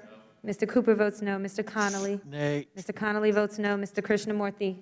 No. Mr. Krishnamurthy votes no. Mr. Raskin? No. Mr. Raskin votes no. Mr. Khanna? No. Mr. Khanna votes no. No. Mr. Mfume? Ms. Ocasio-Cortez? Ms. Tlaib? Ms. Porter? No. Ms. Porter votes no. Ms. Bush? Ms. Bush votes no. Ms. Bush votes no. Mr. Davis? Mr. Davis votes no. Mr. Davis votes no. Ms. Wasserman Schultz? Wasserman Schultz, no. Ms. Wasserman Schultz votes no. Mr. Welch? No. Mr. Welch votes no. Mr. Johnson? Johnson votes no. Mr. Johnson votes no. Mr. Sarbanes? Sarbanes votes no. Mr. Sarbanes votes no. Ms. Spear? Spear votes no. Ms. Spear votes no. Ms. Kelly? Kelly votes no. Ms. Kelly votes no. Ms. Lawrence? Okay. Okay. No. Ms. Lawrence votes no. Mr. DeSaulnier? No. Mr. DeSaulnier votes no. Mr. Gomez? Gomez, no. Mr. Gomez votes no. Ms. Presley? Presley votes no. Ms. Presley votes no. Mr. Quigley? Quigley, no. Mr. Quigley votes no. Mr. Comer? Mr. Comer votes yes. Mr. Jordan? Mr. Gosar? Ms. Fox? Ms. Fox votes yes. Mr. Heiss? Mr. Gosar says yes. Mr. Gosar votes yes. Mr. Heiss? Mr. Heiss votes yes. Mr. Grothman? Mr. Grothman votes yes. Mr. Cloud? Yes. Mr. Cloud votes yes. Mr. Gibbs? Gibbs, yes. Mr. Gibbs votes yes. Mr. Higgins? Yes. Mr. Higgins votes yes. Mr. Norman? Mr. Sessions? Sessions, aye. Mr. Sessions votes yes. Mr. Keller? Keller votes yes. Mr. Keller votes yes. Mr. Biggs? Mr. Biggs votes yes. Mr. Clyde? Yes. Mr. Clyde votes yes. Ms. Mace? Yes. Ms. Mace votes yes. Mr. Franklin? Yes. Mr. Franklin votes yes. Mr. LaTurner? Yes. Mr. LaTurner votes yes. Mr. Fallon? Yes. Mr. Fallon votes yes. Ms. Harrell? Ms. Harrell votes yes. Mr. Donalds? Yes. Mr. Donalds votes yes. Chairwoman Maloney? Maloney votes no. Ms. Maloney votes no. How is Ms. Talib recorded? Ms. Talib, you are not recorded. Talib votes no. Ms. Talib votes no. How am I recorded? Ms. Ocasio-Cortez, you are not recorded. Ocasio-Cortez votes no. Ms. Ocasio-Cortez votes no. Is there any member who has not voted? Is there any member wishing to change his or her vote? If not, the clerk will report the vote. On this vote, we have 18 yeas and 24 nays. The amendment is not agreed to, and the motion to reconsider is laid on the table. The question now occurs on the second Keller Amendment, which previously failed by voice vote. The clerk will call the roll. Ms. Norton? Ms. Norton votes no. Ms. Norton votes no. Mr. Lynch? Lynch votes no. Mr. Lynch votes no. Mr. Cooper? Mr. Cooper votes no. Mr. Connolly? Nay. Mr. Connolly votes no. Mr. Krishnamurthy? Nope. Mr. Krishnamurthy votes no. Mr. Raskin? No. Mr. Raskin votes no. Mr. Khanna? No. Mr. Khanna votes no. Mr. Mfume? Mr. Ocasio-Cortez? No. Ms. Ocasio-Cortez votes no. Ms. Talib? No. Ms. Talib votes no. Ms. Porter? No. Ms. Porter votes no. Ms. Bush? Ms. Bush votes no. Ms. Bush votes no. Mr. Davis? Davis votes no. Mr. Davis votes no. Ms. Wasserman Schultz? Wasserman Schultz, no. Ms. Wasserman Schultz votes no. Mr. Welch? No. Mr. Welch votes no. Mr. Johnson? Johnson votes no. Mr. Johnson votes no. Mr. Sarbanes? Sarbanes votes no. Mr. Sarbanes votes no. Ms. Spear? Her work spans probably across the entire committee. Ms. Spear votes no. Ms. Spear votes no. Ms. Kelly? Kelly votes no. Ms. Kelly votes no. Ms. Lawrence? No. Ms. Lawrence votes no. Mr. DeSaulnier? Mr. Gomez?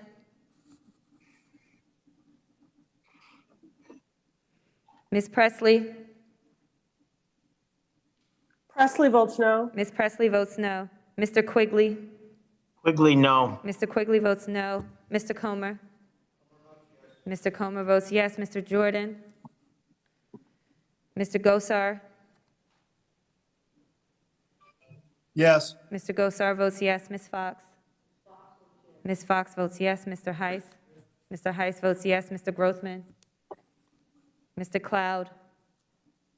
Yes. Mr. Cloud votes yes. Mr. Gibbs? Yes. Mr. Gibbs votes yes. Mr. Higgins? Yes. Yes. Mr. Higgins votes yes. Mr. Norman?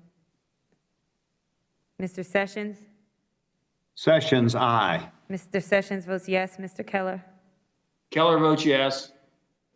Mr. Keller votes yes. Mr. Biggs? Mr. Biggs votes yes. Mr. Clyde? Yes. Mr. Clyde votes yes. Ms. Mace? Yes. Ms. Mace votes yes. Mr. Franklin? Yes. Mr. Franklin votes yes. Mr. LaTurner? Yes. Mr. LaTurner votes yes. Mr. Fallon? Yes. Mr. Fallon votes yes. Ms. Harrell? Ms. Harrell votes yes. Mr. Donald? Yes. Mr. Donalds votes yes. Chairwoman Maloney? Maloney votes no. Ms. Maloney votes no. Is there any member who has not voted? How is Mr. DeSaulnier recorded? How am I recorded? Mr. DeSanya, you are not recorded. DeSaulnier votes no, please.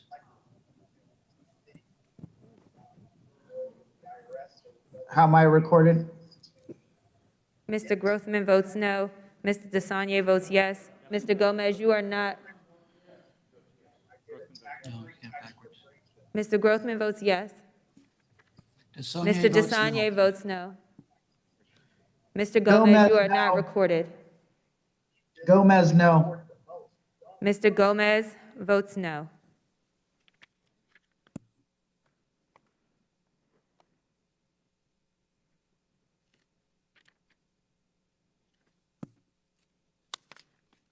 Is there any member who has not voted? Is there any member wishing to change his or her vote? If not, the clerk will report the vote.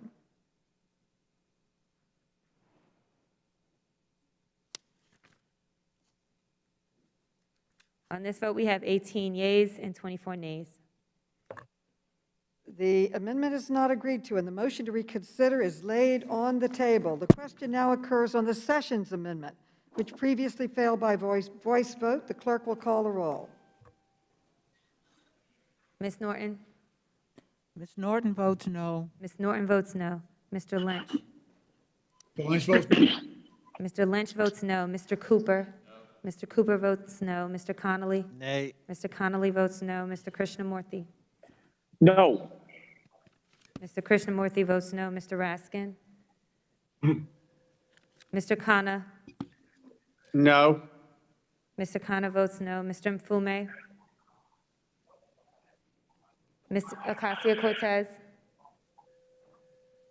No. Ms. Ocasio-Cortez votes no. Ms. Tlaib? No. Ms. Tlaib votes no. Ms. Porter? No. Ms. Porter votes no. Ms. Bush? Ms. Bush votes no. Ms. Bush votes no. Mr. Davis? Mr. Davis votes no. Mr. Davis votes no. Ms. Wasserman Schultz? Wasserman Schultz, no. Ms. Wasserman Schultz votes no. Mr. Welch?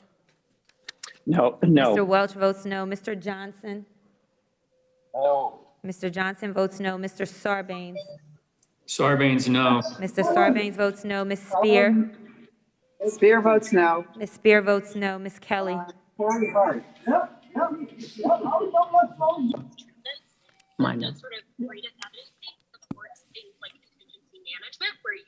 Ms. Kelly? Kelly votes no. Ms. Kelly votes no. Ms. Lawrence? No. Ms. Lawrence votes no. Mr. DeSaulnier? No. Mr. DeSaulnier votes no. Mr. Gomez? Gomez, no. Mr. Gomez votes no. Ms. Presley? Presley, no. Ms. Presley votes no. Mr. Quigley? No. Mr. Quigley votes no. Mr. Comer? Mr. Comer votes yes. Mr. Jordan? Mr. Gosar? Yes. Mr. Gosar votes yes. Ms. Fox? Ms. Fox votes yes. Mr. Heiss? Mr. Heiss votes yes. Mr. Grothman? Mr. Grothman votes yes. Mr. Cloud? Cloud votes yes. Mr. Cloud votes yes. Mr. Gibbs? Yes, I vote yes. Mr. Gibbs votes yes. Mr. Higgins? Yes. Mr. Higgins votes yes. Mr. Norman? Mr. Sessions? Sessions, yes. Mr. Sessions votes yes. Mr. Keller? Keller votes yes. Mr. Keller votes yes. Mr. Biggs? Mr. Biggs votes yes. Mr. Clyde? Yes. Mr. Clyde votes yes. Ms. Mace? Yes. Ms. Mace votes yes. Mr. Franklin? Yes. Mr. Franklin votes yes. Mr. Laturner? Yes. Mr. Laturner votes yes. Mr. Fallon? Yes. Mr. Fallon votes yes. Ms. Harrell? Ms. Harrell votes yes. Mr. Donalds? Yes. Mr. Donalds votes yes. Chairwoman Maloney? Maloney votes no. Ms. Maloney votes no. Is there any member who has not voted? Is there any member wishing to change his or her vote? If not, the clerk will report the vote. On this vote, we have 18 yeas and 23 nays.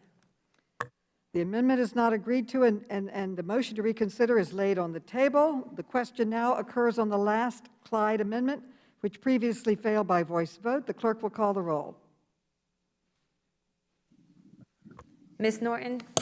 Ms. Norton votes no. Ms. Norton votes no. Mr. Lynch? Mr. Lynch votes no. Mr. Lynch votes no. Mr. Cooper? Mr. Cooper votes no. Mr. Connolly? Nay. Mr. Connolly votes no. Mr. Krishnamurthy? No. Mr. Krishnamurthy votes no. Mr. Raskin? Mr. Khanna? No. Mr. Khanna votes no. Mr. Mfume? Ms. Ocasio-Cortez? No. Ms. Ocasio-Cortez votes no. Ms. Tlaib? Tlaib votes no. Ms. Tlaib votes no. Ms. Porter? No. Ms. Porter votes no. Ms. Bush? Ms. Bush votes no. Ms. Bush votes no. Mr. Davis? Mr. Davis votes no. Mr. Davis votes no. Ms. Wasserman Schultz? Wasserman Schultz, no. Ms. Wasserman Schultz votes no. Mr. Welch?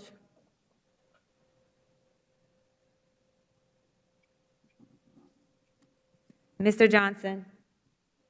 No. Mr. Johnson votes no. Mr. Sarbanes? Sarbanes, no. Mr. Sarbanes votes no. Ms. Spear? Spear, no. No. Ms. Spear votes no. Ms. Kelly? Kelly votes no. Ms. Kelly votes no. Ms. Lawrence? No. Ms. Lawrence votes no. Mr. DeSaulnier?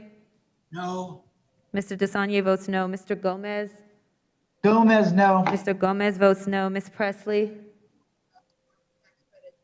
Presley votes no. Ms. Presley votes no. Mr. Quigley? No. Mr. Quigley votes no. Mr. Comer?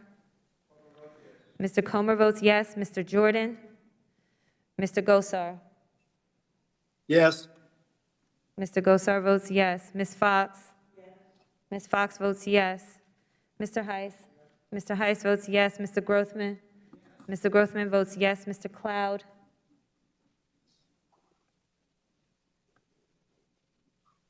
Mr. Gibbs? Cloud votes yes. Mr. Cloud votes yes. Mr. Gibbs votes? Mr. Gibbs? Yes. Mr. Gibbs votes yes. Mr. Higgins? Yes. Mr. Higgins votes yes. Mr. Norman? Mr. Sessions? Sessions, yes. Mr. Sessions votes yes. Ms. Keller? Mr. Keller? Keller votes yes. Mr. Keller votes yes. Mr. Biggs? Mr. Clyde? Yes. Mr. Clyde votes yes. Ms. Mace? Yes. Ms. Mace votes yes. Mr. Franklin? Yes. Mr. Franklin votes yes. Mr. Laturner? Yes. Mr. Laturner votes yes. Mr. Fallon? Ms. Harrell? Ms. Harrell votes yes. Mr. Donalds? Yes. Mr. Donalds votes yes. Chairwoman Maloney? Maloney votes no. Ms. Maloney votes no. Is there any? Fallon votes yes. Yeah, Madam Chair, Fallon votes yes. Mr. Fallon votes yes. Madam Chair, how am I recorded? Mr. Raskin, you are not recorded. I vote no. Mr. Raskin votes no. Madam Chair, how am I recorded? Madam Chair? Mr. Welch, you are not recorded. No. Mr. Welch votes no.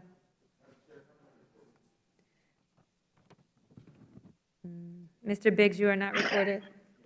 Mr. Biggs votes no. Yes. Is there any member who has not voted? Is there any member wishing to change his or her vote? If not, the clerk will report.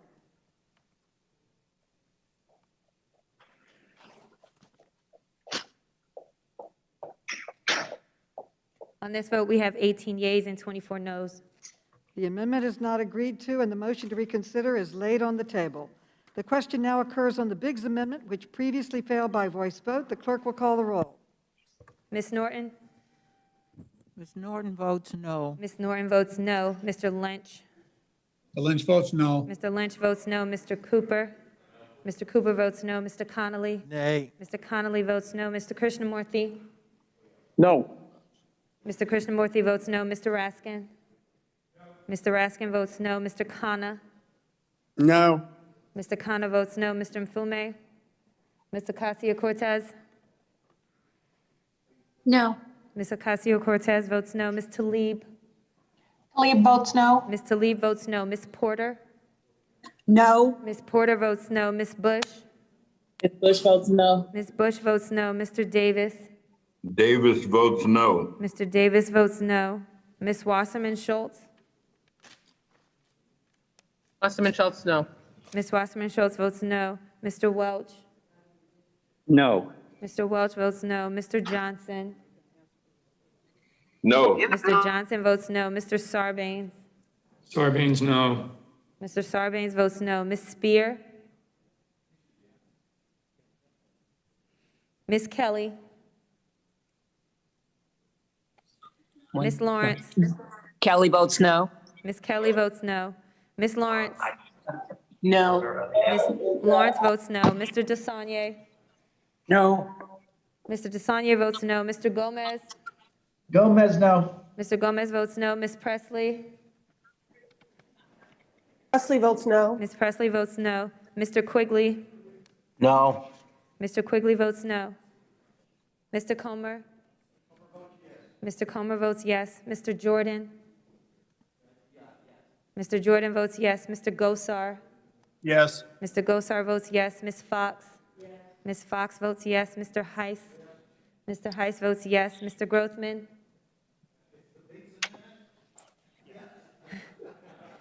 Mr. Grothman votes yes. Mr. Cloud? Cloud votes yes. Mr. Cloud votes yes. Mr. Gibbs? Gibbs votes yes. Mr. Gibbs votes yes. Mr. Higgins?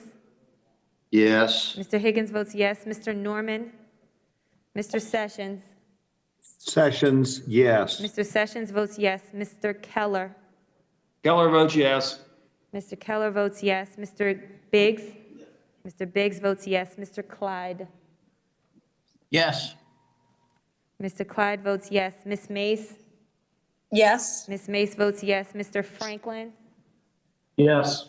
Mr. Franklin votes yes. Mr. LaTurner? Yes. Mr. LaTurner votes yes. Mr. Fallon? Yes. Mr. Fallon votes yes. Ms. Harrell? Ms. Harrell votes yes. Mr. Donalds? Yes. Mr. Donalds votes yes. Chairwoman Maloney? Maloney votes no. Ms. Maloney votes no. Is there any member who has not voted? Is there any- Spear has not voted. Ms. Spear? Spear votes no. Ms. Spear votes no. Is there any member wishing to change his or her vote? If not, the clerk will report the vote. On this vote, we have 19 yeas and 24 nays. The amendment is not agreed to, and the motion to reconsider is laid on the table. The question now occurs on the amendment in the nature of a substitute. All those in favor say aye. Aye. All those opposed say no. No. No. In the opinion of the chair, the ayes have it, and the amendment in the nature of a substitute is agreed to. Okay, the amendment in the nature of a substitute is agreed to. Now the question occurs. I'm voting. The question occurs on favorably reporting H.R. 51 as amended. All those in favor say aye. Aye. Aye. Aye. Aye. All those opposed say no. No. No. In the opinion of the chair, the ayes have it, and the bill is agreed to. Okay, a recorded vote has been requested. A recorded vote is ordered. The clerk will call the roll. They're not going to do a recorded vote on the post office. Ms. Norton?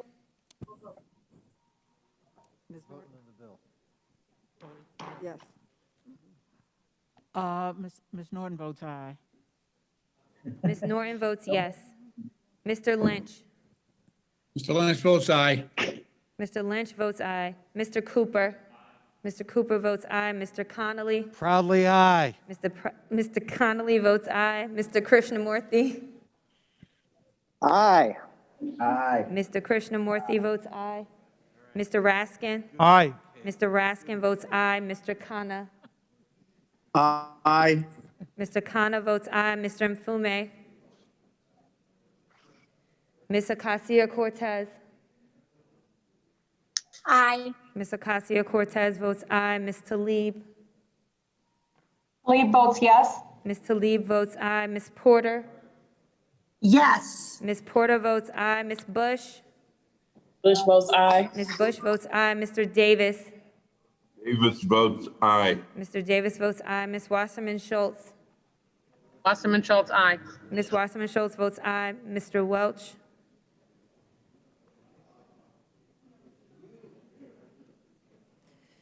Mr. Johnson? Aye. Mr. Johnson votes aye. Mr. Sarbanes? Aye. Sarbanes votes aye. Mr. Sarbanes Mr. Welch votes votes aye. aye.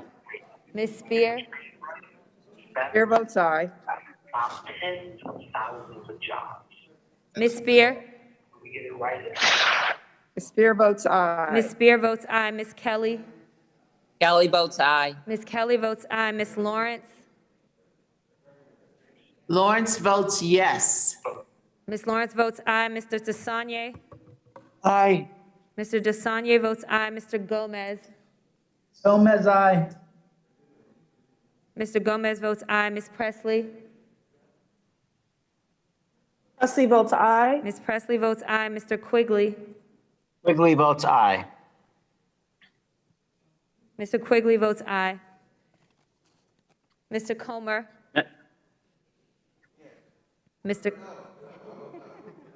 Mr. Comer votes no. Mr. Jordan? Mr. Jordan votes no. Mr. Gosar?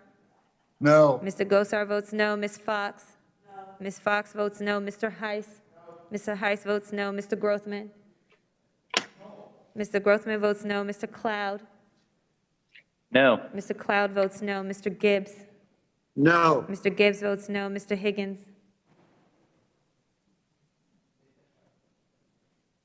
Mr. Higgins is a no. Mr. Higgins votes no. Mr. Norman? Mr. Sessions? Sessions is a no. Mr. Sessions votes no. Mr. Keller? Keller votes no. Mr. Keller votes no. Mr. Biggs? Mr. Biggs votes no. Mr. Clyde? No. Mr. Clyde votes no. Ms. Mace? Aye. No, I'm sorry, no. No on this one. Ms. Mace votes no. Mr. Franklin? No. Mr. Franklin votes no. Mr. LaTurner? No. Mr. LaTurner votes no. Mr. Fallon? No. Mr. Fallon votes no. Ms. Harrell? Ms. Harrell votes no. Mr. Donalds? No. Mr. Donalds votes no. Chairwoman Maloney? Maloney votes yes. Ms. Maloney votes aye. Is there any? Madam Clerk, Congressman Welch, am I recorded? Mr. Welch, you are not recorded. Yes. Mr. Welch votes aye. Madam Clerk, this is Representative Mfume. How am I recorded? Mr. Mfume, you are not recorded. My vote is an aye vote. Mr. Mfume votes aye.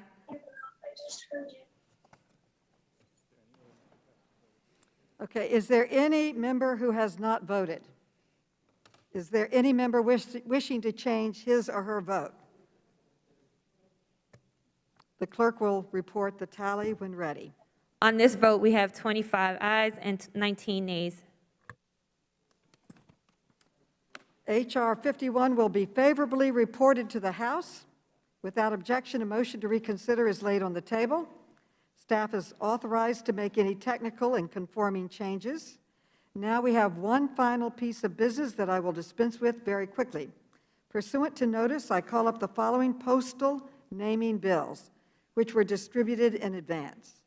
H.R. 91, 92, 767, 960, 1170, 1298, 1444, and 2044. Without objection, the bills are considered read, and I request unanimous consent for their immediate consideration en bloc.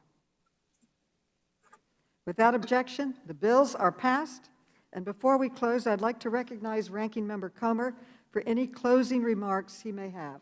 Well, thank you, Madam Chair. I thought this was a very informative and a very informative markup. I think that we demonstrated perfectly that the purpose to oppose H.R. 51 is clearly because it's not constitutional.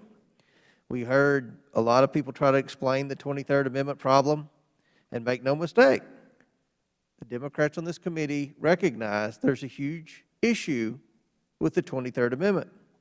But what's their solution? It's not following the Constitution, which requires a constitutional amendment before D.C. becomes a state. Every Democrat on this committee voted that down.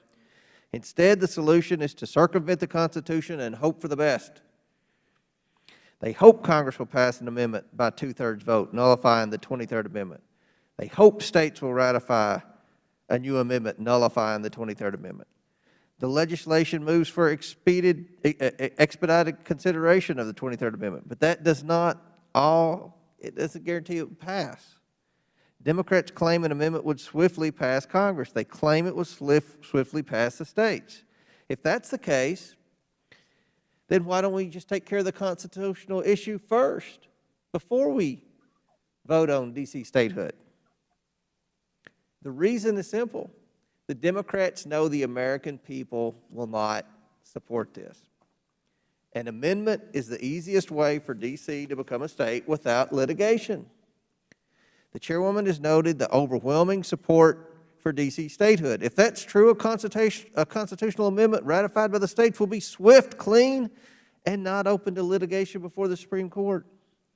And make no mistake, there will be litigation. That's because the Democrats have overreached with this bill.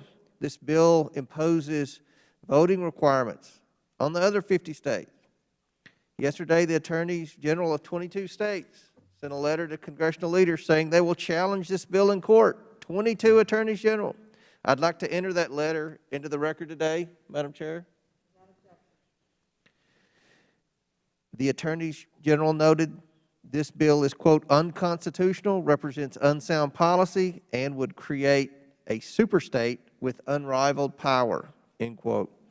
The attorneys general told congressional leadership that they will challenge any attempt to provide the District of Columbia with the actual benefits of statehood if Congress passes it and the President attempts to sign it into law. This is exactly the problem we were pointing out during this whole committee, but the Democrats have ignored us. And such, if this bill becomes law, it will be tied up in court for years before its inevitable defeat. If my Democrat colleagues want D.C. to become a state, the cleanest and fastest way for this to happen is to repeal the 23rd Amendment before consideration of this bill. But that's not good enough for the progressives. That's not good enough for the squad. That's not good enough for the liberal left. This bill is part of their no-holds-barred plan to reshape the American landscape to one of higher taxes and daily government intrusion into the lives of Americans. This bill is unconstitutional. The Democrats have no solution for that, and they will be paying the price for years to come. Madam Chair, I yield back. Gentleman yields back. Thank you, and I would like to thank all of the members for a very spirited debate on this critical civil rights issue. Statehood for D.C. is about equality, fairness, and ensuring that the dreams of our founders are realized despite over 200 years of delayed justice. Our nation is founded upon the idea that all people should have the voice in their government, but without voting representation in Congress, the people of D.C. are denied that most basic right. The demand of D.C. residents to be afforded equal rights forces us to confront the fundamental question of who we are as a nation. Do we believe in the right to representation and government, or are those just words? D.C. residents pay their taxes. They serve in our nation's armed services. Most importantly, they are Americans and deserve the equal rights our national ideals and foundational documents demand. I want to end by again thanking Congresswoman Norton for her tireless advocacy over many years to ensure that D.C. residents finally gain the full representation they deserve. With that, and with no further business of the committee, I want to thank you all for your participation today, and the committee stands adjourned.